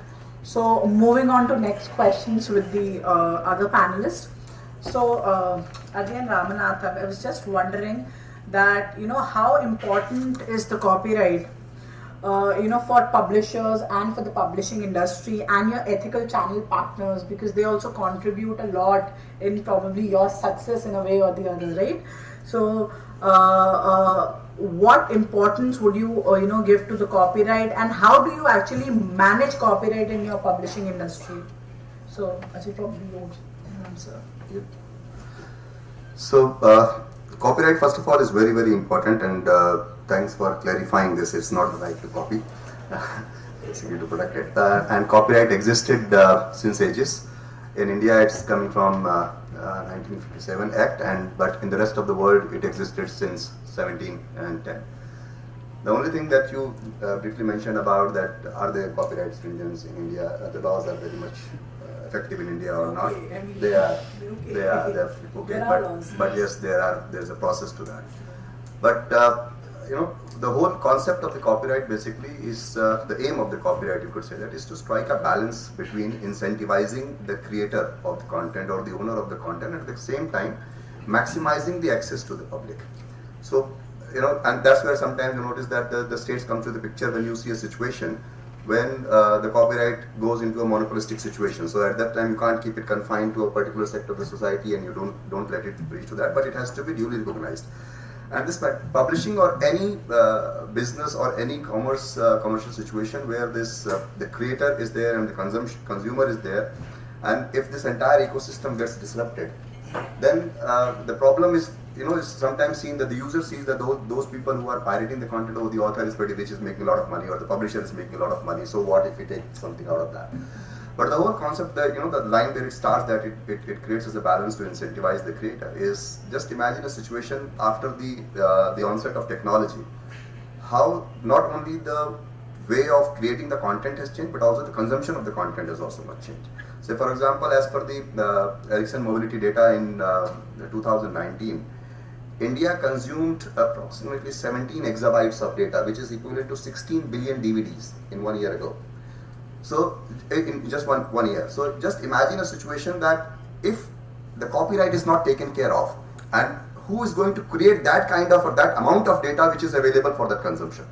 So if the creator is not incentivized properly, they will not feel, you know, it's viable for them to sustain and just go on creating the content, and at the same time publishers and the distributors whose job is to, you know, co-create the content, at the same time also to take it to the public. So there's a lot of investment involved in that, both in terms of their times, efforts, and the actual investment. So if that incentivization part is not taken care of, if the copyright is not protected, the whole concept of this kind of a data will not exist, this kind of content will not exist, or probably there will be some changes, it may not be 16 billion of DVDs, it could be just probably 1 or 2 billion of DVDs remain there. So, and that is where the pirates basically make a damage to the society.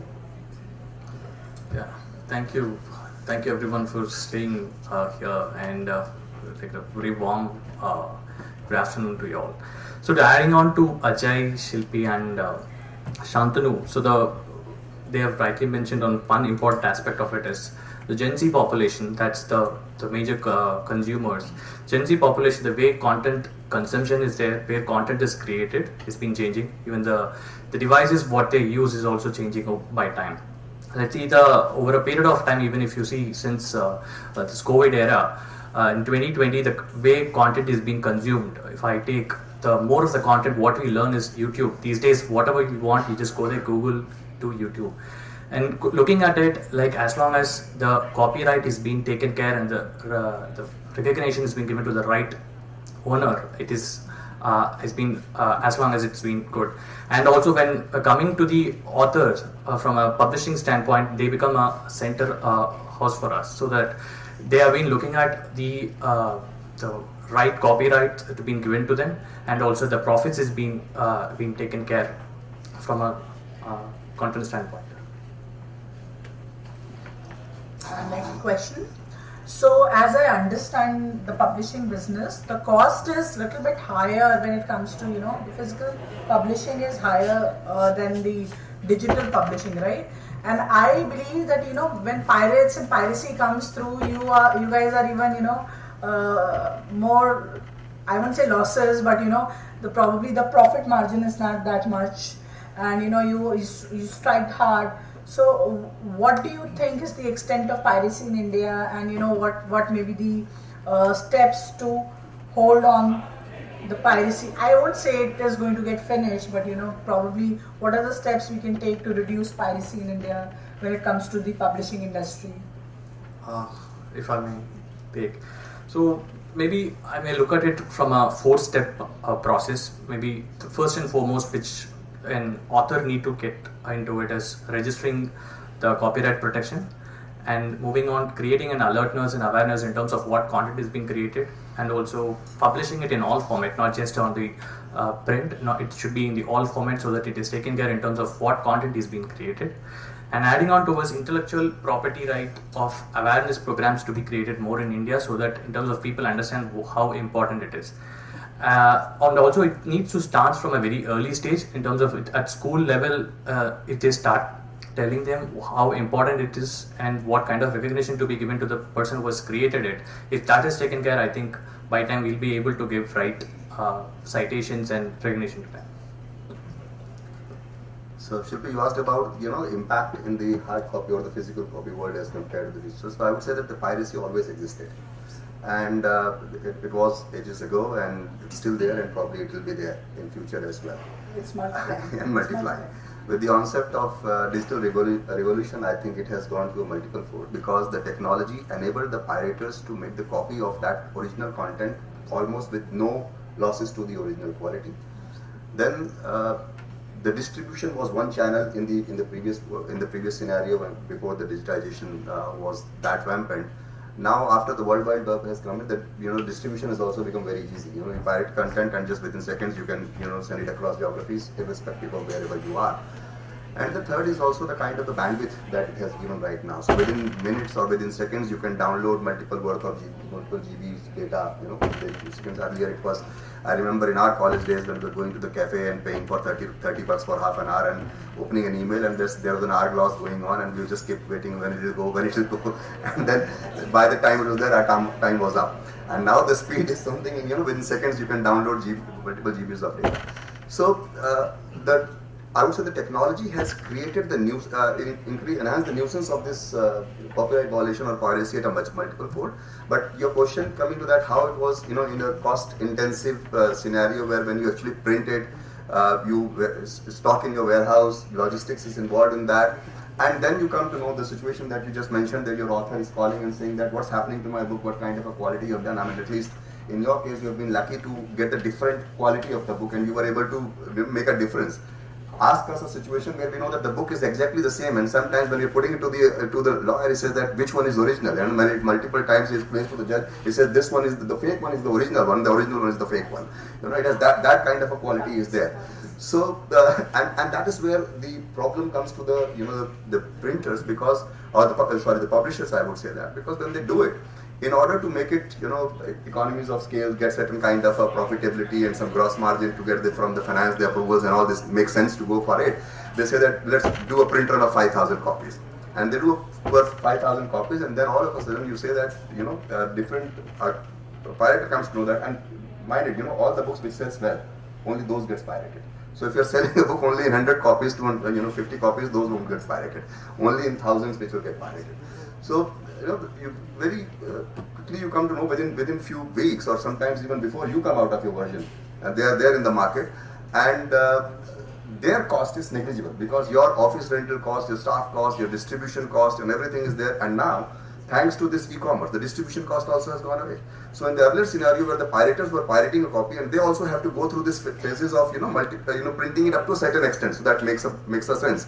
Now, the public printers, the technology printing, like the Repro was there, Replica was there, they do short print runs. You ask me today, tomorrow I'll give you 1 copy, 10 copy, within an hour I'll give you 1 copy, 2 copies, and they can get it there. And then that channel on which you are dependent on, when you go to the retailer, there is always a risk whether this retailer will disclose that I am sending a pirated copy, or he will make out that it is a pirated copy. Now you sit at your home, say ABC booksellers, and post it on Amazon, and it sells. And the problem within India is that on Amazon, your seller doesn't give any address. So even if you suspect that I know very well, let's say for example, I am selling an original copy of original book, let's say 800 rupees is the price, and I am giving, let's say, X percentage, 25% discount to a distributor. The book costs 600 bucks to a distributor. And naturally, if you sell, it will sell at least 700 rupees, 750 rupees, let's say some promotional discount. But how do we come to know that this book is pirated when you say that this book is available at 400 rupees? I said, oh my God, I have sold somebody at 600 rupees, and the distributor calls me. You have sold me 600 rupees and somebody else is selling at 400 rupees. It means you are not giving me the right margins to me. And then when we suspect that this is piracy, we can't do much about it unless and until we buy that book, procure it, and then look for the address where the shipper is. And then the journalist again comes in. We take the services of a lawyer like Zeal Attorney, call them up. They give us a heavy bill. That this is what the cost of this entire the process of taking the John Doe order and asking a commissioner to appoint a police guy with us. Go for a raid. There was once raid. The lawyer asked me that we need to pay 20,000 rupees for a photographer.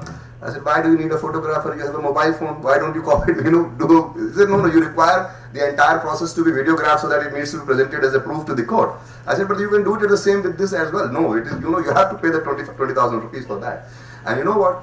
In some cases, the book's actual value of the book, actual revenue of the book is 5 lakhs, 6 lakhs, 7 lakhs, and your whole cost of this litigation makes 7 lakhs, 8 lakhs of rupees, depending on what kind of lawyer you hire. So these are the prohibitive measures, and then also the process of going through it, and then again differentiation of it's a civil suit, it's a criminal suit, in which in the criminal suit the person will go in the jail, then civil suit you can ask for a better compensation. So unless and until the benefit is too big or your stake is not very high, most of the publishers or smaller publishers like us, they sit idle and they say that let it be, accept it.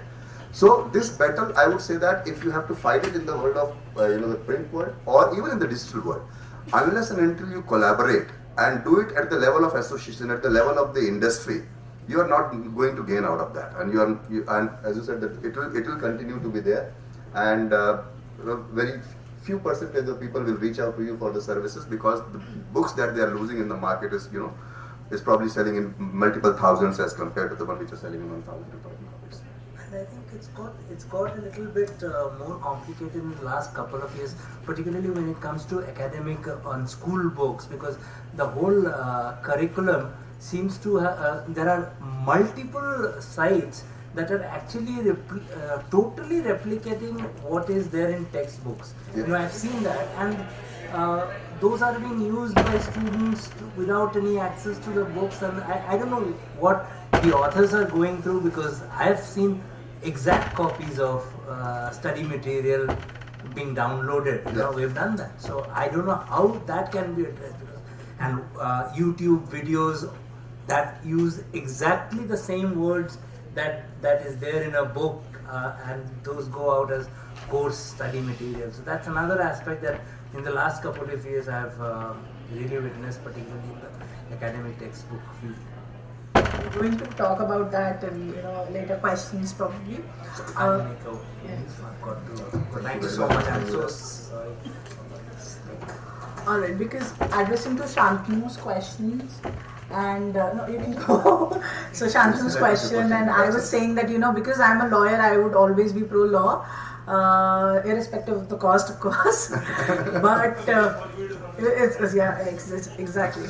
It's my bread and butter, right? But from publishers' perspective, do you think that laws are sufficient? For example, 3 years, because I know countries where the cam recording, you land into jail for 20 years, 10 years. There are laws like that also, and for publishing and piracy. For example, US, UK, the stakes are much higher there for the publishers as well and for the criminals both. Right? So you think the laws are sufficient or something need to be added, changes should be there? I completely understand when you say that cost is high. Second thing is, these cases take a lot of time. Fortunately, for intellectual property cases, you can get injunction orders within a day or 2-3 days, when there is a prima facie case and other things. But yes, litigation in India is a long drawn process. Do you think, changes are required in order to strengthen copyright regime in India?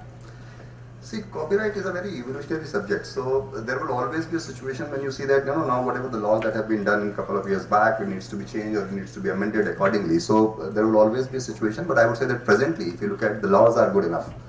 And prior to 2018, August 2018, when India was not the signatory of the WIPO Internet Treaty, at that point of time, it was seen as India was more of favoring users versus the creator or the owner of the content. But now, after signing that treaty, I would say that it has gone to a situation where it is perfectly fine. So you would say the laws are enough, is fine. But you say that are they effective enough, to it? Answer is probably no. The reason is, again, you may get an injunction very quickly, but the litigation process takes a long time. And then, besides that, even in the developed economies where the laws were very much there, they were also finding the same challenges. I have come across some of the websites, in case of digital copying, where the 120,000 notices have been slapped on that particular website. And what happened every time that website is brought down and then come up with another name, then come down and then come with another name. It has gone to a situation where that pirater has put a kind of a disclaimer on his website. That if you raise a complaint onto that, you can't raise it in some kind of threatening words. It has gone to a different situation now. So I would say that it's not very impactful because the only gap in India is, one is the legislative process, but this legal process is very long. The second thing is we have too much of things, probably too much of important things to keep the judiciary engaged. For them, it's not a very important thing. You put it case and then you keep on getting the dates and dates and dates and that. And then thereafter, the decisions are not that punitive, or the penalties are not very harsh. But even though you were saying that in some of the civil cases it's there, it's changing. I was glad to see a report, I think an article a day before, when High Court has just recently taken a cognizance of a case where the copyright was not registered, but still it gave in the favor of, gave a judgment in the favor of the original defendant of that particular case. So it's changing, but yes, it's not that effective, I would say that, for the reasons. And sometimes the reasons are, some exceptions that we have to the infringement clauses, like fair use. Now, who describes this fair use? For example, the whole, you must have heard about this very important case of Delhi University, of Oxford University Press, Cambridge University Press, Taylor and Francis and Wiley, wherein we lost the case, and then we took a decision not to pursue it further, though our legal counsel was suggesting us to go to the next court, but we took that, no, we don't want to get into that because we don't want to fight our customers especially. Now this fair use, the Justice-in-Law, I got an opportunity to hear him in one of the other workshops in Delhi University. Some law students have organized a workshop where he said that it's not that I want to encourage copyright. Don't see me that I'm saying that, but this mention of this clause, it makes me to give that judgment in favor of that, to the fair use that you that. So we have to define that fair use. What extent? 10%, 5%, 5 pages, 20 pages. That's one. And the second thing is the modernization of the law needs to take place. As and when the new challenges are coming up. The challenges 20 years ago were different into piracy world in the copyright world. Now it is completely different. So for example, there's a time when the publishers have brought in the DRM concept.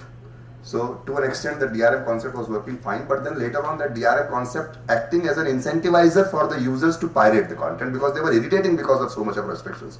It was taking away the convenience and the use of accessing that particular content. So we have to be mindful of those situations as well, and we have to bring in, I would say, that keep amending the laws as and when it's required. Yeah, so just to add on to it, I think we need to look at it from a three-point angle. The first and foremost is we need to give importance to it. How important is it, the copyright and the piracy in India particularly? But we should also appreciate from the time where we were and where we are now. Yes, there is a lot of scope for us to keep improving. And until and unless punishments and penalties increase and its severity, I think this would still continue, and we need to give importance to this and take this as the center stage.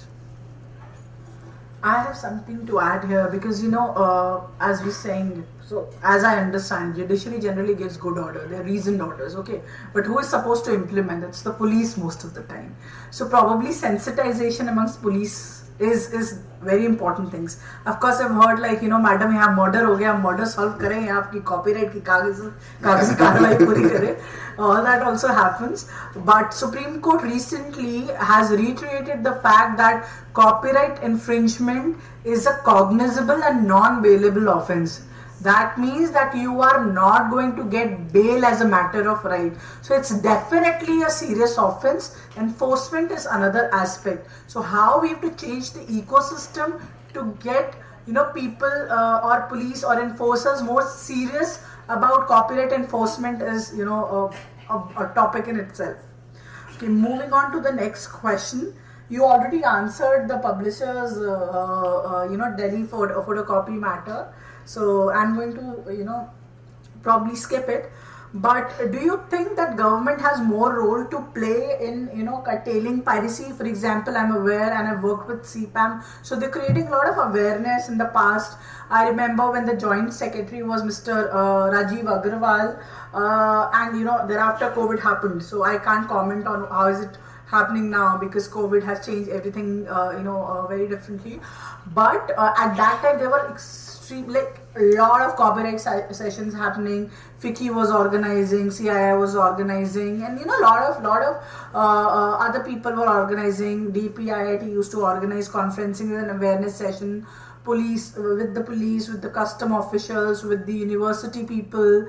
Do you think that government still has to do a lot in curtailing piracy and managing copyright for the publishers and other copyright stakeholders?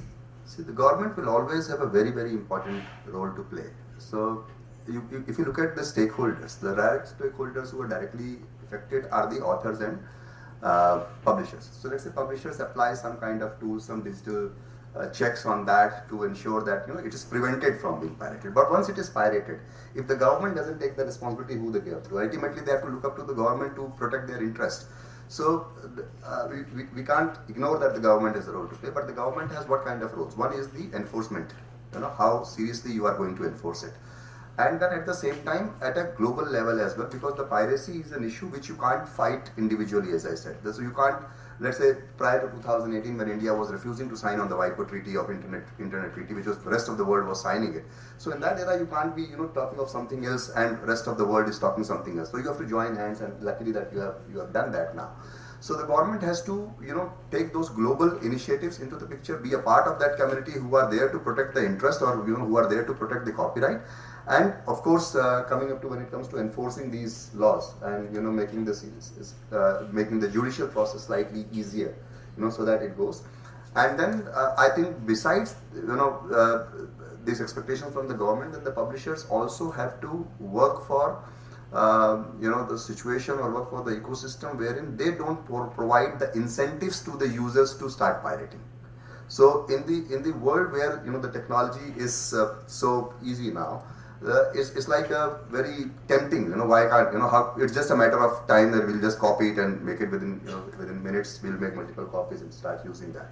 So I think that now the situation has come in where the publishers have also, together with the efforts of the government, they also have to think of bringing in the new business models, combining with the technologies, and also make use of the technologies like AI to understand the behavior of the users, to understand the behaviors of the pirators, when they pirate, why they pirate, how they pirate, and how can they modify their business models into the new ecosystems and make out of that. For example, YouTubes. People are making the YouTubes and people are giving their videos, and they're not getting any revenue as such by sharing the YouTube videos, but they're getting the revenues by the advertisements onto that. So there's a different model altogether. I'm not saying that it's all possible within the publishing industry as well, but they have to think of coming up with the new creative models, like iPods and iTunes have changed the business model. That when iTunes came in, a lot of people say that now the music industry will get further doomed. But look at that, it completely changed the scenario by the different innovative business model. So I think the government and the publishers, means all the stakeholders, but the government has definitely, being a regulatory body, being a state, they have a very critical role to play here. So adding on to what Ajay said, so government takes us plays a very critical role in terms of taking a center stage of putting an enforcement and also creating awareness around it. Though we have been there, but still it needs to start very early stage, as mentioned during even it can be in the curriculum. If I take my own example of looking at it from an educational aspect, what we taught here in India is far different from the developed countries. So they start all these processes in terms of how to write papers, how to give citations, what kind of things needs to be done. Do's and don'ts starts at very early stage. Rather than just asking the people to just the outcome, we need to start at in terms of the input needs to be looked at it. So government plays a very critical role here. Okay guys, I don't know how many of you are aware, but for example, if you're creating a movie or writing a book in India or publishing a book in India, you are automatically protected in, probably 180, 60 or 80 countries, I'm forgetting the number, because India is a signatory to Berne Convention. So if you're writing an article, it is automatically protected in 180 countries, irrespective of whether you've registered it in India or other countries or not. Right? So that's very important when we are trying to protect our copyright. But what do you think that, is the approach of Indian publishers different from international publishers, or the incentives government and the entire ecosystem gives them, the international publishers, is different from the, the ecosystem we have here in India for the Indian publishers? Or, they are at better stage, we are at better stage, or how can we incentivize our publishing industry to, to exploit copyright in a manner which is beneficial both to the society as well as the publishing industry? I think to that aspect we are no different than the global situation. Right now everything is global and everything is at the fair level. The only thing, as we have talked earlier, is that we need to just make sure that our judiciary, our legal process is just more efficient. That's it. That's the only way you can assure the publisher that we are there, because you say that you can go to the court, but generally we all have, there's a mediator always sitting outside the court. First of all, when you reach there, first of all the police guy himself will say that, make sure that you see that if you can make an understanding out of that. And then besides that, you go to that and the mediation is there, and then the court law is there. So if we expedite and make this entire legal process a little bit more efficient, I think that itself will be a big support to that. And besides that, the government can take certain initiatives, which is very, very, I heard in the morning as well about something doing at the level of schools. So you will have to, I think the enforcement can play a role only up to a certain extent. Education plays a much far-reaching, it plays has a far-reaching impact on that. So if we start teaching our kids right from the beginning, right from the schools, the importance of the copyright and the demerits of piracy, it should work. But unfortunately, in our colleges, in our universities, teachers themselves give the notes and they say, make a photocopy of this set and utilize that. And the students think that this is the best thing to do that because my teacher is teaching it from those particular course packs, so-called, and I'll get the maximum opportunity of getting the higher marks is from that only. If I read something else, probably I'll be wasting my time. So I think we need to bring in those values, and it should start right at the elementary level. It should go on that. So education plays a much better role, or much efficient role, I would say. So to adding on to what Ajay mentioned, so when we start at very early stage, it's easy to implement it at later part of the period rather than starting it on a later stage. So, looking at it in two areas, one is maybe the curriculum adoption needs to be changed at the early stage in terms of this should be started research oriented rather than just asking people to build projects and showing it at the summer camps. Rather than being telling each and everything, however, it's whether it's physics, chemistry, whatever subject it may be, whatever they taught, it being taught with the examples in terms of bringing them with the research methodology into it as a play, so that they start understanding what they invent and how they invent. That's how it evolves. So I would like to share the experience on what you said just now. So in 2007, I went for my master's to US intellectual property again, and the first thing I hear from my senior is, Shilpi, do not copy. They come to know. Teachers will come to know. Probably they have softwares, or probably they do not appreciate. Okay, you can be expelled from the college from copying anything. Don't think it's an Indian university. Okay, but now coming to say the DU photocopy case. Do you think that Indian demographics, our socio-economic situation, and our zeal to create a balance between the rights of the students and the rights of the publishers, the Indian scenario is a little bit different from the international scenario? I would say that if you're talking from the cost point of view or bringing the socio-economic angle into that, I think there are two different scenarios. One is the print scenario and one is the digital scenario. In the digital scenario, actually, if you survey, you'll come to know that the pirators are better off socio-economic groups, because in digital scenario you need smartphones, e-readers, mobile phones, computer screens to read that content. So you can't say that socio-economically they are backward or they are deprived of that.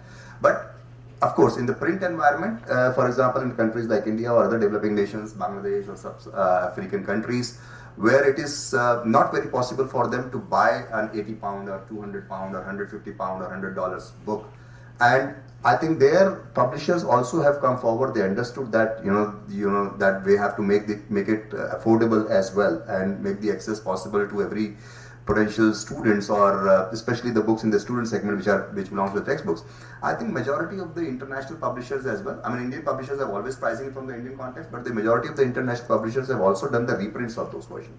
So the books actually which cost let's say £80, £100, when they do an Indian reprint cost 800 rupees, 900 rupees. So that aspect is already taken care of, and it's not that publishers are not sensitive to that, they are very much sensitive to that.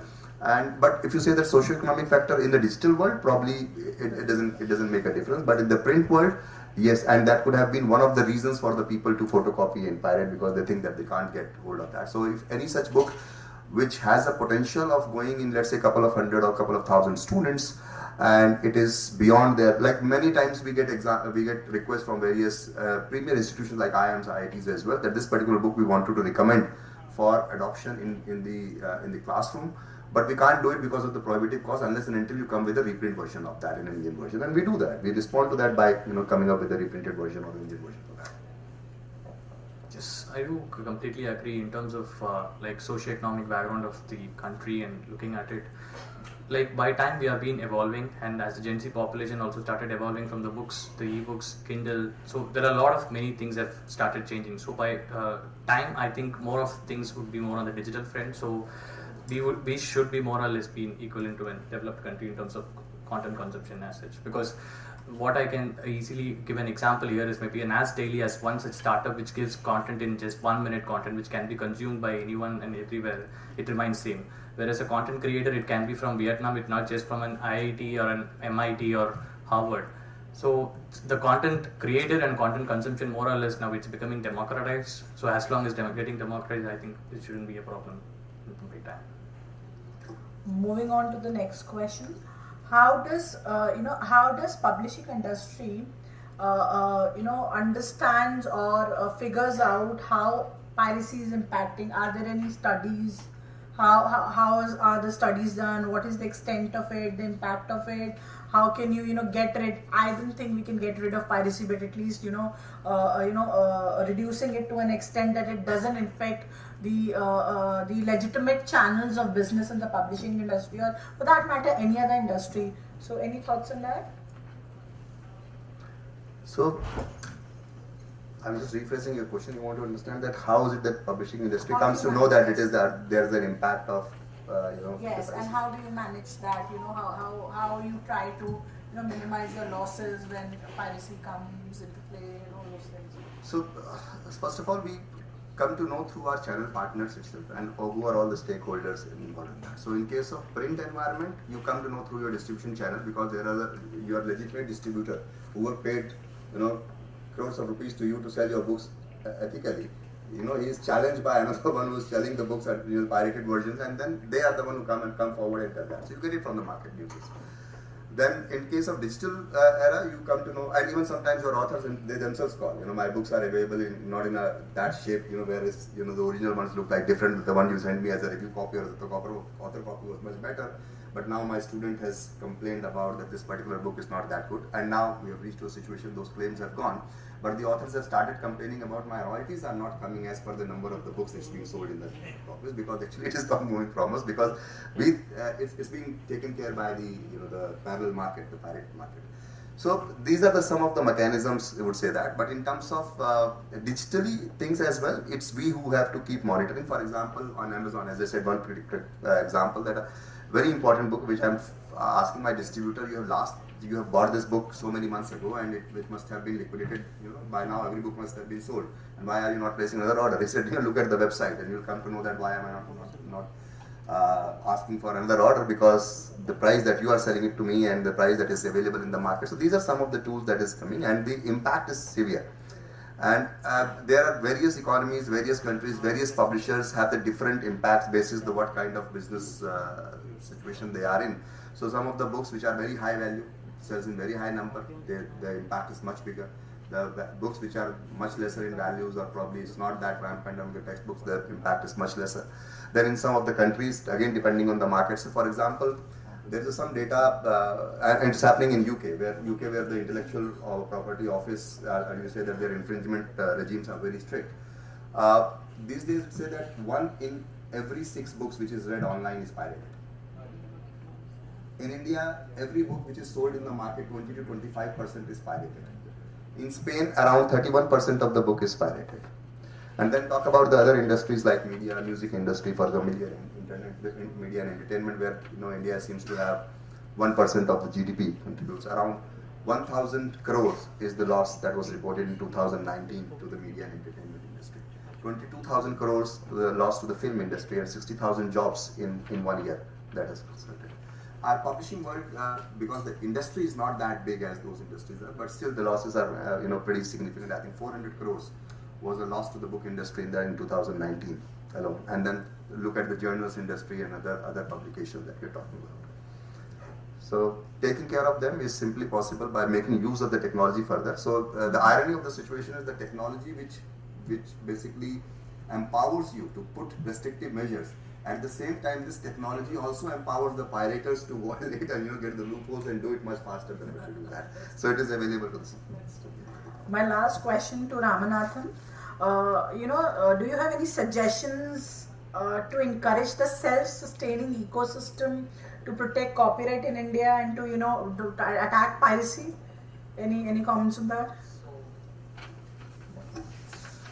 We may look at creating more awareness and alertness from the author side in terms of not just registering for their copyright. They need to create more alertness, creating a number of programs around intellectual property rights, and starting it from very early stage with the curriculum adoption being there, and also making people understand what's copyright and how it can be protected.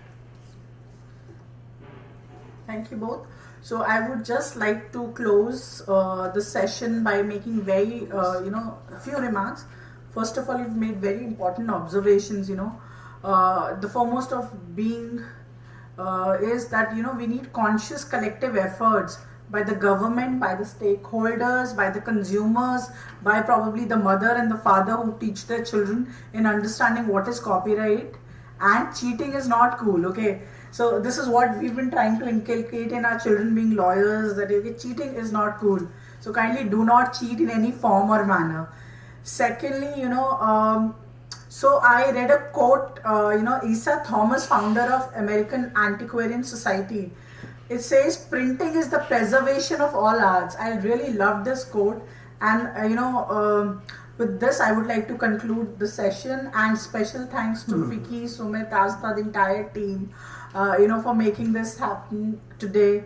lovely session, and all the sessions and panels were great. Thank you Excuse guys me. for being the loveliest audience I've ever Hello. had. Questions? Yes.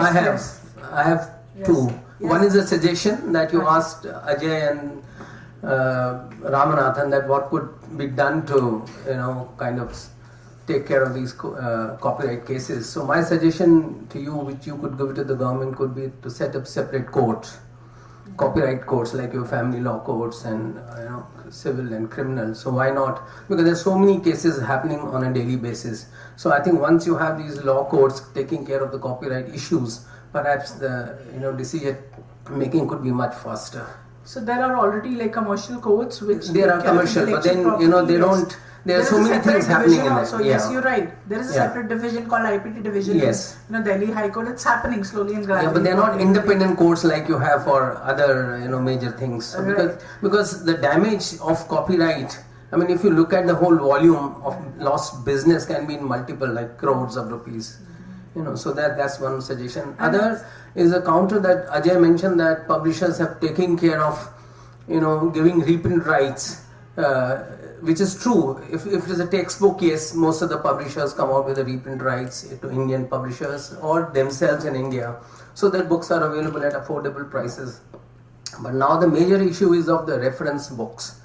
So there is, because of the technology, because there's a print on demand, you could print even one book. So if there's a book, law book for example, shipping law costing £600, somebody could easily get one copy under POD and sell it for £600. So the money that pirates are making is huge by selling pirated copies of the reference books, and this is rampant actually. So you don't make that much money in selling textbooks, pirated textbook, but you're selling more money, making more money selling reference titles, whether it could be chemistry, physics, mathematics, costing huge, You're right when you're saying so this. I don't know what publishers are doing to kind of curtail that, because I'm a book distributor. My name is Kailash Balani. I'm badly hit because when I import a book from publishers, getting 40% discount, and when I sell it to the libraries at 25-30%, they say no, somebody has offered me 50% discount, 60% discount, and I know publishers don't give that kind of a discount. So there's a competition of pirated books, reference pirated books. Thank you. So we are in the same boat there, and we are fighting that battle, and that's where we say the channel partner. So your losses are our losses as well. So once we come to know about it, we do it. But there's a reason that we can't do every book as a reprinted one for the commercial reasons. If we do it once, we don't get the rights from the international. If you ask for just 50 copies or 100 copies, that's one. The reason is that in the past, our own, sometimes I won't say that the entire distribution system, but that within our own system, some of the distributors, take that advantage. For example, there are some publishers who give the exact version of the international copy and put a sticker saying that it's especially priced for India, which is like 50% lesser. The distributor takes that book and again send it back to UK. So that's a different problem. And the distributor, and even there's now a situation where authors also come forward and they say that no, we don't want to give rights. And we struggle in fact, taking the rights for the Indian, these textbooks as well. So this I think is an overall, we at some point of time the culprits is sitting within us as well, and we also need to fix that situation as well. I have one comment to make what you said, sir. It's of course it's about losses and economics and money, but it's also about the criminal mindset people have, because these pirates or even counterfeiters, it's not only about money, but I've attended conferences, and in fact I was working with UK High Commission, and the investigation teams there, it was revealed, like they disclosed that all this money goes actually into illegal businesses to sponsor corruption, number one, to sponsor child trafficking and a lot of other things. These guys are just interested in money. It doesn't matter to them कि भाई piracy से आ रहा है, काउंटरफीटिंग से आ रहा है, prostitution से आ रहा है, ये कहीं से भी आ रहा है. So I'm just saying that this has intrinsic connection to say criminals and those it seems piracy matlab losses. No, that's not the only case. It's about a lot of other things. It's a entire gamut of universe. The impact of that is not limited only to the distributors, publishers, and the authors. The impact of that is also to the society as such as well. So before you conclude, I don't want to get in between the publisher and the distributor. I am a pure academician teaching in a semi-urban college. Now, what I was listening all these things, I have 2-3 because we have a lawyer in the panel. First of all, I think photocopying certain percentage from a book is not illegal. And why I say so is, few kilometers from here you have Sahitya Academy. And there if I go and if I want to photocopy a book, certain percentage, I am allowed to do so. So what is that certain percentage? Is that defined anywhere? That's the problem publishers are, No, what I'm saying what is, the happens, question is not... entire books are photo. I'm telling you, we've done it Let when me, we were in the college. can I just finish first? I'm just giving my observations. Because we are talking about law, we are talking about all this stuff, and the first thing is, what is the percentage as you asked? So even a central government institute, the workers are not aware of it, the employees are not aware of it, right? If you ask anybody inside the academy there, I don't know what they'll say. But yes, what they say is generally that if it's 100 page, you try not more than 20 page. So I take it as 20%. I'm sharing my experience. When I was a student, I used to research and I had to go to Sahitya Academy. This is question number 1. Second, throughout the day, we were talking about the potential market of books in India, in English, in regional languages. Now, I'm little confused, and please help me out. We are in a country where more than 40% of our population is very in a very bad state. Our semi-urban colleges, we all know the condition of the libraries. We know what UGC has done in the last 4-5 years. I mean, the publishers are very book distributors. One sir is here. I'm sure the UGC unfortunately is not releasing grants for books. So is there a way where a student of mine who is a very bright student gets an access? I mean, 300 rupees or 400 rupees book for that particular student is very difficult. The library is not very enriched. How will that student be helped? I mean, what I want to suggestion from you all is, do you all, because this is a gathering of publishers, you all go and you all simply approach the teachers, you give the books as specimen copies. Have you all ever thought about promoting a particular section of the students also, giving them some copies? Giving them something to read? I know it is very economically challenging. But are we trying to tap that part? Because I don't know how much teachers read or how much teachers read that book or give to the students. I'm concerned about the students, and I'm also in full support of your economic interest. But what will happen to my rural and semi, and sir, in Delhi we are sitting, we're discussing a lot of profit loss statements.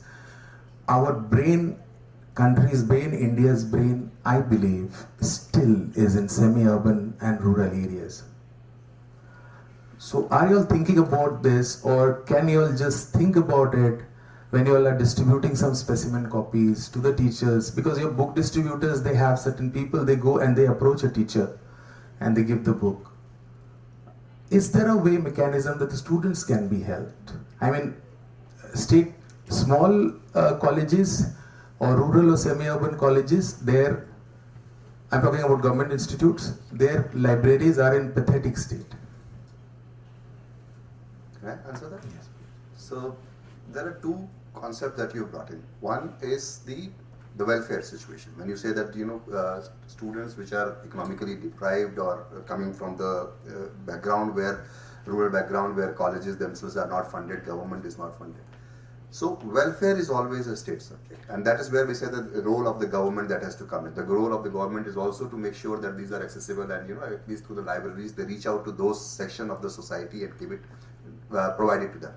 The other question is that we are giving it to the professors basically for the purpose of course reading it, evaluating, and if they find it useful, then it recommend it to the students. And you're right that yes, there's a commercial interest to that, because it's a whole concept of being sustainable. You know, if we are not getting anything from that market and we are just consuming that, probably we'll have to shut down our shop. And you must have seen there is a news, I think probably today, there's one very major publisher have closed down their publishing part in India just now. And answer was, again, it becomes unsustainable for that. So if we get to a situation, if we are pushed to that situation where we are pushed to make everything free, for example, and especially in the print environment, where, let's say today you heard people who were talking about the print media when the paper costs and all these printing costs were getting rampantly so high. And you won't believe in the last 1 year, the cost of the production of book has gone up. Probably you must be aware of at least by 40-50%, in fact more than that. But we have not increased the prices by that because we are sensitive to that market. And then there are multiple types of publishers. We being university press, at least I can tell you about that stand that we take it. But yes, how do we take care of those people? As you said, that the rural, urban people or the institutions who have a lesser funding or who are not as rich as IITs and the IIMs, then when we provide something in a win-win situation where we are also not economically hit, and which is the way we can provide an access to them, and there comes a digital in place. So the publishers have different pricing for, let's say, IITs and IIMs is a different pricing, in the institutions, let's say a tier 2, tier 3 engineering colleges, which doesn't have that much funding, their students are not that many, or the libraries are not that rich, then we provide them at a different rate. But in any commercial interest, there has to be something to make it sustainable. Otherwise, the situation will be there. The creator, I'm not talking about the copyright. Even here, I'm saying that commercially taking considering the interest of that, if it's not incentivized properly, then why would that create the content? So forget about the author. Why would I invest money? Why would I have that thing? And I'm also part of the same country, wherein you're saying that you raise an employment and then we give an employment to further people, and also we are, it's a big economy. And then the only part that you say about that, how to think about those deprived students, that's a welfare subject. And that's where the government, like when they are giving free rations to everybody, why can't they make up the libraries, regional libraries? Why can't they make the state libraries? Why? And that's where I think through FICCI, we need to make an appeal to them that, take care of those societies, those segments as well, wherein publishers can make it like slightly affordable rate as compared to the international, but we can't make it free. It's beyond maths. We can't do it. We do it, we'll have to shut our shop, and we also have to go, and then we become unemployed people, and then say that the unemployment rate of India has gone high and will not be able to hear and provide solutions. Kind of books also, like for example, NCERT and essential books can be made available at a very cheaper price. But you don't have to give Harry Potter free. I'm just giving an example, right? So I would like to, yes. Scheme in progress for the last 30 years, where the government and the state government buy multiple copies of the textbook, particularly to scheduled castes or to the economically weak section of society in semi-urban and rural areas. This scheme is there. All that the government has to do, infuse more money into it, which is right now they are infusing. Books are being bought in multiple copies and given to students who can't afford it. So the process is there. Maybe that has to be made a little bit more scientific, a little bit more modern. No, I agree, so the process is there, and you're absolutely right, there is this process. But unfortunately, in the last 5-6 years, what has happened is, instead of infusing little more amount of money, they have diffused amount. So a publisher who was giving 100 books, number of books 100, now that publisher is being asked only to give 25. So that's not publisher's fault, it's government. I'm not here to talk about any publisher's fault. I'm just here to, as I said, about the welfare schemes. I think you should write to Ministry of Education and suggest them. Again, because the libraries are allowed to have certain number of copies also made. Every library is allowed under the copyright law as well. I don't remember the number right now, but it's a decent number. Every library can make a copy. So I think every institution. Obviously, India is a country where you can't be giving a copy to each and every student. But if somebody wants to study, they can go to the library and read. And libraries, fortunately, in India are not very expensive. But sir, as you said, the users, professors, and then we as a publisher are also impacting there. So you imagine a situation, the business who are getting it by selling 100 copies, now giving it 25 copies. It becomes all the more unsustainable practices, especially in the print world. Digitally, we can still find some ways to do it. So, very interesting discussion, and probably could have gone further. But in interest of time, I think we need to close this, and we can have offline discussion on this. Thank you so much, panelists, for this very exciting session, and I'm sure there's a lot of takeaways from this.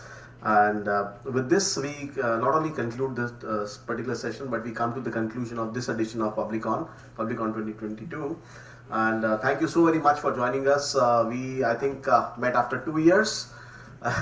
So though we have done a lot of virtual sessions in last 2 years, but PubliCon, I think we scheduled after 2 years. So it was actually, I personally was very excited to meet all of you. And I think throughout the day we had some very, very exciting discussions. We'll try and capture all of them, share with you, and take your further feedback to take certain deliverables which were discussed today, take them forward. And once again, thank you so very much. And on behalf of our chair, co-chair, and the entire FICCI Publishing Committee, I once again congratulate all the winners. And thank you so very much. Have a great day. Thank you. Thank you, audience.